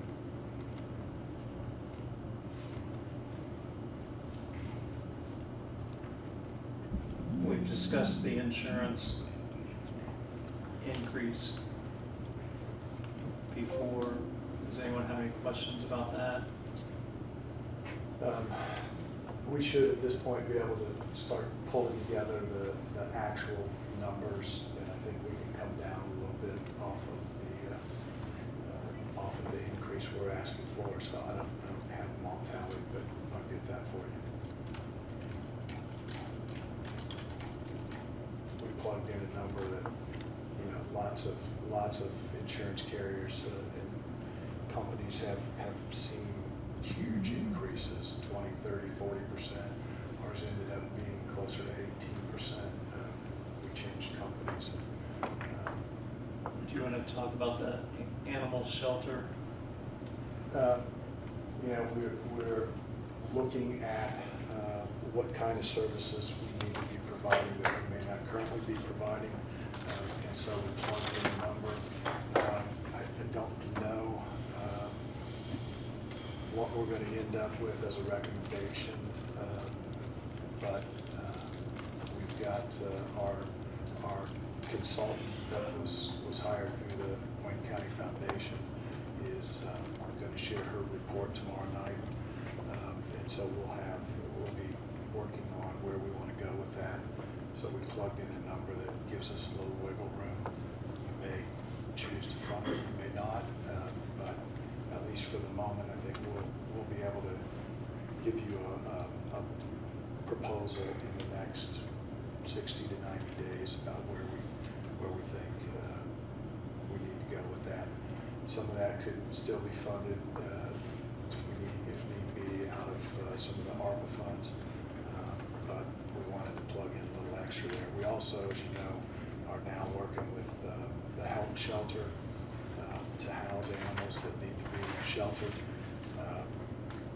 We're still in the first 6 months of that relationship, and so we're not exactly sure where that's going to go. That's on a per animal basis. So currently, we're under budget, the current budget of $50,000 to shelter animals, but it's still early in that process and that relationship. So we wanted to build in a little wiggle room there.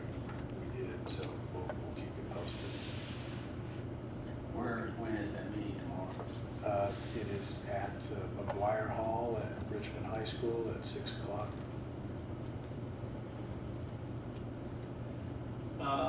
Down at the bottom, it says burial of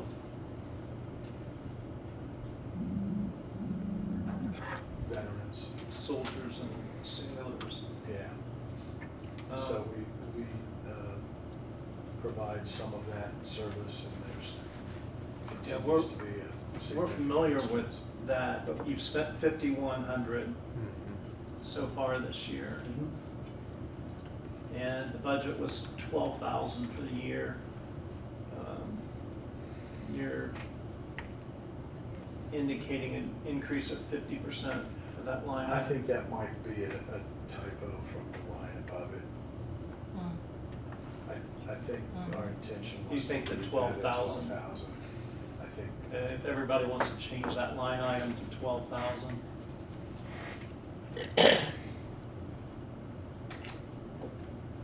And then the ambulance service, is that already contracted? That's the amount? contracted increase. You've got miscellaneous contingency in there. I guess that's just a request for what might come up. Correct. Um, That was a We'll leave that. 2-1 vote.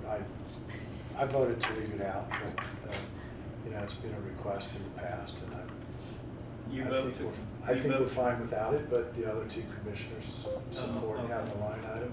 There was a $50,000 suggestion, there was a 0 suggestion, and the result was a $25,000 request, so. Several years ago. So which line are we talking about? The contingency. 33,950. Gotcha.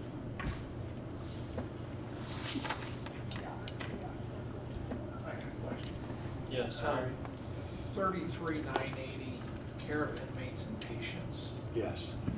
That is for Wayne County residents who are in state mental facilities.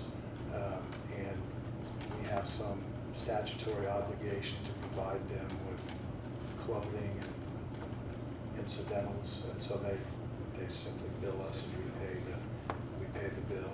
So that's where that comes from. Thank you. And 33,621, vehicle maintenance.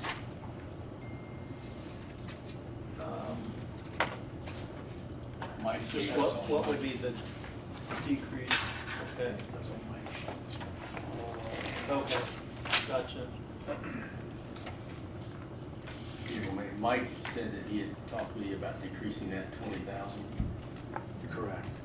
Is that reflected in this 70? I believe it Okay. was 90, yeah. Yeah, okay.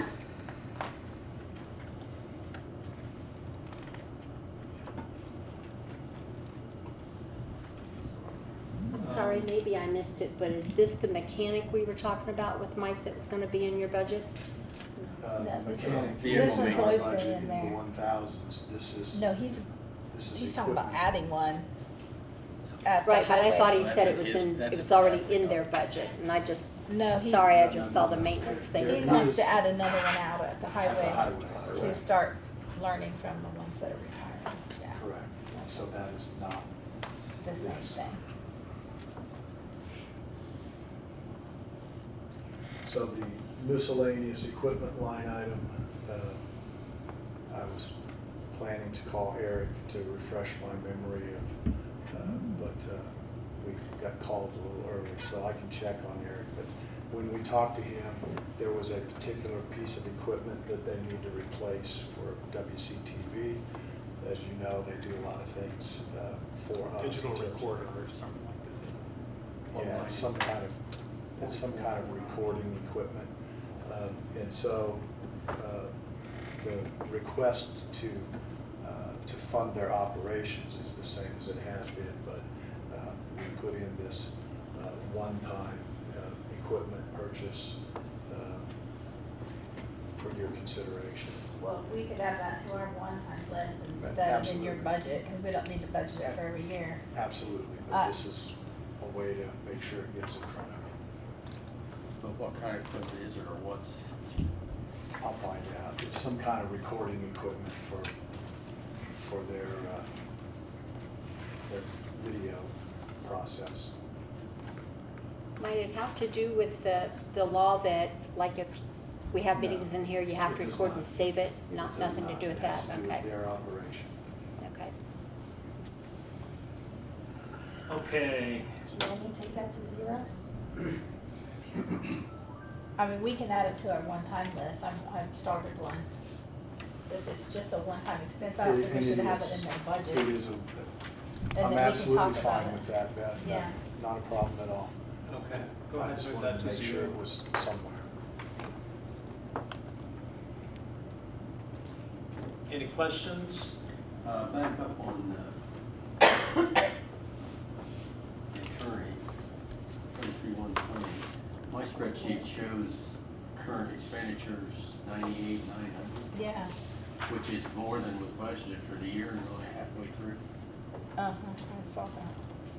I can't explain what your spreadsheet shows. It's but supposed to be Where are you? What line item are you on? 33,120. What's the 2024 expenditures? As of yesterday, 98,900. Pardon?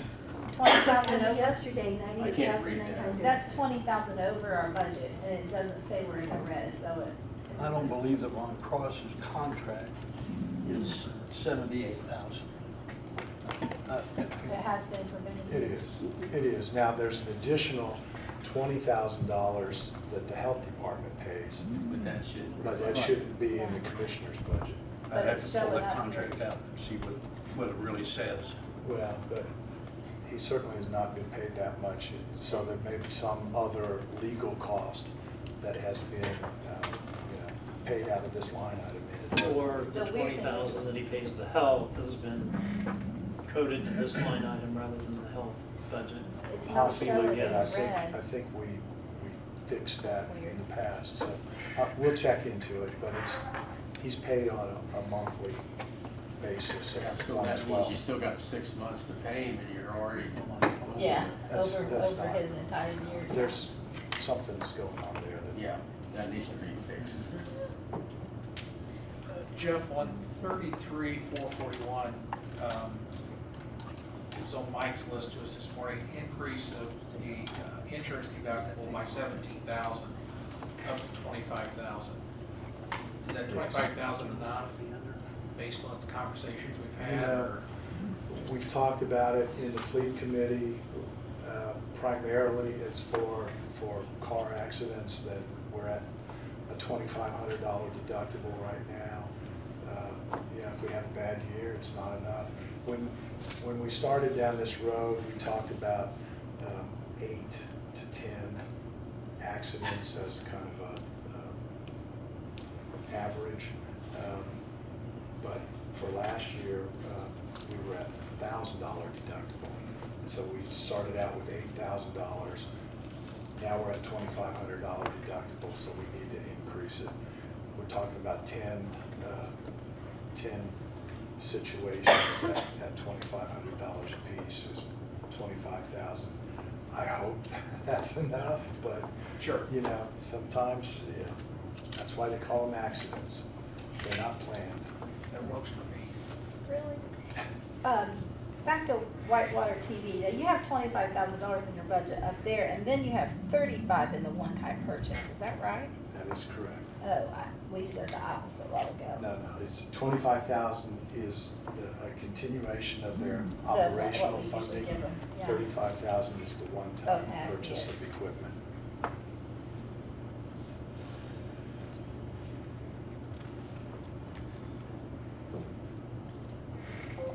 If there aren't any other questions, let's move to Steve and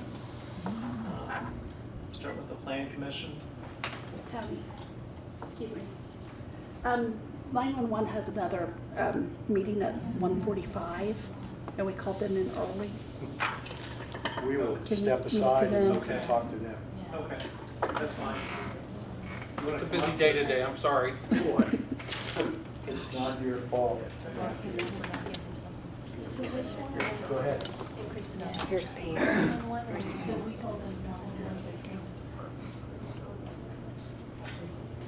In the general fund.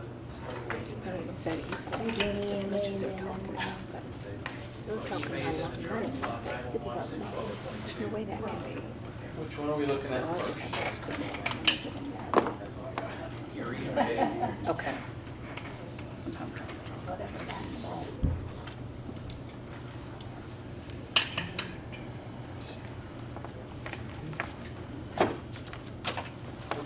Good afternoon. I assume we just are getting highlights of any changes? Yep.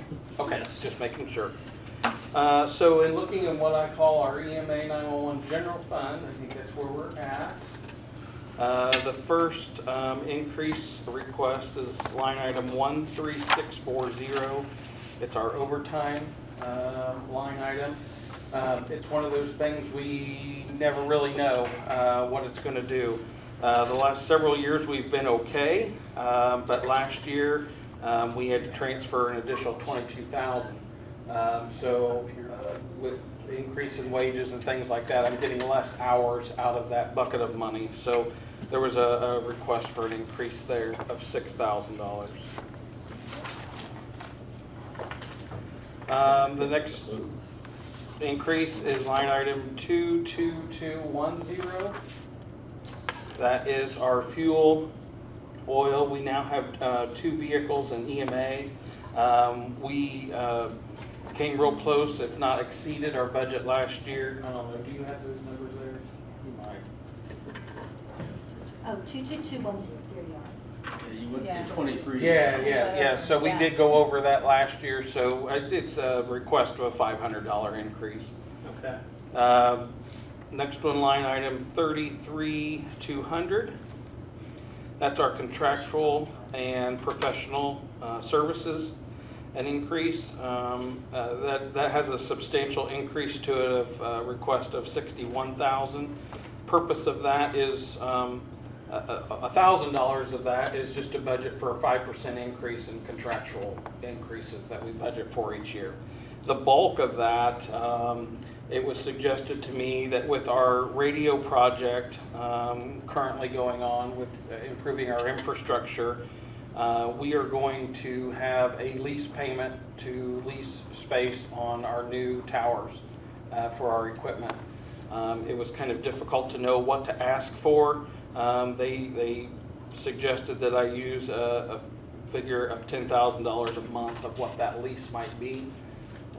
We're hoping it's much less than that, of course, but that is where that request comes from.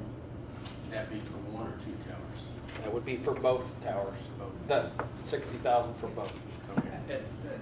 To help Matthew out with that, we should have some close to firm numbers in August for what those leases may look like.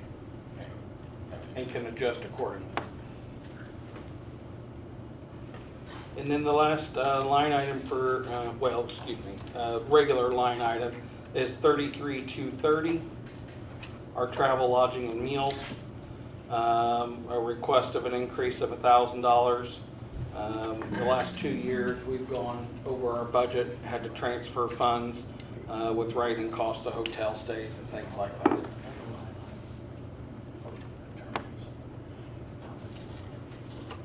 No other regular line items, but I do have one 4,000 request.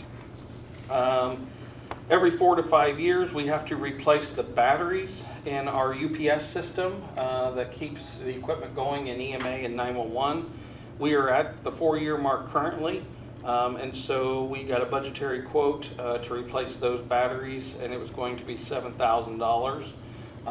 That is something that we can absolutely be flexible on the timing if we need to be.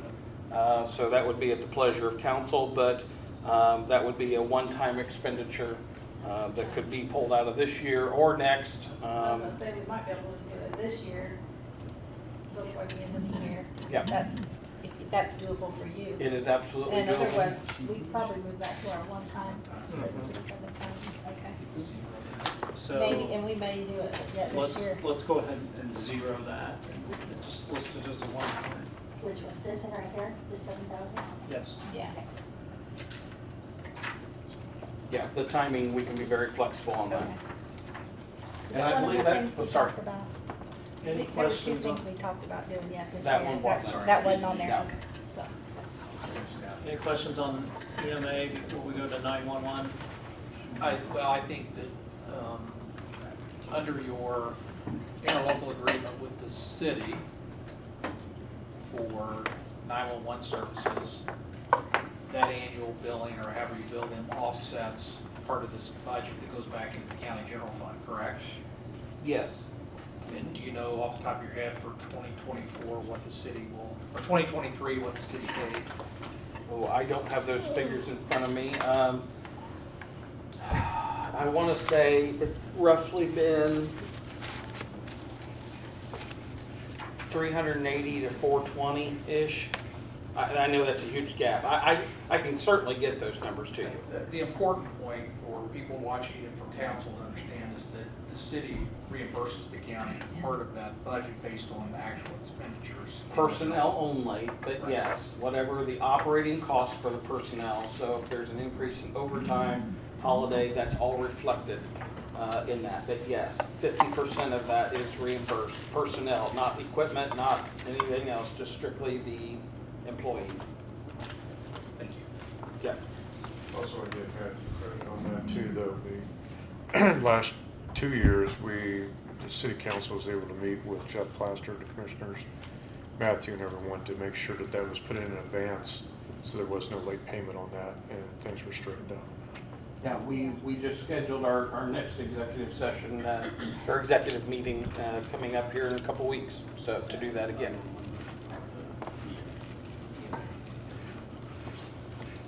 Okay, Matthew, 911. 911, okay.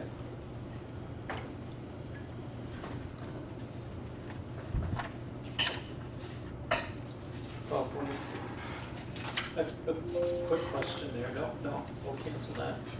Why is that 7,000? Okay, you're okay, That, it just warned me, I had clicked off of it. okay.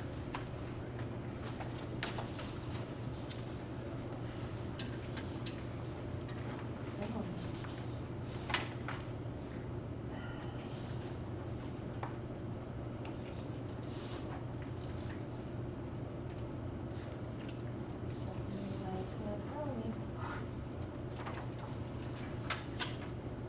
Let me click on another one and then go back and try. There we go. Okay. On the 911 fund, the first change is line item 33,200. Again, professional services and contractual. We are getting to the end of the contract that we have with our data recorder. It's the equipment that records all the phone calls, all the radio traffic, screen capture, and that kind of thing. And we are looking to replace and or renew that contract, and I would like to use the services of a consultant to assist us with that process. I anticipate it being like an RFP process. And so there's an increase of $12,000 requested for that purpose. The next line item is 33,230. Again, an increase request of $2,000 for travel, lodging, and meals. Same reasoning as in for the general budget. The last 2 years, we have gone over our budget.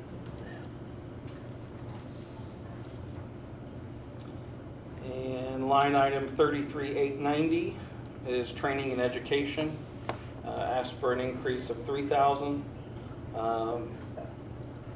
There seems to be an increase in professional classes and training being offered. And we like to provide outside training for our employees, as well as the conference, annual conference, state conference every year. And so we would like to be able to send additional employees to that and make sure we're maintaining our high standards of training for our personnel. So that's where that request comes from. And then I do have 4,000 one-time expense requests. The first one is for our 911 call taking software, $175,000. We have been using the same software with little to no updates or upgrades for about 12 years, if not longer. There's a lot of neat technology on the market that would be assisting and automating some of the manual processes that we're currently doing. It's time to replace our hardware anyway, and so now is the time we would like to look at integrating that new 911 call taking software. So that is that request. So does that, For does that include equipment and software? Yes, sir. This is one that I can be flexible with timing if I need to be. We can maybe get it before the end of the year now. Yes. Okay. Noting We need that to talk about that. this is coming out of Fund 1222 and not the general fund, so this is a It could be non-reverting a fund. ARPA expense though. You said it was 12 years old. At least. We could say ARPA. So that's something like that And we have suggested. actual money in that fund. So is there any ongoing cost to this at all, Matthew? There would be a maintenance on top of that. Yes. Still, it's an ongoing cost. These maintenance costs that we're paying for technology That's companies crazy. just blows my mind. But you gotta have it. It's not like you can't have it, because then anytime you call them with a problem, you're gonna get a Yeah. $1,000 bill just for them to look at it. So if we put this in our one-time monies, we'll say, then every year we're still gonna have the. I would be paying coming for to the you next licenses year or with an whatever. increase in my maintenance Maintenance, contract okay. request. Yes, yes, ma'am. Thank you.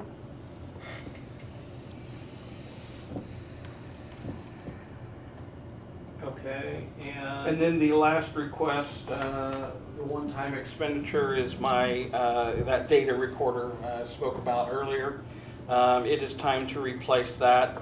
I did get a little clarification on that. My current contract ends January 10th of 2026. So we have some flexibility with this. I would have to start a selection process and maybe have a first payment or something in 2025. Because there's no point in moving ahead any earlier on this because I'm already contracted out till the end of 2025. So this is the one you and I talked about, Beth, that it'd be hard for me to move this forward and be able to justify it. I'd be paying for two things that are doing the same thing. So, but it absolutely could be pushed off to 2026 if we needed to. Just certainly wanted to make sure we had a conversation about it so there's no surprises.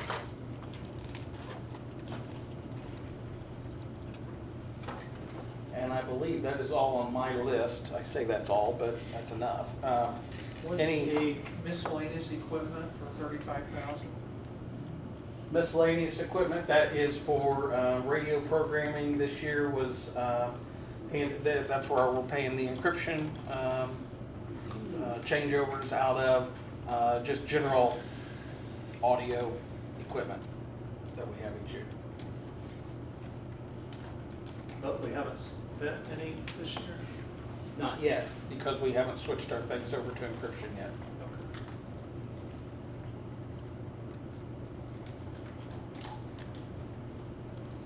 Questions?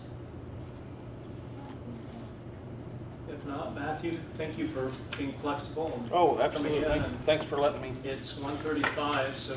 I am good. I am good. We'll get with you about these ones that we might still need this year and let you know as soon as Yeah, possible. especially. You need to know soon. Yeah, the 911 call software sooner rather than later. But I also understand that there's a lot of decisions to be made before you can get to that point. So we're flexible, willing to work with council however. Great. Thank you very much.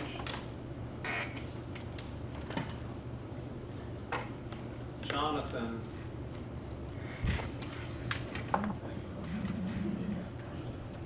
Here to talk to us about the extension. Yeah.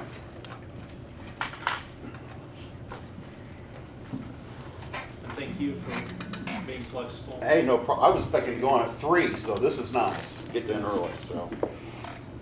Yeah, our budget is pretty simple and straightforward. I say that every year, but I believe the only increase or change that we're requesting this year is in our contractual services line item.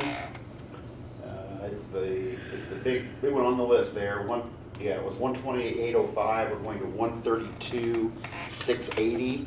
That's a 3% increase.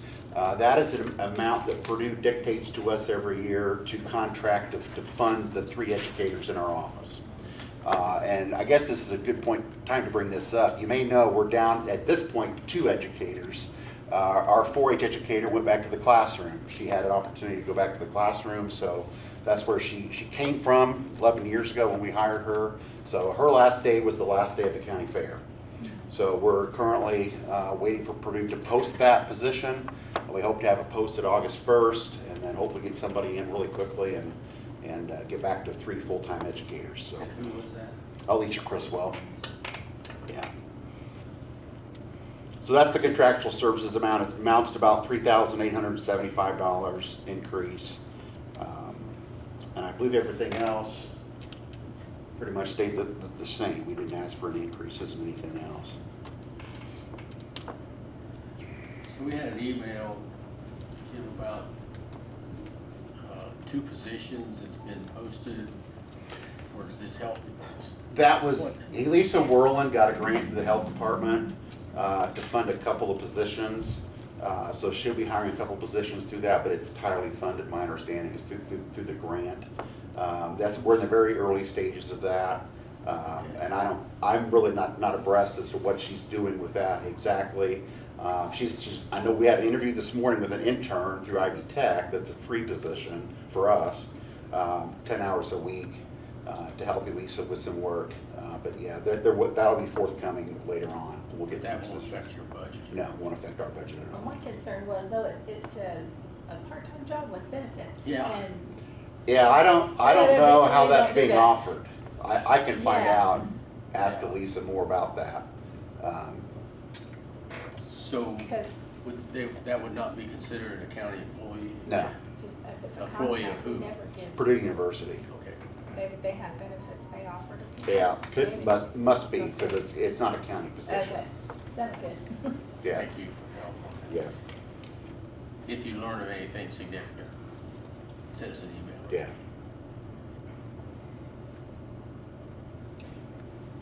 Any questions for Jonathan? That's If not, pretty painless. thank you very much. Thank you for your time. Thanks, Jonathan. Boiler up.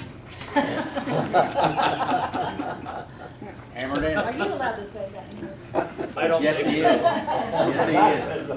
Move for a $5,000 reduction in Jonathan's salary. Hey, Jonathan, did you leave this? A lot of those people that have questions.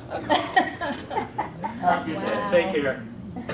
Steve, you want to come back up? Appreciate letting those 2. So what are we talking about first? So Plan Commission? Whatever your pleasure is. Gotta find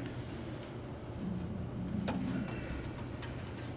On all my budgets in the 200 and 300 accounts, what I've done, what I usually do is go back 24 months and take an average and see what my trending might look like, rather than taking maybe a month where there's been an expenditure that makes that budget pop up. So I like to look at a trending rather than just a one-time or two-time expenditures. So when you see some some of the line items that I've increased, that's what it was based upon. But into the Plan Commission, as Jeff had said, in the Commissioner's budget, we're suggesting to take that department head, which is my position, and move that to the Commissioner's budget.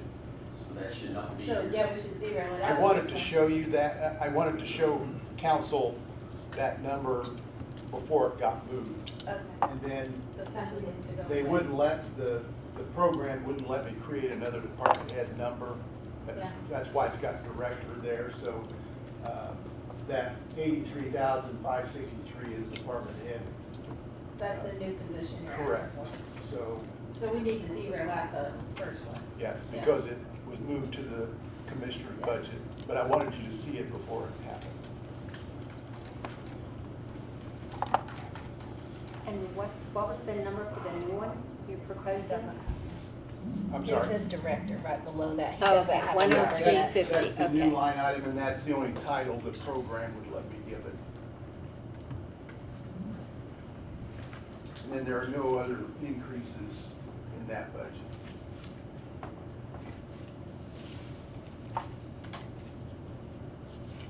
So just a question from me, has that gone to personnel and all that? No. That, okay, how did you get a line item here? Because I forget who it was earlier wanted to have a new person and we couldn't. He has an account number, so somehow he got an account number for that line item. You gave me a list of, somewhere I got a list of, HR has to give Amy the exact account number for that particular person. well, in the list of state board, that state board of accounts list that the auditor's office gave us, it had 103.50 as a director, and that's how it allowed me to enter it. I'm not suggesting that's what it should be, but that, I needed a placeholder so you could see it. Yeah, that has to be verified. So the bottom line We is, haven't even this approved it budget yet. went down by 100,000 plus, and then back up by 83. Correct. Something wrong with this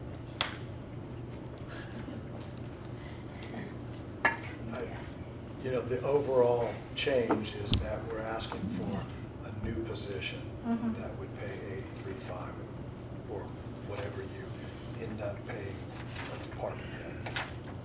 What was your justification? Transition. Planning for transition.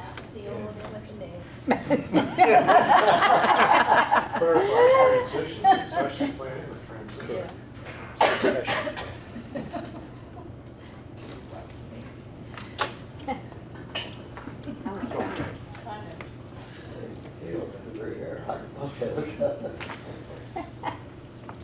Is there, I guess on down the road, then that line item that was moved to the commissioners would ultimately, after Steve, Just say it. after Steve leaves, would go back down to zero. It may take Not 2 people to necessarily. replace Steve. It may take 3. I think we're beginning to see, and, you know, this has been a conversation that's taken place when I was an employee here and then went away, but as, you know, I work in over 30-some counties in the state of Indiana, and in today's world, a lot of counties have county administrators. And Wayne County doesn't have a county administrator. Now, We got Steve's Jeff done Thompson. that, Steve Steve's done that basically does job. it. But in a conversation with Steve and Jeff aren't always gonna be here. And in this, what'd you call it, not transition, but secession? Succession planning. Yeah, I think that goes into this restructuring. Absolutely. Concept, that Absolutely. it wouldn't go back to zero. Well, I just want to be somewhat transparent of what the thought is. Absolutely. Sure. Because the thought could be that it did or that it might not, you know, and just want to get clarification. There are, And don't misunderstand, I'm not retiring this year. I mean, unless, you know, No, I'm still pretty healthy and, Yeah. you know, still think I You need can, to enjoy life. I still think I can contribute, but, anyway, And my wife likes Amazon too well. Well, I think that plan is long overdue. Thank you, I agree. Well, sometimes you just have to do that, and you won't find a person to come and replace Steve that can know everything Steve knows and do all And certainly that right away. So, not without a lot of work. So, I tell my husband, you'd have to hire 3 people to take my place, you better be glad I'm still around. you understand. Let's move on. We understand. Which one would you like to go to next? How about fairgrounds?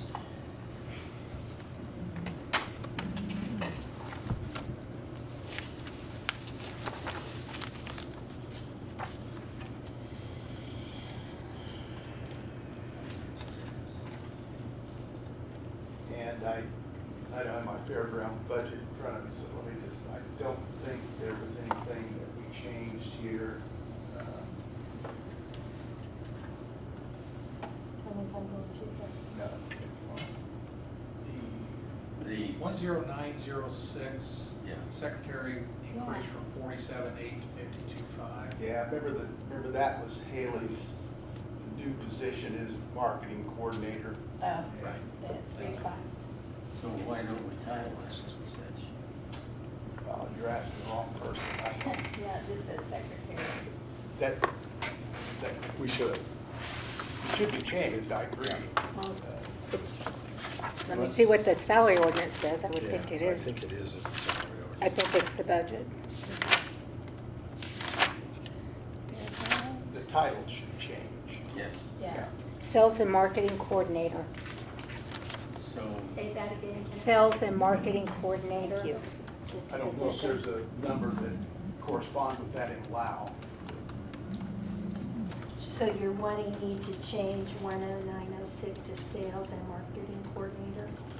That's what the salary ordinance reflects. correct? Okay, I cannot do that here. I will have to do that later. Yep.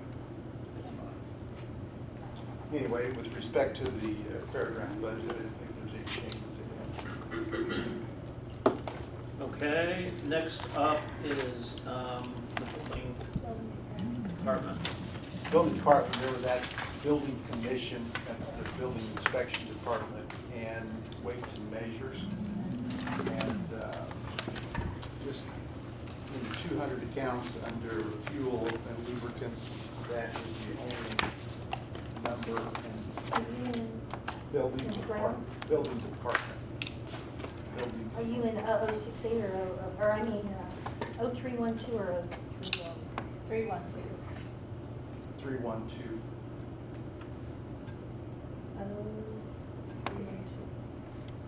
is that anticipating increased cost or increased use? Remember that weights and measures also gets his gas out of that.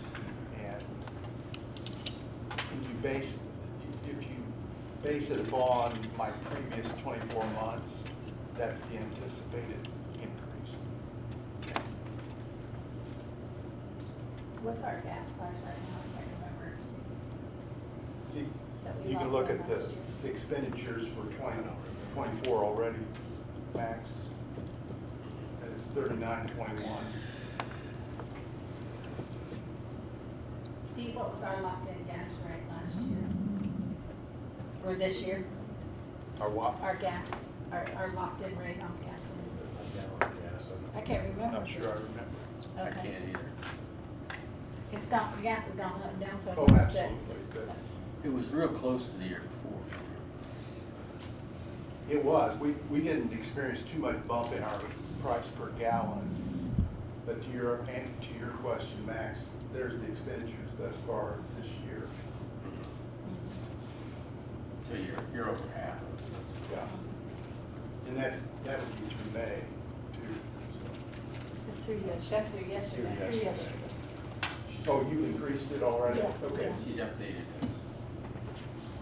But still more than half for the year. Yes. And Tony, that's the only Okay. increase there. Okay, building and grounds. Building ground, same thing in the 2 and 300 accounts, where there's an increase, and the first increase would be 22,360, and that's our cleaning janitorial supplies and equipment. Slight increase there, $2,000 increase. The other increase then is in the 3,000 accounts, 33,200. This is our contractual, and this is, we pay our manpower people out of this. We pay our contractual cleaning in this building. We pay some other contracts that we have for in the jail, and obviously those slowly increase over the years. And that's what we've been anticipating for next year. And then 4,000 for utilities. Correct. Utilities, same thing. 4,000 increase there. And then in the building grounds department, if you go up to the 100 accounts, you're suggesting in this transition conversation that this maintenance supervisor is made a true department head. And so that is 13300, where it says maintenance supervisor. We're suggesting that would be a department head over maintenance, and would also be over the maintenance at the fairgrounds. And so that number 83,563 reflects a department head number as it currently exists.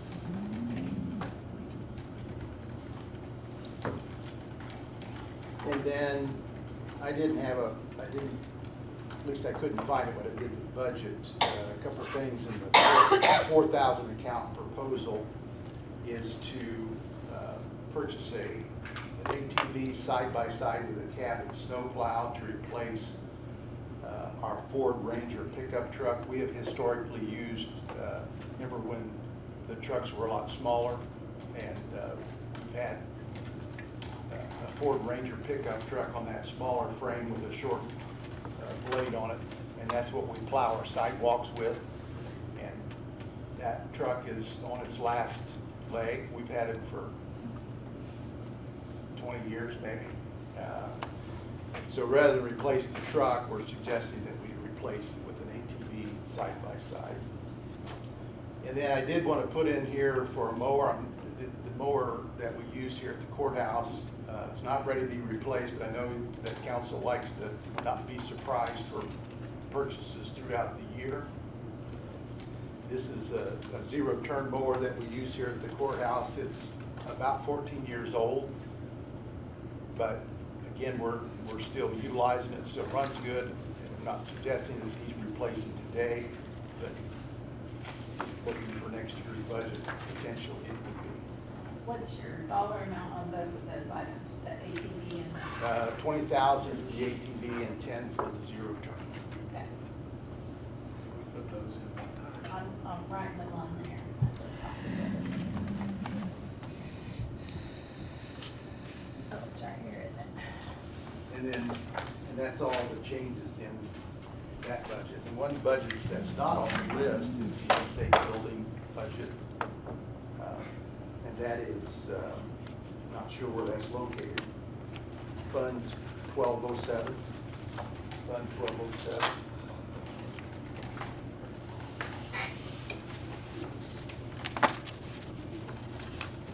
Remember, this is a fund that's non-reverting, so what's appropriate in that can't be taken back out. And for the last number of years, we kept in $5,000. And then if we've had an issue that we needed more, we've come to you. I think there's going to be a scenario this coming year that we are participating in the blight program, where some of this, the help money is being paid, and so we've got a couple buildings on that we will seek reimbursement, even though it's been paid, but that reimbursement, should we get it from the owner, goes back into this account. So I think for now, 5,000 is appropriate. The money from the trailer, then go back into that. It should, that's another, yeah. So you just need 5,000 appropriated. Correct. Yep. And that's all I have, John. Okay. Do plan Any commission, did you? questions? First thing.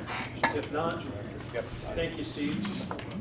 A couple of additional points. Last year, I think we didn't get all of the funds budgeted, and we had to go back and do an additional appropriation in January. But the Cume Cap and Cume Court, I don't know what your preference is, but we used to approve those budgets, and then it was already appropriated in January.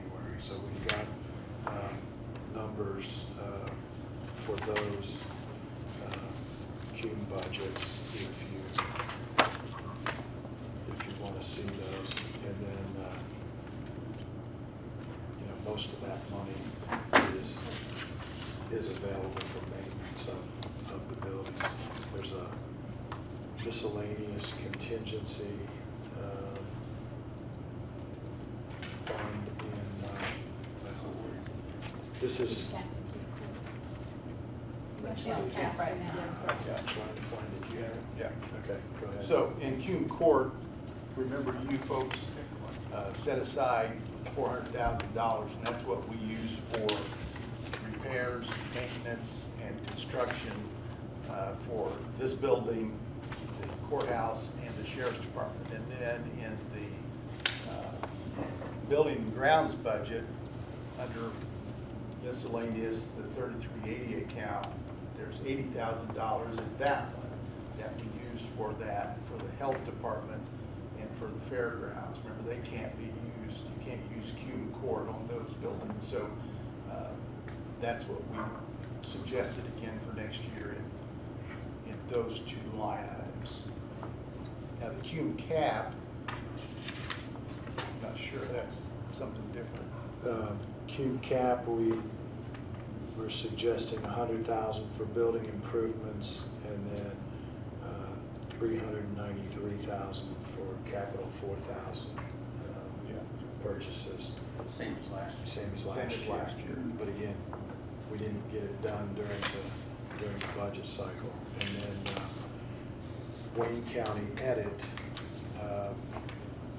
we are requesting $100,000 for commissioners' funding to use on economic development issues, $4,000 for utilities that we pay the light bills for lighted signs, both welcome to Wayne County, but also at the industrial park.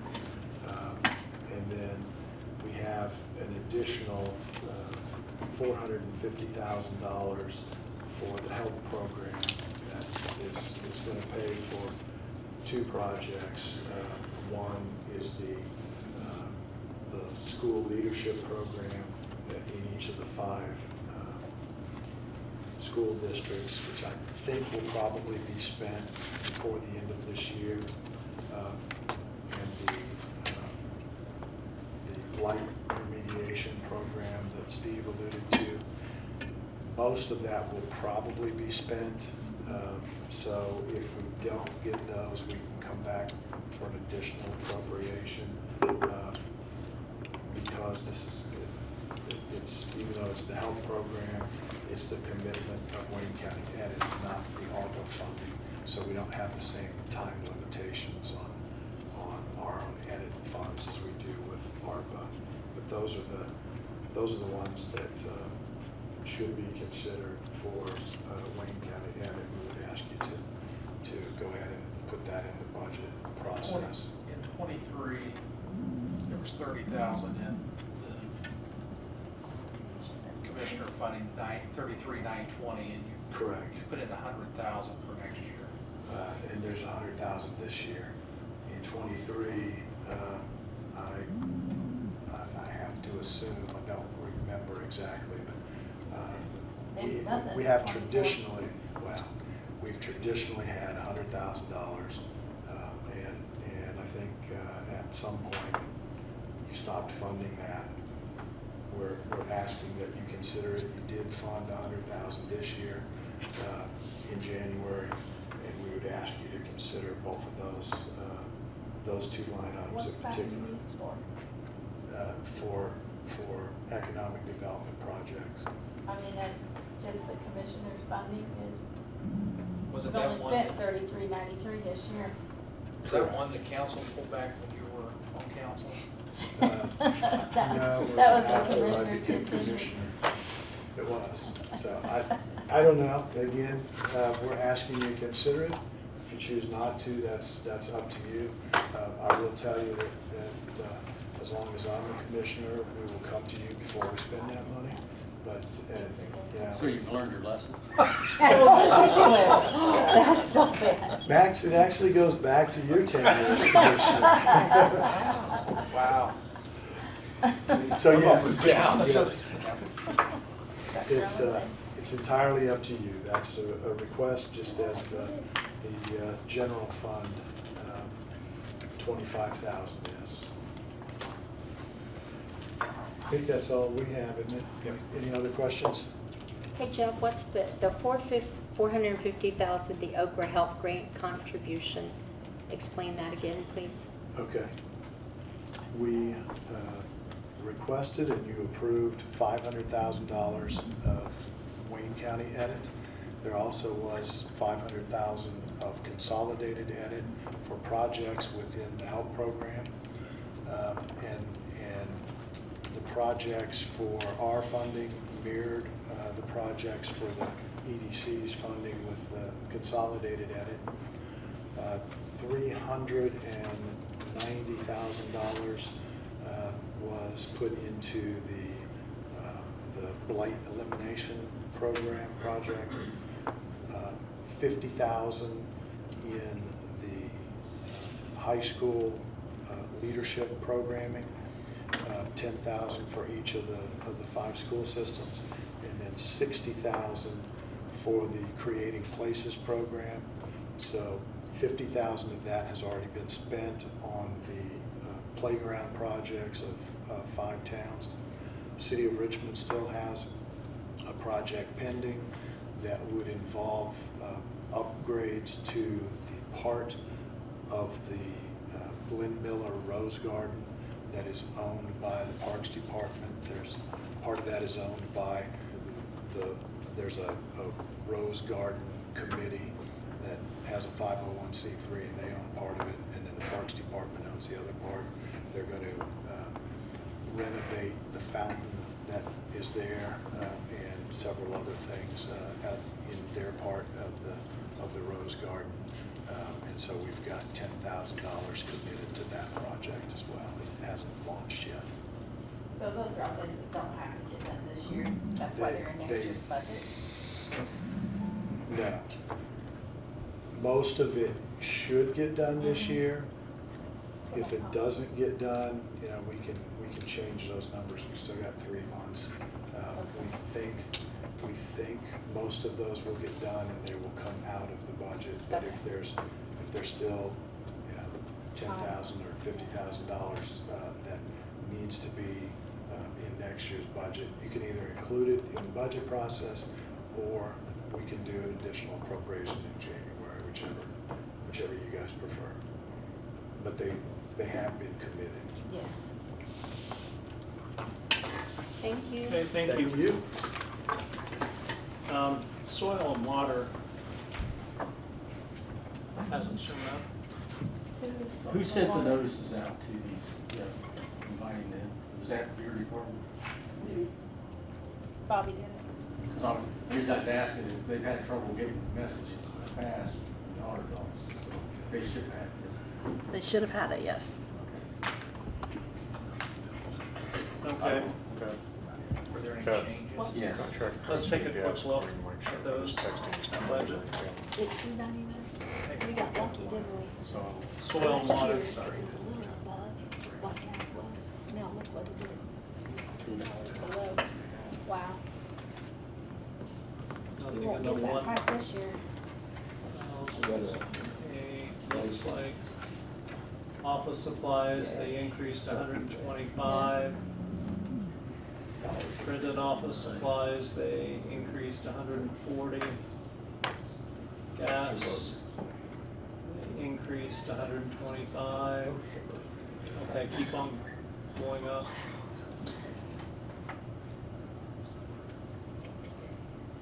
Okay, so they don't have any changes? Travel, lodging and meals, increase in hotel and travel. They,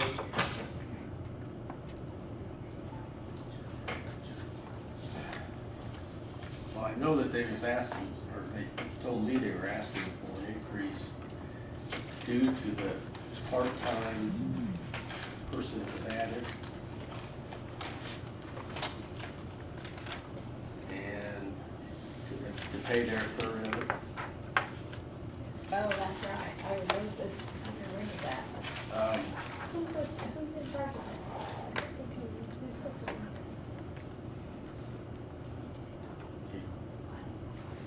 They've had a line item, okay. Okay, it's down here at the bottom.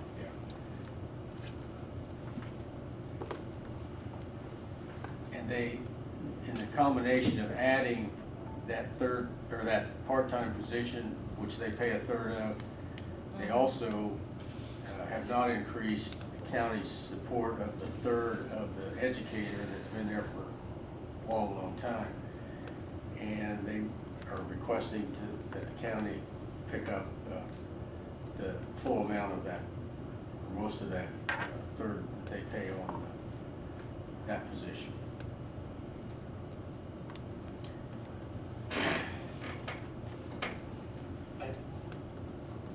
I'm not sure I follow that. Well, the 9,600 at one point, my understanding, was their third, or whatever their part of the salary for the educator. They did not ever ask for that to be increased here, but they picked it up from their funds. So now they're wanting the third that they need for the part-time position and the expense of that, plus making up some of this shortfall on the educator.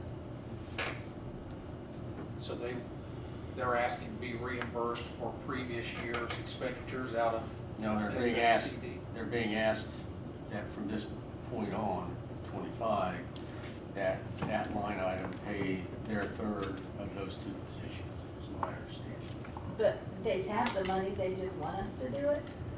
Well, they say the money they've got is, Dwindling? they're concerned about the long term of that money, which they get a little bit from the state. They also have some fundraising activities throughout the year. There's a deeper conversation that goes into this. The leadership of WR has changed with Jeff and I, and we're looking at doing a restructuring of WR, a new interlocal agreement with Union County, and the way that that quasi-agency works. In that, there's been discussion amongst the current board about separating WR from soil and water and having WR's own director, either be in a full-time or a part-time position. And if that restructuring takes place and WR does not partner with soil and water, that will impact soil and water's budget. So I think we're going back to the board in August to have that conversation. Jeff is in conversation with commissioners in Union County because that decision is a commissioner's decision, not a WR board decision. And I think we'll have answers sooner than later that'll impact that line item in this budget. So Anything will else, one of the Jeff? people go away? That covers it. We don't know exactly yet where we're gonna end up. Basically, will one of their employees go away and then become the WR person? Or do they still need all these employees that? I think they're gonna probably say they need it, but I don't know. I think we The education coordinator is paid by 4 different entities. Okay. That's WR, Wayne County Soil and Water, and Richard Sanitary pay 30% of that position. And Union County Soil and Water pays 10% of that position. Also the same scenario for the part-time that we have out there now in the education committee. My comment has always been if we get a full-time director for WR, then that person should be able to take care of the education portion too.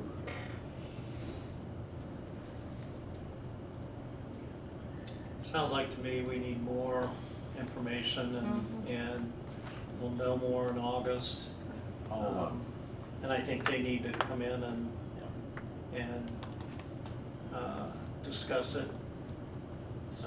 When do we want them to come in and discuss this at workshop next month? Probably, we got so much going on already on the Workshop? first meeting, yeah. I will make sure that they are where they need to be. Okay, well, WUR know more about what you're doing. We meet the second Wednesday, so Okay. workshop will Okay. be on the third Wednesday, so we'll have a little more And information at least. we don't want to forget WUR's budget. We're working on it. Do we have it? Okay. Has to be advertised. It should be done before workshop. Well, once you find out about WR, then somebody needs to have a conversation with Soil and Water, right? Maybe the president of council? Okay. Thanks. I'd be happy to. Okay, good. Okay, question for the committee. We're kind of finishing up early. We can go back and have some discussion about each of the departments here. Do we want to do that first, or do we want to have our workshop? Do we want to recess this and go into the workshop? Or do you want to keep on going with? I think we can look over some of this. Can you give us about a 5-minute break? Yeah. Yeah, let's Yeah, take we're a gonna break, take a break, and then but at what do you want to 2:30. do? Let's just recess and talk about some of this while we still have it fresh in our Yeah. mind. What time Okay, was the we'll recess the workshop budget advertised for? hearing. No, when this After- is We'll on. return in after 10 we got done. minutes. Okay. But it just was advertised to be.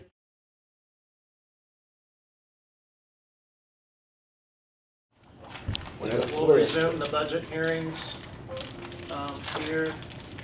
We're gonna go back and review the various departments that came in today and see if we can make any changes here since we've got some extra time. First up would be court services and their budget. Get over to my notes here. So last year during budget, we had approached some of these items where departments had asked for significant increases. And we looked at what their year-to-date expenditures were, and we cut what they had requested with the caveat that in the budget year, if they ran short, they could come back and ask for transfer or additional appropriation. Are we gonna approach the 25 budget with that same thought process? With the courts in mind, I think that's kind of how we always. We did it across the board for all departments last year. And I think that's an appropriate approval. I encourage them to stay within their budget, but if things happen that are beyond their control. But when they have a budget request that far exceeds what they've been spending, Yeah. We did a lot of that last year. We tried to pick off a few of those Yeah. on the first go around Mhm. here as well. So they've entered what they want as a raise, and I think we need to put those all back to last year's number in court services, because that's not how we do it. We probably need to put those back to 24's number, Yes. all those employees. Okay, Is everybody okay with that? Because they've always put the raise in their budgets and instead of, we've always had to take it back, so. If they take it back to the I mean, 24 salaries. we tell people not to put that in the requested. And that would be for every department who would have had. That's anybody, in agreement. yeah, Okay. that's anybody in the whole county, we tell them not to put that. But I'm just making notes since Kathy's the not. first one, Okay. Could we have can you do that, one, Simonia? one, She can do it first, if okay. you want to watch. So, 10711, Will be 50,259. yeah, did you do, oh, I'm sorry, 10706 is the same thing. And 722 is the same thing. Oops.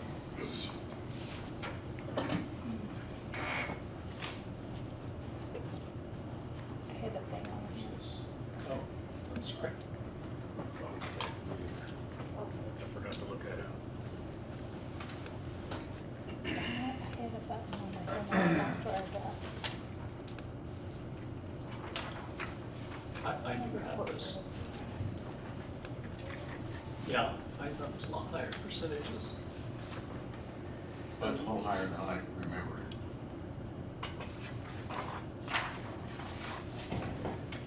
So she's changing it back now. Mm-hmm. Oh, here we are.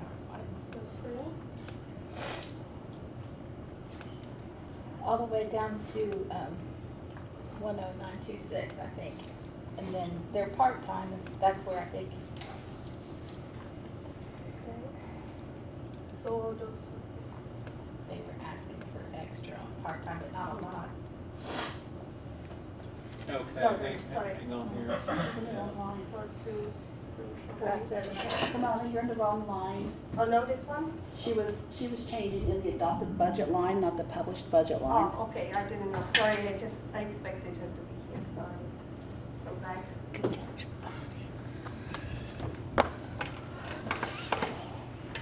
So this one will be 4706. And we should change it on, This is our line, isn't it? What we're changing. She was changing it. No, that's the 24. That's the not- 24. Where Simone's cursor's at But now. aren't You need to we- be in aren't we the changing it? 25. Yeah, you were In changing. public? These, Yeah. to these numbers? Yes.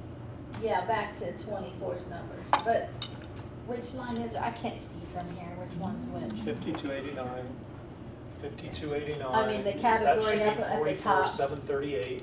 It should be one over though, shouldn't it? What To is the that? adopted budget line. this one you want to change?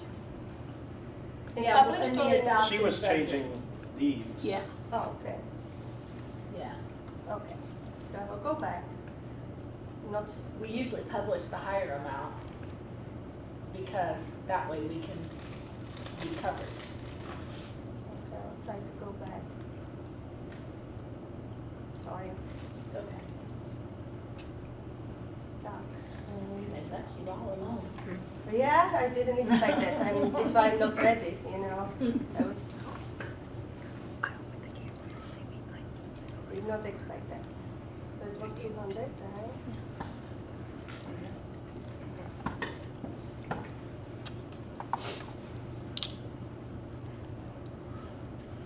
Why is the bail, two of the bailiffs that are different? Doc, and now we are in the,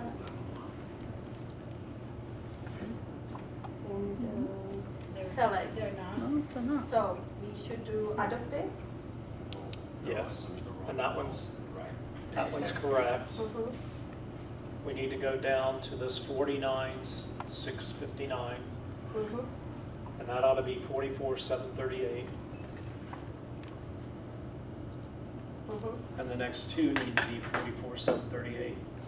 Mm-hmm. one under that, 44,738. Okay.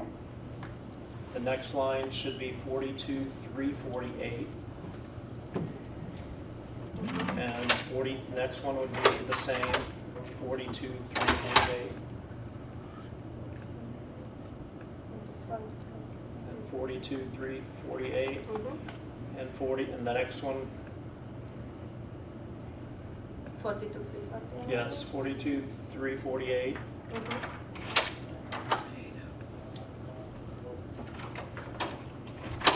So should I change the published back to the top? She to wasn't, higher? she wasn't changing those published. Because I did, so I should change it probably back to the higher amount then, right? Yes. Yeah, we always like to publish a higher. Okay, That's really different. Level to get because I changed those three before, you know. not breaking him up. Okay. When I go across there, I don't. Okay. And then the part-time, they gave it 5%. Denotes an increase due to general additional costs.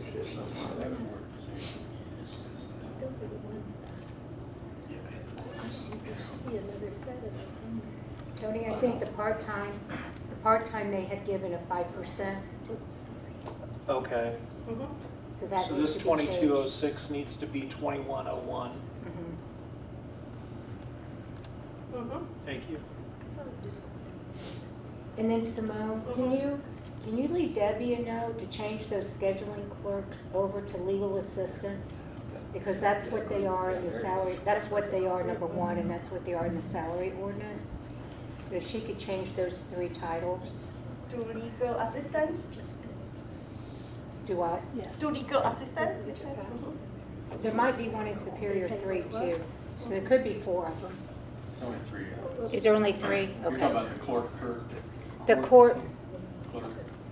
the scheduling clerk. Oh. The scheduling clerk, that's a legal assistant. Yes. It is that way. It is that way? Okay, because we did that one a year or two before we did those. Okay, so just 3. Hey, Kim, watch me, stop me if I'm wrong. Uh-huh. This next one should be 15,000 even. Which one now? The Part-time. Part-time. That is to- correct. Yes. Okay, on overtime, I guess that's a question that we can come back. So that would have been my example, Tony, there's a $10,000 increase, but they're at 12,000 or 15,000 for the year. Okay, all right. I think being overtime. So maybe make that 30. Okay. I think we'll leave 35 for now. 35 for now. He's already beat them That's down to different. 50. Yeah. Okay, Not rate, I think. we're going down to this 47,006.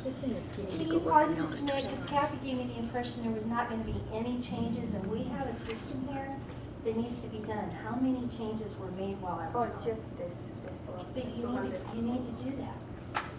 Well, I think that we stated we were reconvening at 2:30. I'm sorry, but Kathy told me to go do that, and she said there was not gonna be any changes. I thought we were just having discussion and not actually, so I apologize, that's my fault. We got with Now Debbie I'm Berry and got concerned. that all Confused for a minute. I'm ironed concerned out. is what's been done. All we did was, Only on this Oh, budget. this one. only on this budget, they put their amounts for Salaries. new salaries in, and we were changing them back to 24 amounts. So we are only in salary part? So it wasn't really Not much yet. changes of budget amounts, just. Okay, so you got that done then? So far, and they want to change for scheduling clerk, they want to change it to Did you change the part-time? Change the part-time, I yes. cannot change the description in here. Lau has those numbers. We're not asking you to do that. She just said you were. There was a note to do it because earlier they wanted you to change for the fairgrounds position, the marketing. You made a note of it and said you'd be able to do it later. So this is the same scenario as that position. We weren't asking you to do it right now, because you told us So I earlier. need to do what? The scheduling clerk, 1019, 10917, 10918, 10926, yes, 3 scheduling clerks, they need to be, their legal assistants. legal? Legal? Assistant? Yes. Mm-hmm. Okay, that's my bad.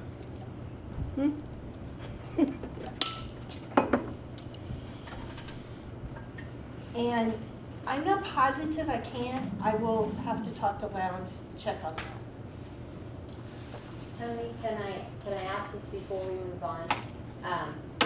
Debbie and I talked together on speakerphone with Debbie Berry, made sure the list that she gave us, that we were reading it correctly. We have her changes, and then Debbie is going to go in and she'll tell you where she's going to change those and make sure we have those right.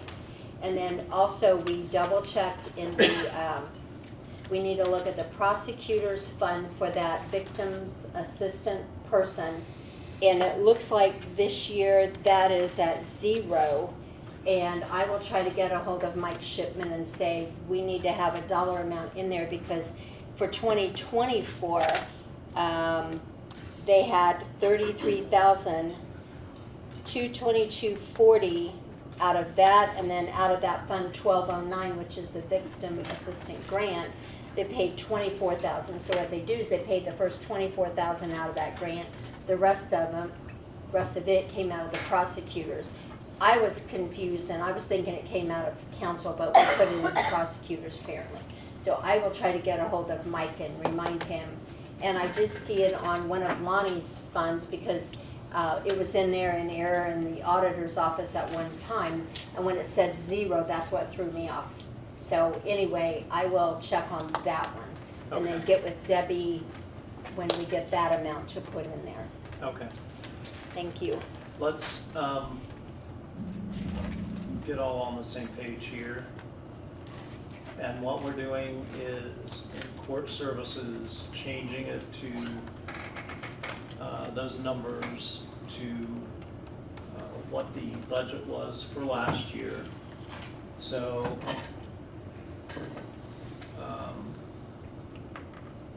So what is there? So in other words, that needs to be the 5289? Is that what you're saying? well, you were changing them in the one that says 2025 adopted budget column. Okay, Yeah. if you're changing, We're putting it back in 24. technically, that should have been requested, so Yeah. we need the requested, published, and adopted, if that's what you originally were wanting. I'm only changing the adopted column if what was requested you're changing.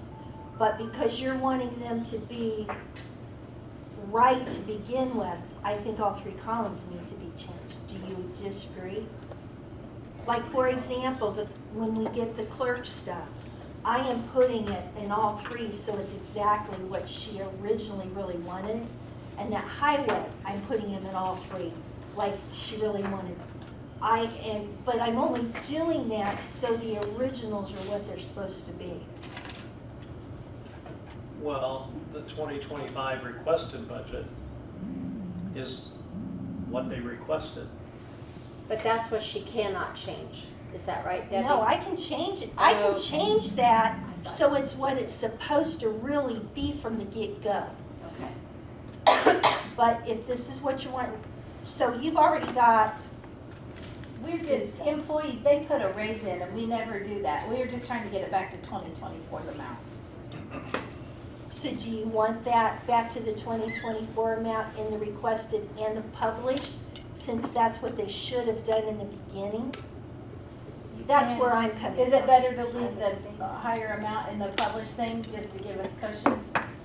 In this particular case, it could be, but like in the highway in the court, I'm saying no, because that might get the published higher. So I'll do Yeah, what but you we want want me to to. publish higher so that, Yeah. So Are you We've got changing what the office holder asked for? yes, back to original because they weren't supposed to raise any, they were supposed to give Okay. themselves Okay, raises. all right, okay, I'm okay. I'll leave the requested and the published in this, and Simona's already got these all changed? Uh-huh. Not all of them. So down to overtime to 25,000, is that where we're at? Yes. Now, wait, The part-time, no, that's where we were, but we did not say that we were changing the overtime. Right. no. That's a dollar amount, not a pay raise. So leave that at 50,000. 25. It was 25, they're asking for 50. They wanted to double that. Well, Chuck agreed to 35 while he was sitting here. Yes, it was the. Oh, yeah, I thought we changed that. It was 50. They originally asked for 50. Chuck agreed it could be 35. So 35? Yes. Okay. Then you go down to there, it should be 42, 348. And the next two should be the same thing.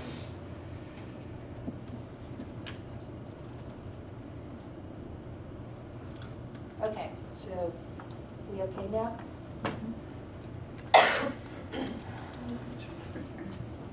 Okay. And those are, look, guys, those are those 3 clerks that we gave them that they never hired. So we need to have a discussion. We Are need we to leaving talk that about in or that. not? Well, yeah, I don't think we eliminate any of those today because the judge-elect has had conversation about. One has, One but of the those. other 2 have never hired them, and they've been here, Well, they've had they've it had 6 them on months to here. work on that.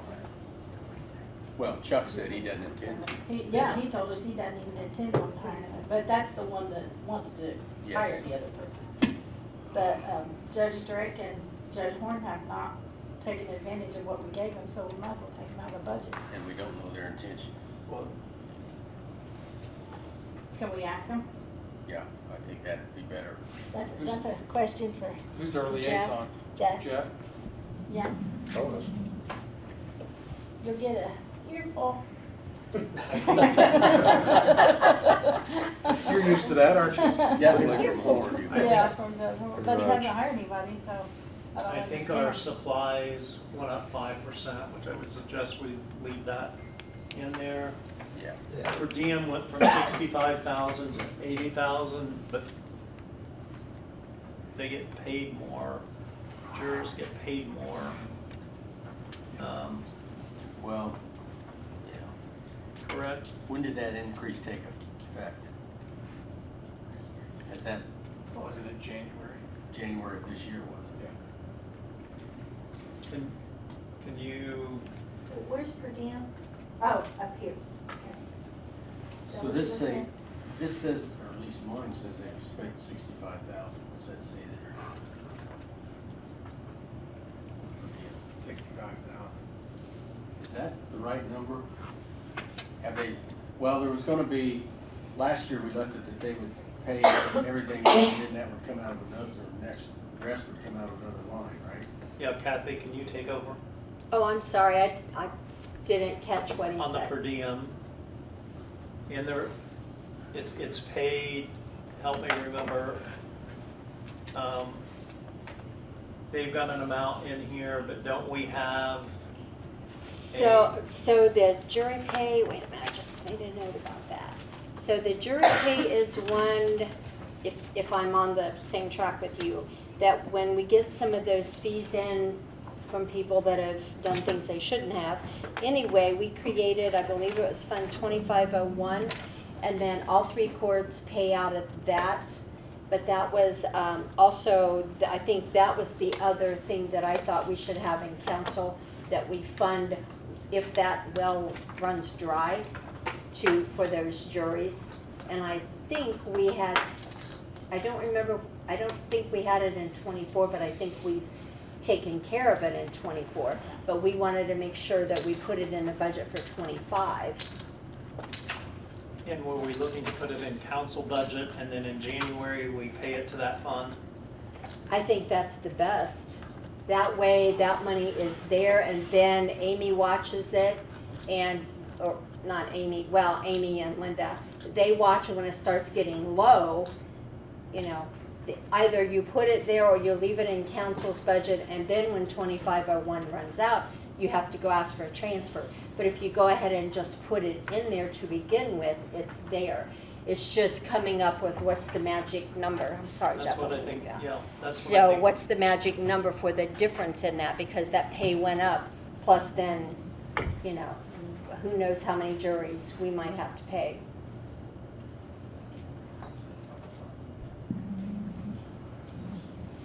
So,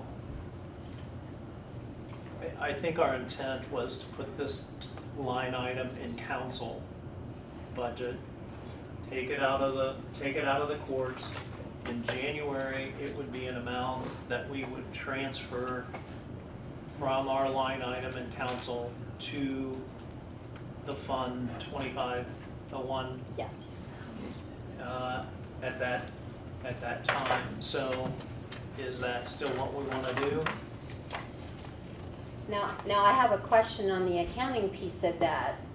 If we're gonna put the money there, would we be better off to just put it into, budget it into 2501 to begin with, and then the auditor's office doesn't have to come and say, January 1st, remember to move this, because the one year, what happened was, and I think it was not to fault Bob, but he got sick and that move didn't happen, because he had done it for years, and it didn't happen, and that's what brought it all to the fore.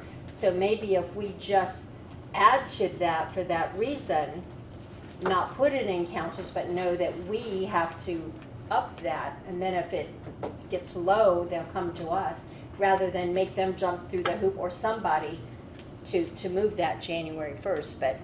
And it make more sense to just kind of leave it in that budget, than if they need an additional appropriation, they just come to full council and ask for the appropriation. Or transfer. Transfer. Yeah, it makes sense to me to put it where it needs to be to start with, Yeah. instead of our budget and then move it. I think last year we The talked. the rationale was, we won't remember if it's in this budget in January. If it's in the council budget, there are a few things that we need to automatically transfer in the first meeting in January. I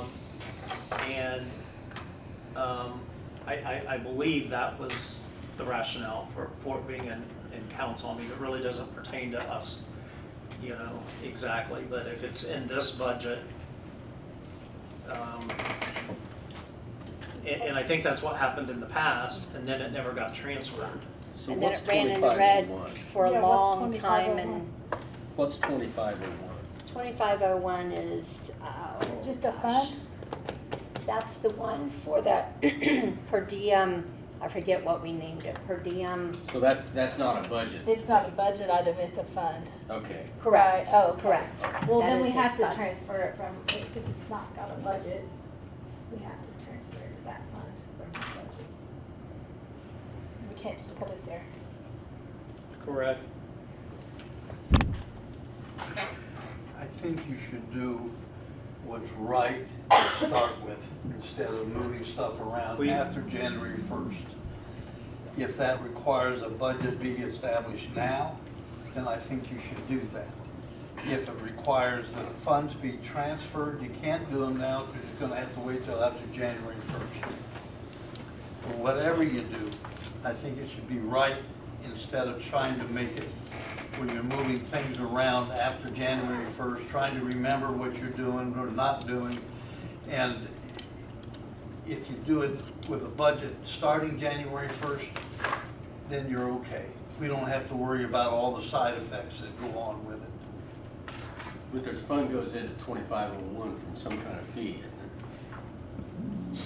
it? 2501 is named user fee fund. Right. Yeah. So do we know what they anticipate their total need is for the year, regardless of As what? far as needs, probably not. As far as income, no. But they need to have some kind of a figure of what they want, or what they expect to need, I would think. My question, I guess, boils down to where did they come with this 80,000 number? they're just saying there's been more trials, because it's a guessing game. They I don't think know state whether increased more the trials per are diem. Yeah, Yeah, but where did they come up with this $80,000? it's a guess, I think. Whose is it? I'm guessing it's a guess. I'm guessing it is too. What? I mean, they said they anticipate there would be more jury trials, and it had a number in it from the year before, so they just guesstimated it's gonna be 15,000 more. It may or may not be, and it's like anything else in court services. If it's needed, We're gonna give it to them. we'll, So- we're gonna fund it one way or the other. So back up to that original, and I think 2501 was the original, and within that, there were several other things that came out of that. 7 or 8. I slept since then, so I apologize, but we have 2503 as a fund that's set up for jury pay fund. So I'm pretty sure probably 2503, I Yes. apologize, I had the wrong number, is where we're paying the jury fund. We created that so that all of the courts could go to that, because otherwise, you know, it's first come, first serve, and then which court, you know, how much is left and who gets it. And so we created that to make that easier for the bookkeeping side and all the courts. But that original was 2501. And then, like I said, several things came out of that and went to their own separate funds. And so we have it all cleaned up, other than making sure that when that jury pay fund gets low, that we take care of that. And that was kind of the, if we put something in council to remind us, because we don't know. We don't know how many cases are gonna come up or not come up, and, you know, it's kind of like shooting in the dark, and until we get a little more history with the new per diem amount, you know, how do you know how much to put in there? But you need to put something, but Your memory is not is great. right. No, it Sorry. is. It is, because we went through that last fall.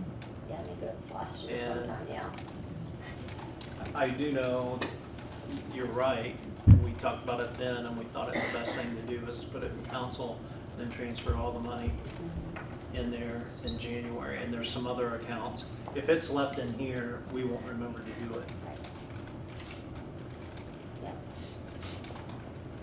And I believe that's what the little note that the payroll clerk and the bookkeeper have to watch certain funds, because then that is what would trigger to tell them to tell us we need more money. You know, we don't actually see a lot of those, but back then we also didn't have access to allow and couldn't look at the fund report every day and blah, blah. But a lot of us don't look at that every day anyway, but that's what the auditor's office does. So then, you know, if they give us a heads up, hey, this is getting low, then that's what triggers that. And I think that's what we all decided was the best way to do that. My suggestion would be that we take it out of this line item, put it in ours at $65,000, knowing that if they need more in jury pay, we will need to come up with the funds for 2025. Everybody okay with that? So you want to go ahead to 0 here? 0, and then it'll need to be added I made me a note. in the council at 65,000. So then that also would be a note for Jeff, or push it off to Jeff, to let the courts know that's what we're doing and why that's going to 0. Because we had lots of discussions with all those people about that last year, Jeff. And you could talk to Cat and Dry if you need a further explanation on it, because, I mean, we had a handful of hours meeting with people and the court people, that would be the right way to handle it. And their bookkeepers are I pretty say good already with 65, where they so go you're leaving to some write for the the- claim for those Not taking things, the so. 80 clear out and keeping it somewhere.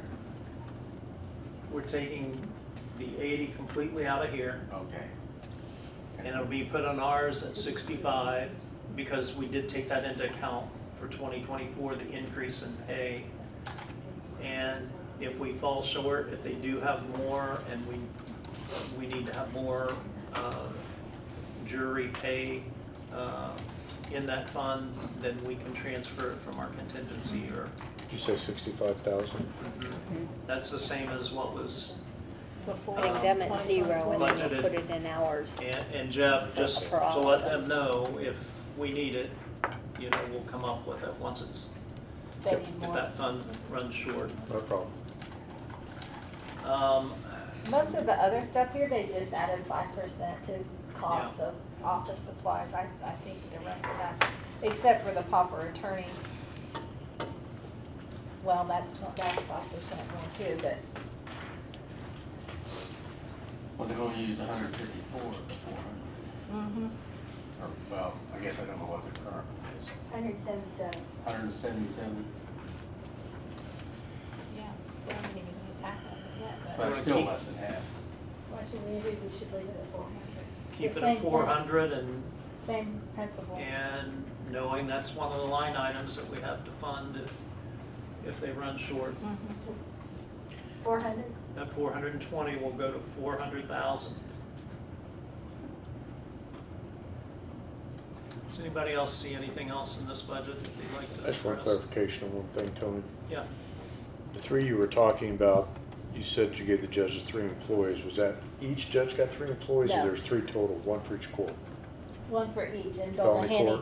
had said he didn't need one. That's what I'm, so it's Yes. the top floor felony courts? Yeah, Okay, all right. and we were told by Judge Todd a few months ago that he didn't intend on hiring another person at the pay rate that we were offering, Okay. so.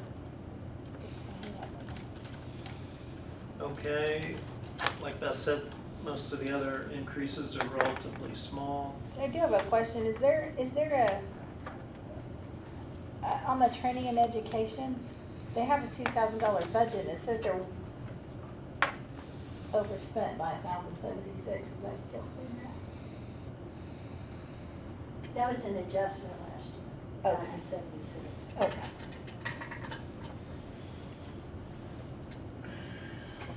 Okay, let's go to public defender.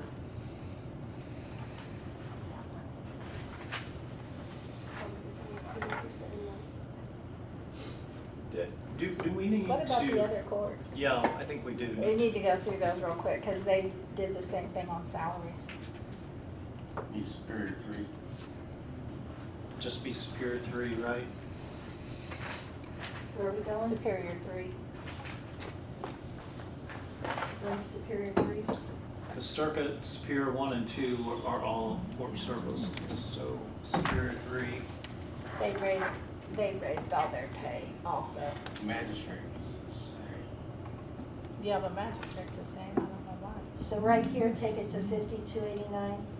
Yes. Yeah. And also the next one.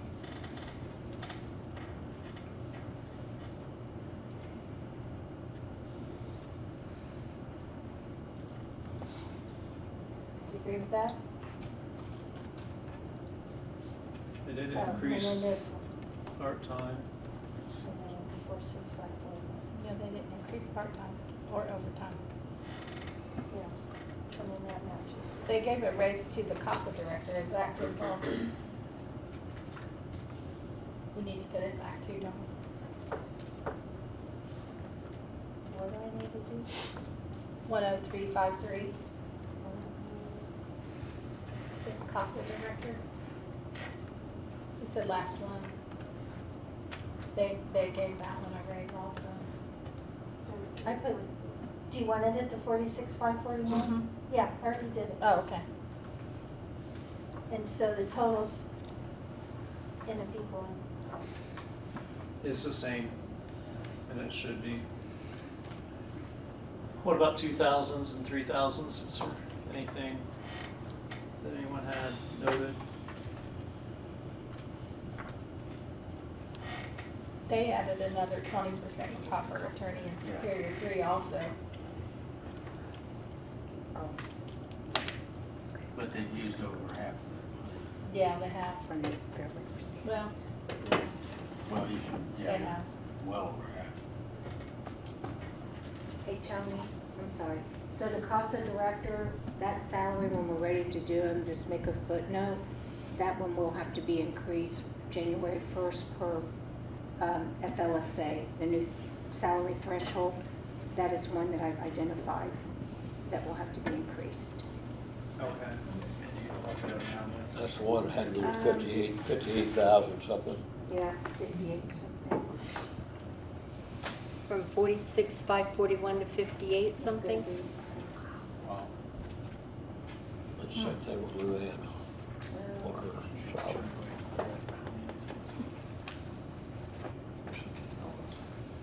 Do you want me to put a note in there or something? Hang on, we'll probably change it.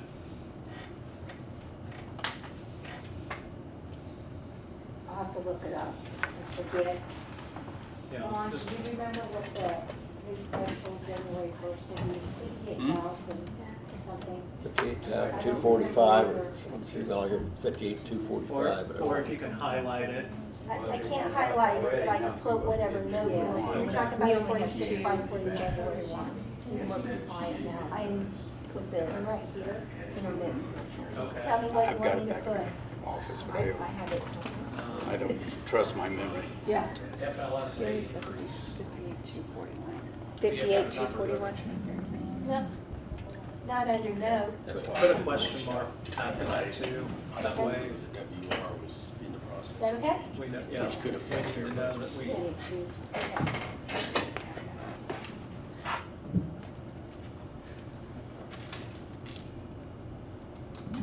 okay. Anything else? Superior 3? So just copy the map. What we do with the CASA director?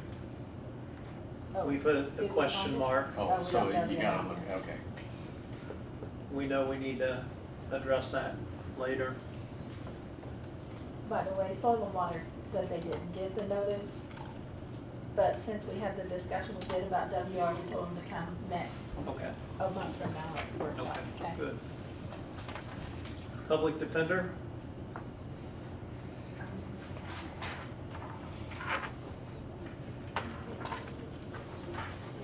So on the public defenders, the little note I have is that they were moving, 2 people from the supplemental public defender into this one, but we don't have, do we have line items for those? I didn't think so, but. No. I couldn't understand why we wanted to move those here, put something back into general that can be paid out of I a know. non-general fund. I don't either. Didn't that go Do you know back why to they Jeff did it? Drake's comments about The her supplemental interpretation of fund? supplemental was not ongoing? That's why it's called supplement, it's just supplement, she said not that was I just think her we're forever. recommendation. supplementing their budget with Yeah. those people. I don't think we wanna move something from another fund to the general And that fund when fund- we don't have to. That fund has a lot of money in it, doesn't it?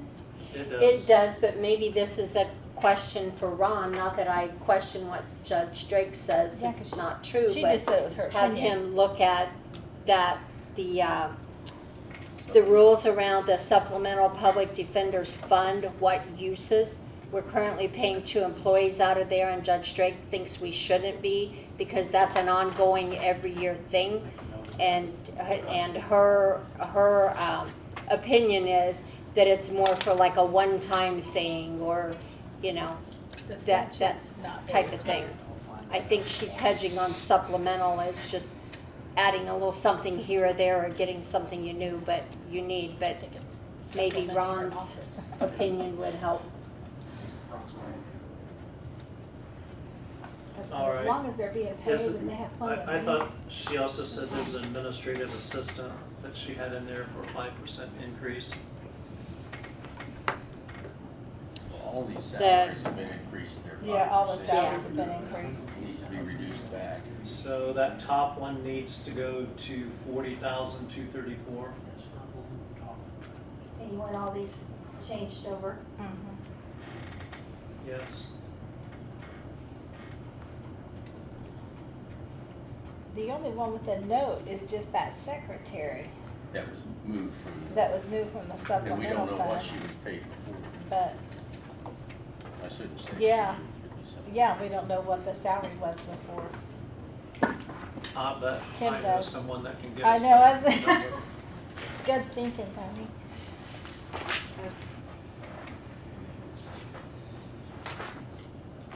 It's secretary that was 10,906. paid out of supplemental, Mm-hmm.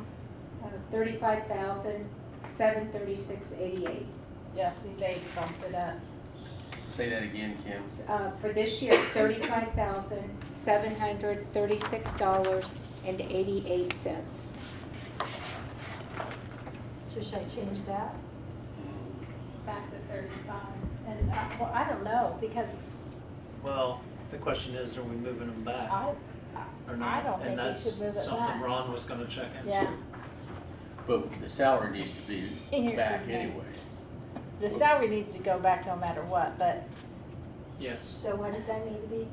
35,736.88. Well, it has to be negative, so, yeah, 37. Yeah.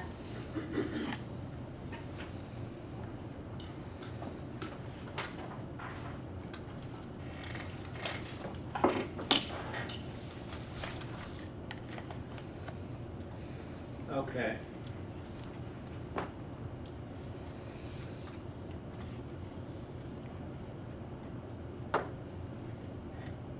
Anything else in the public defender? Down on 33,200.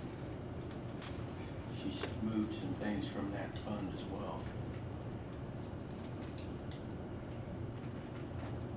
That went from 164,000 to 249,000.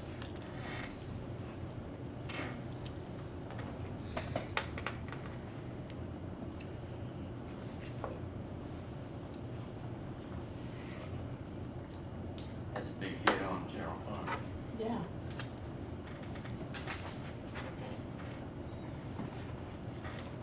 I don't have in my notes what the contractual professional for that. I don't need it out there. I don't think we asked, but I think it would be hired Yeah, I attorneys or. didn't have a note on that either. What was it? Oh. So the one that, or because they just said they hired. Unless it was similar, did they not have, like Mike had some, I'll call them interns for the lack of the proper terminology, the attorneys that were working remotely, didn't they have some of that going on in the public defenders at one point in time, and then they got fully, they got all the employees in that they needed, but, That Talking was about in his, interns? no, that was in his budget. well, but I That thought, was in Public prosecutor. defender. right, but I thought public defender had something too, no? Not that I recall, and they had one vacancy and they're filling that August the 1st of this year. So out of the supplemental fund, they weren't paying for a couple of people remotely If they doing did, something? I'm not aware of it. Okay, Yep. all right. So that's something that Jeff needs to check with them about, that sounds like. Yeah, I think this one item. Your we can notes discuss getting bigger, also. Jeff. And we should have. Yeah. So Yeah, we I'm need to starting know to more see about why that. everybody didn't want this part of it. And actually, on that one, you might check with Diane Williams first. She'll be easier to get than Judge Drake, if I can make that suggestion to you. Contractual.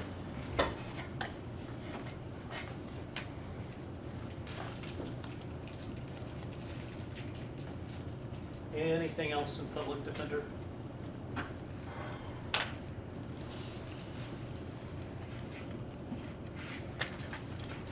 Okay, 4D. Court reporter and commissioners have a 5% increase that would be rolled back.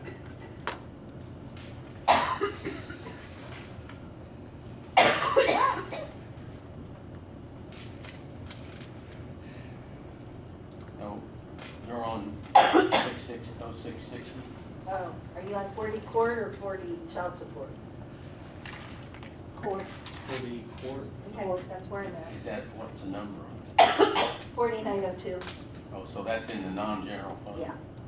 Okay, so would But there is a 4D thing in the general. Yeah, the other's 4D child support. Okay, let's look at that. The 4D child support, Now, so that'd be the old 660.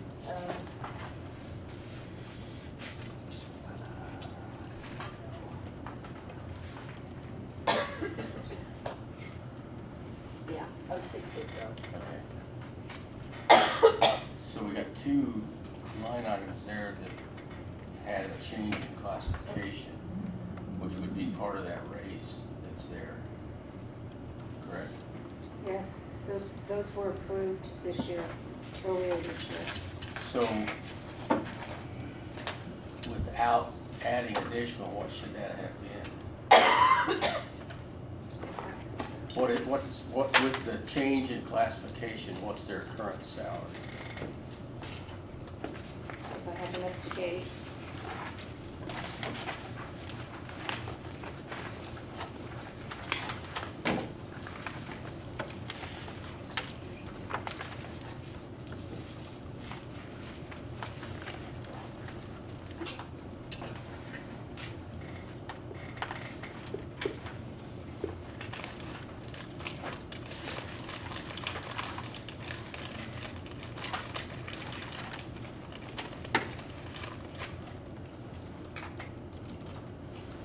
I'm gonna have to go back and look. 'Cause I need to identify who they, or do you have the line items up there that they, 10,952 and 10,960.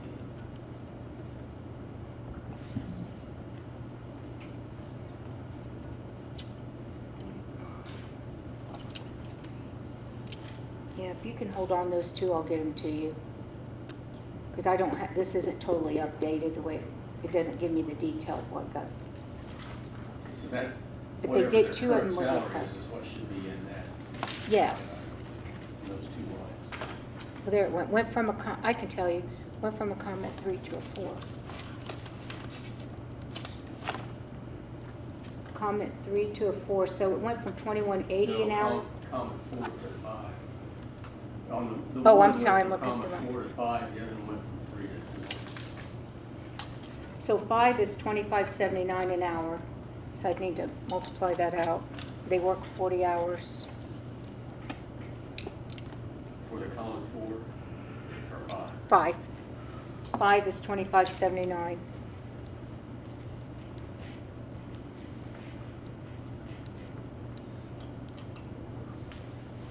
That number's right, 53,000. Okay, so there's no, they've not put any additional. Not in that one. 53. What's the other one, Kim? The other one, from a 3 to a 4, so it'll be 22.94 an hour. Say that again. 22.94. And that's correct too. Okay. Okay. So is there a court reporter and a commissioner in that budget? That's what I had. There was 5% increase up above there, Debbie. Pardon me? That's pretty cool. Is there a court reporter and a commissioner? In the commissioner, No, in 4D. in 4D child support, which is the other 660. Like there's, No, there's a 4D assistant. I don't see anything. Isn't that the 4D court? The commissioners is on the other budget. Yeah. The commissioner is in the other 40 budget that you had first. Okay, Yeah, let's go So I to need to that go one. to court one. The non-general. Otherwise, they've left their salaries the same from 24 to 25. Which is good. There's your reporter. For 4D court? I had down there asked for 5%. You did? Yeah, commissioner. And they've raised those considerably.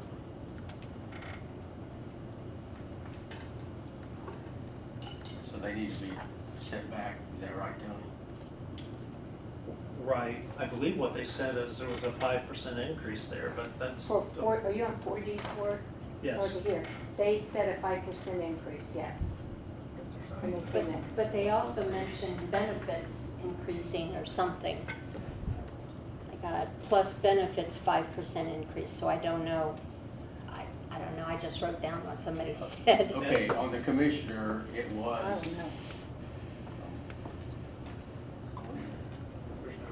There's no 24 salary on here for those two.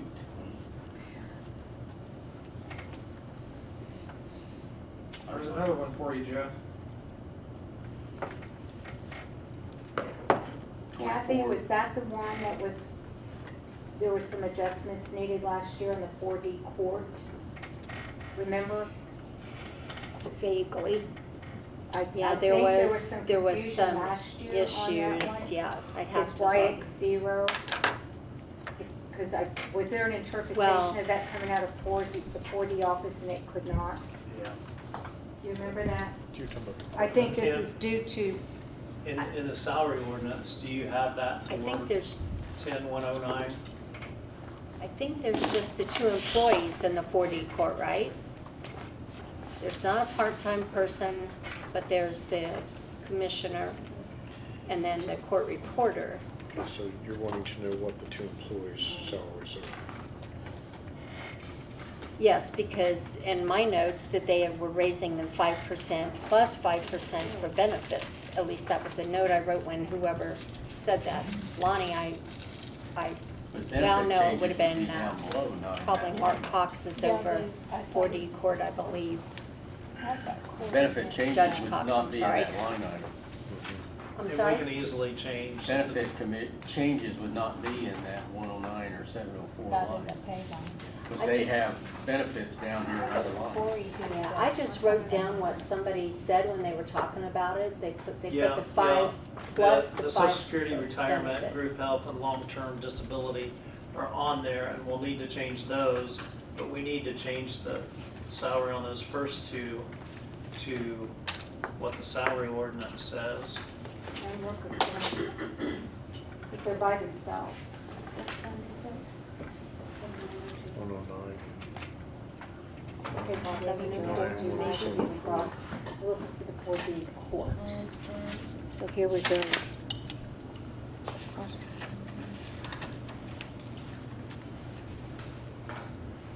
Court commissioner, here it is. 113,131.26 is current. Sorry, Kim, 113. 113,131.26. So you need to add $1 to that. So you wanna go up then?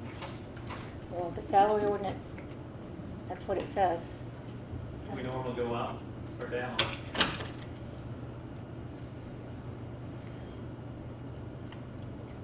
That's a question. I Salary don't know. ordinance is what we pay them. We This can't go needs to be over the up. salary ordinance. Right. Just because it's in there as an appropriation doesn't mean you're spending. It sounds like it's overfull, so you round up. Those 2, because they were young. Round up so you don't have to go put 10 cents in it. No. Okay, because and the that- court this is reporter, which is 40. 10704. You're talking about moving 49,350. Out of supplemental into public defender's fund, that's different. Okay, then go down to the next line, it should be There's people who are 11,600. getting paid out of supplemental, now they want to pay them out of public You can defenders, see which is there. county general fund. Who's budget? That is April Drake, so public defenders. But Diane Williams Okay. is her office manager for that, so, sorry. Anything else in 40? Let me ask one quick question, make sure I have it right. So on court commissioner, we're 113, 132, and then the court reporter should be 49,350, correct? That's correct. Okay, thank you.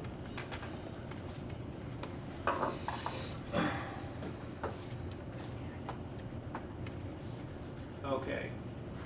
Do you want to do probation and then do it, or do you want to be done with this and then do workshop?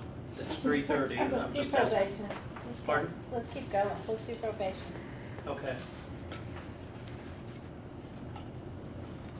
probation. While we're here. The 0235 is out of here.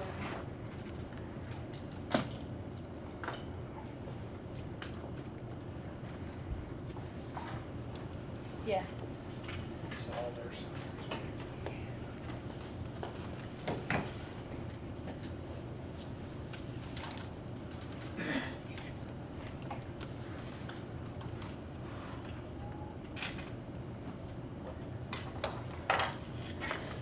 We still have to discuss what we're gonna do with his employees. So those have already been adjusted to state plus 2%.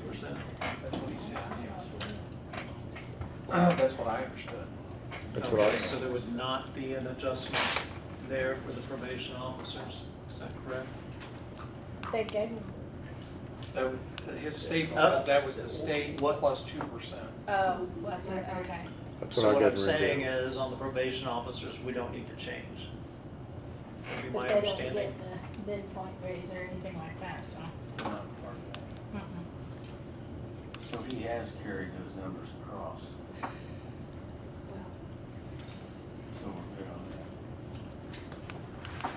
that. And if we were to change the hours per week, it won't change this number because he wants to maintain that same salary.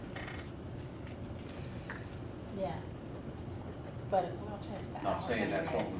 we should do, but that's, But he's added the state minimum plus, I think, 2% to all of these.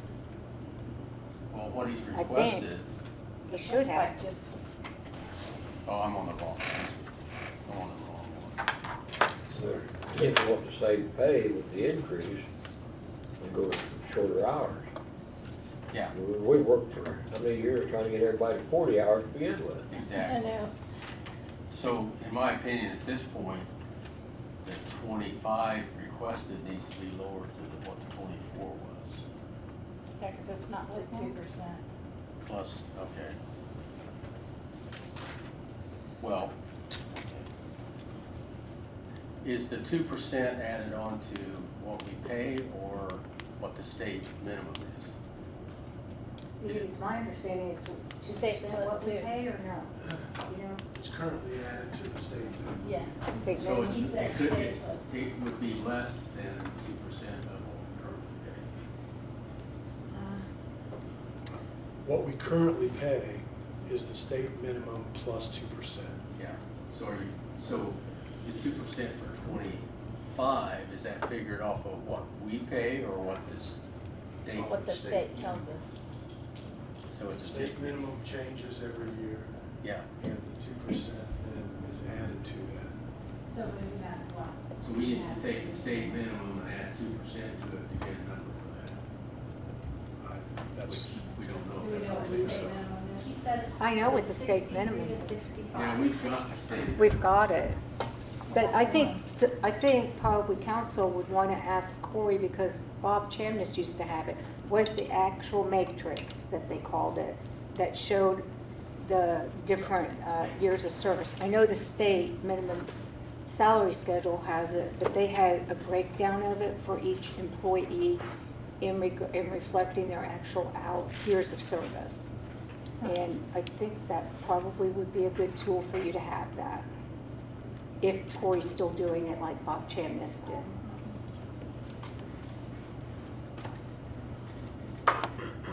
So, He has a matrix.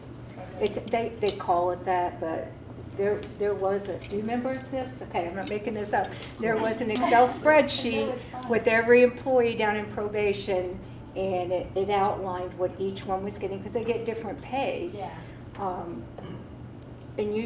And I've seen that before, and I think Steve has too, and I think that maybe needs to be requested so you understand what this breakdown is. the state numbers dictate increases at certain years, and after a while, it's at 5-year increments. Yeah. Yes. And what we agreed to many, many years ago was to spread that out so that they got a raise each year, and it was 2% over the state minimum. So it does not look exactly like the state schedule. It's been altered by having an increase every year instead of every 5 years.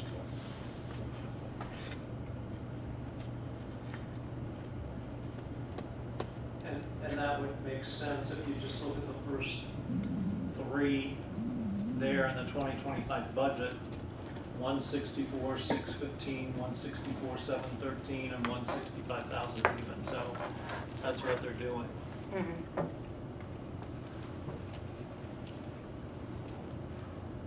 So the question would be, if you want to decide today, his request was to go from 40 hours to 37 and a half, but not decrease in the pay.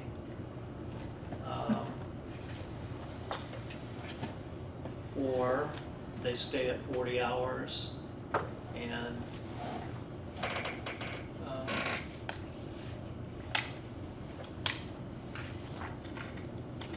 He told us, but I think the thing to do is to say whether we would do the 40 going to 37 and a half. And if we won't, then say, Corey, would you rather stay at 40 hours? And this is what the pay is, rather than decrease the pay. But you see, we don't know what the So if you, longevity because of I don't these think line you can, items are. I don't know, I don't think you can decrease their pay once they have a salary, right? The state minimum salaries, if that's what you're talking about, don't stipulate the number of hours. It's for a full-time employee, and that varies from county to county as to how many hours they work. The way I understood it, they wanted to save salary, they decrease hours. Exactly. Correct. The same hourly, they want to raise the hourly rate to maintain the salary level when they drop the hours. But if you look at just the hours, if there are 12 probation officers and you take approximately 3 hours away, that's going to be almost a whole person out of their office work-wise And he was questioned about every that. week. And he's very frank on saying, we've got it done in the past and we'll get it done now at no extra. He as much told us, I do not intend to come and ask for any more help if you do this. Unless some unforeseen thing happens. Tony, here's the state minimums. The thing of it is, from these line items, we don't know the year's service for each of those line items. Right. you can kind of guess by what last year's was, I guess, but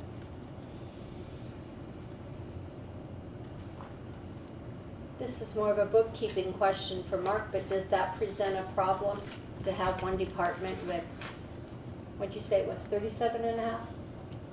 Or 30, I have 36.6. We already got the judge court people at less than 40 hours. So you're saying you want to keep the salary the same and reduce it to 37 hours? That's what they've requested. Right. Can I do that? Yeah, can the system, Can I do that with my office? no, I'm asking you if the system will handle going from 40 hours, so what do we have, 40 and 37 and a half, or 35 and a half? They want to go from 40. The system would handle it. Yeah. The question we is, just have to make a salary this ordinance change. minimum And we have changed. is based on 35 hours a week, 37 and a half hours a week, and 40 hours. The state minimum has 3 columns. Work schedule, but they want to use the 40-hour a week, but only work 37 and a half hours. So in essence, we would be giving them more than state plus 2%. We He would- said, Corey said it would end up being about a 6% raise, correct, Matt? I think so. He said, I had down 6% is what it would equal if you reduced the hours and kept the rate the same, 6% increase.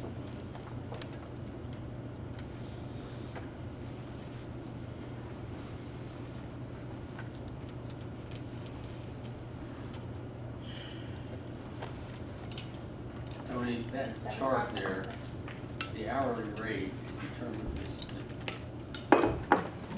what it is for the different seniority. The other columns are just simply telling you what the annual salary would be at those different hourly amounts. That's correct. Yeah, so It gives an hourly rate, and then you get paid, for example, if you're brand new, and you work 35 hours, you would get $49,899. If you work 37 and a half, you would get $53,464. If you work 40 hours, you get $57,028.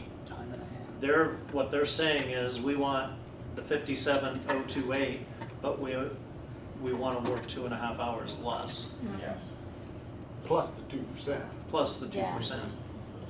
Another one of his complaints is that his starting salary is too low compared to other salaries in the county. He would not be quite as concerned about some of this if those starting salaries weren't as low as they were. He named some positions where people started in this building at a higher level than his. What he didn't say was that it's not very many years until his people are way ahead of that. One other thing Corey pointed out is only 24% of the probation officers in the state work 40 hours a week.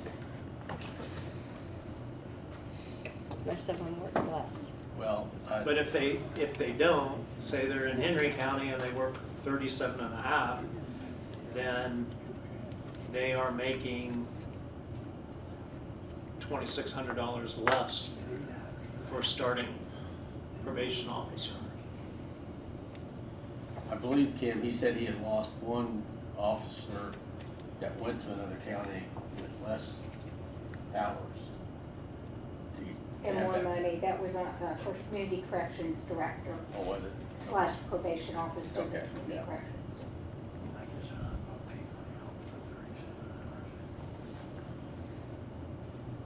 Kind of sounds like we're not ready to make that No. determination.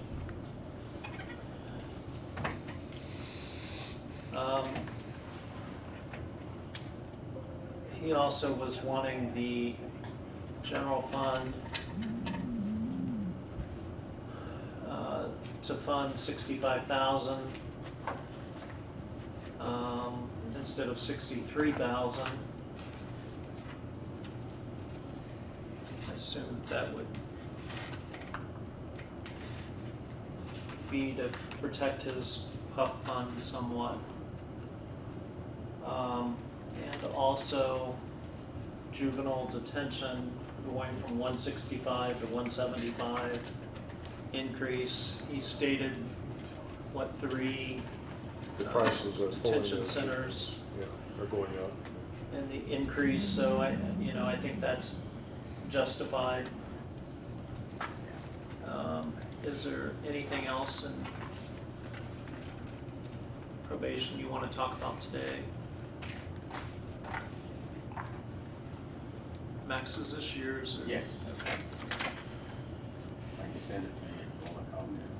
Yeah, I think it'd be good. Everyone had a copy. Fine.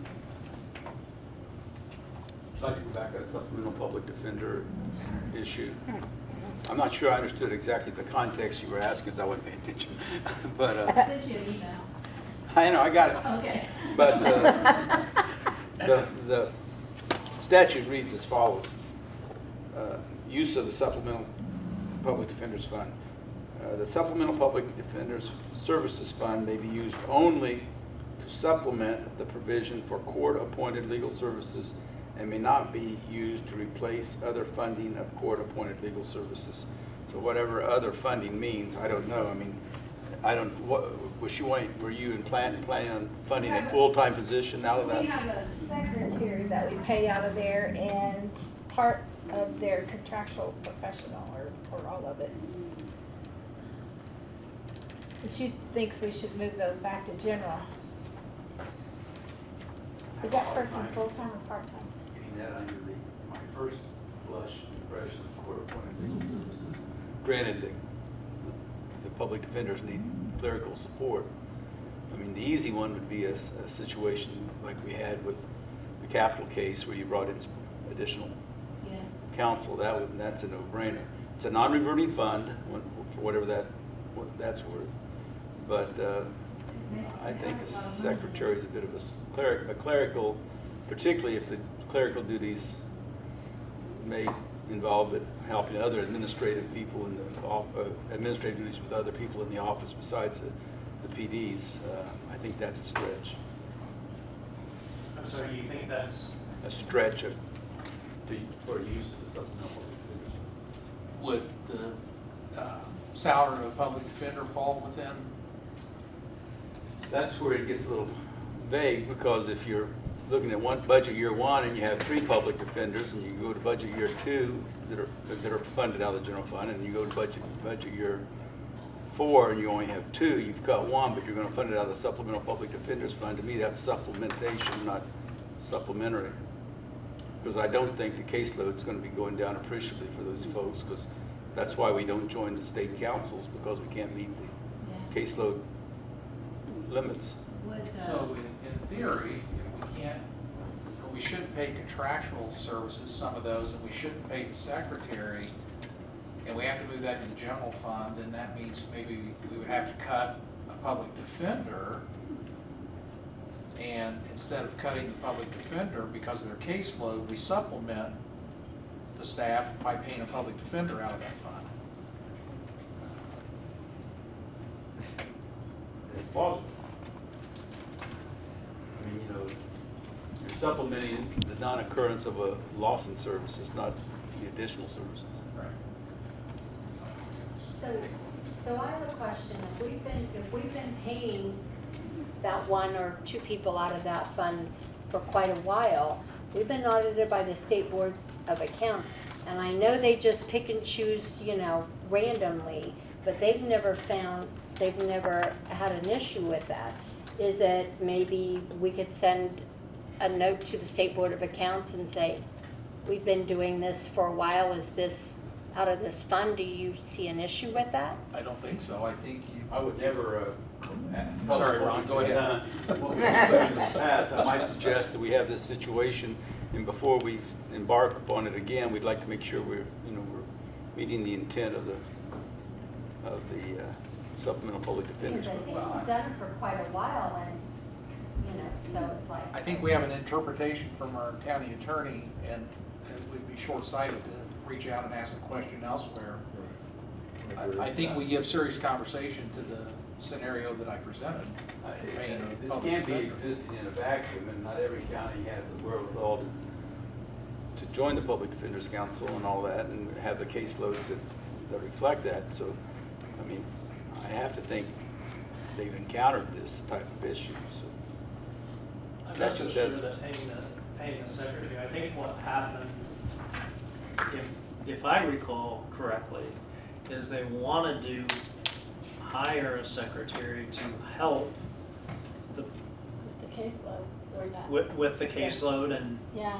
and so to supplement helping them, we said, okay, if you pay for it out of this fund, that's the rationale why we've done it. And I see Jeff shaking his head too, but that's what I believe, is they wanted to hire someone, they needed some help. You just ask me what the statute says, my interpretation of it. The statute's pretty clear. How it applies in real life is not so much so. Yeah, I just want to explain why it was originally done. Yeah, so, is that supplemented? I'm sorry? Does she have proper attorney in her thing?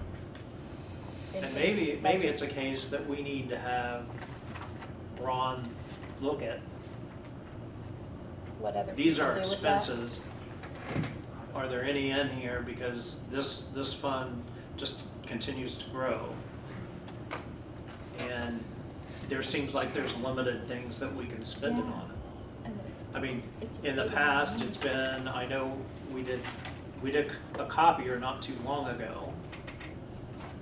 And I think, are we doing Well, fuel for their? I guess I would go back to what my tax professor said in law school. Pigs get fat and hogs get slaughtered, so just try to keep it between the.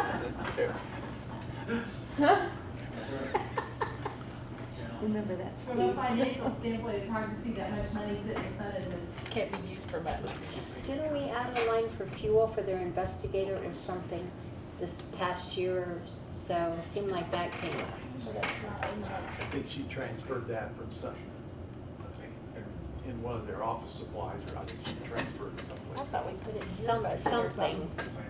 So can an attorney be paid out of it? That's why I asked him, he said that's plausible. Supplemental?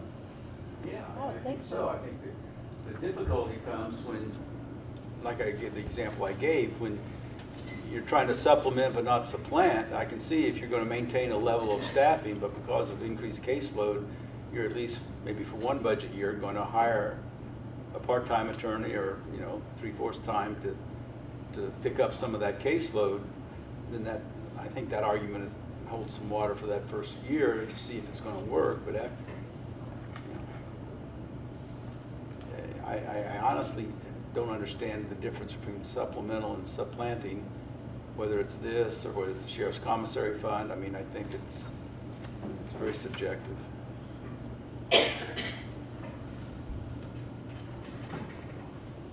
I think Barry's rationale's pretty well on. If we don't use the paid employee, then we should cut an employee, basically. So, what about it? Now, let's clarify that. I didn't say that. I know you didn't say it exactly right. You used it. We would pay Diplomatic that way. employee on a supplemental. Diplomatic way, but. And you could pay the part-time investigator out of that same way. That's the reason they want the Yeah, part-time to me, investigator. that's the meaning of a supplemental thing. Even though they have him all the time, he's still part-time. Let's just switch That him. would definitely be, an ancillary service that the public defenders need. They can't do their own investigations. Let's switch him. He makes more than the person that wants it out there. Should we ask Judge Drake if that would be acceptable to her to put the part-time investigator in there and put What the is other she person- asking? Is she asking you to move it back to the general fund? Yeah, the secretary and also her contractual professional. Investigator? We're not sure what that is. I don't know how much it was. They're asking for $250,000 now. Are they going to take those monies and put them someplace else for supplemental? We were paying those two things out of supplemental. She wants to put them back in general. Has she been given a reason by anybody to do that? She just thinks it's her opinion of reading the statute, what she told us this morning. I like Tony's rationale, so. And I'm wondering if we paid her before she came on board. No, we And just then did now it that last she- year, I think. We just Is did it? that last year because you figured out all those funds and we're like, we got money. And we Yeah. had to add so many people last year, we had to find a way to pay for them all. Kathy did it. It's Kathy's fault. Sorry. Kathy's fault. Way to go finding money for us, Kathy. There you go. Yeah. Money that we can't spend, unfortunately. So I go back to, we can continue talking about this for the next 4 hours. I don't want to be here that long. And we look at the part-time investigator and a public defender being paid out of the supplemental for 2025. And let's run those numbers as we work on budget and see what that looks like. And And then ask I think also, why- why contractual professional not be out of there? Because those are just sometimes things. Yeah. So you want I've Jeff already got it to written down. add I've already got it written something? Okay. Is that in So taking glad care you're of here. it? Is that what you said?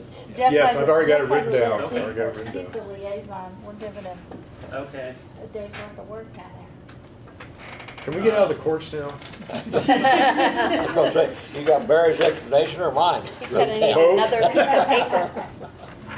I'm sure it's all clear. Come on. All right, it's 4 o'clock. Are we done? Are we done? It's up to you. You have Still got a lot of things I can talk about, but that's. I do have one quick question. Corey said, and all I wrote was separate the PUF fund, probation user fee fund. And I put a note separate, but I don't, he was talking on and I couldn't get my note finished. I'll Is that- research my notes and send you an email. Very.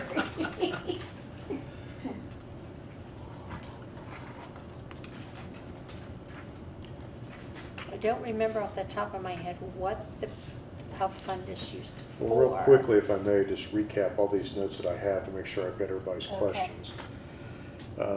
Number one, talk to the judges about the 3 employees that council had given them last year in the budget. Let's see where they stand with that. Also, we will be transferring the $65,000 of the per diem for jury into our budget, and then we'll transfer that at the first of the year. If they need more money, then they can approach us, and we'll make sure that they get what they need. And remind them of the 2503 fund that we paid.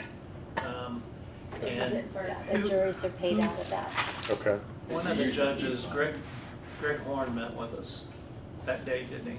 I think so, yeah. Okay. Yeah. Public Defender's Office, I'm going to talk to Diane Williams and get clarification on the contractual that they have in their budget for $249,500, what exactly they're wanting that for. And the 4D courts, I've got several notes here on that one.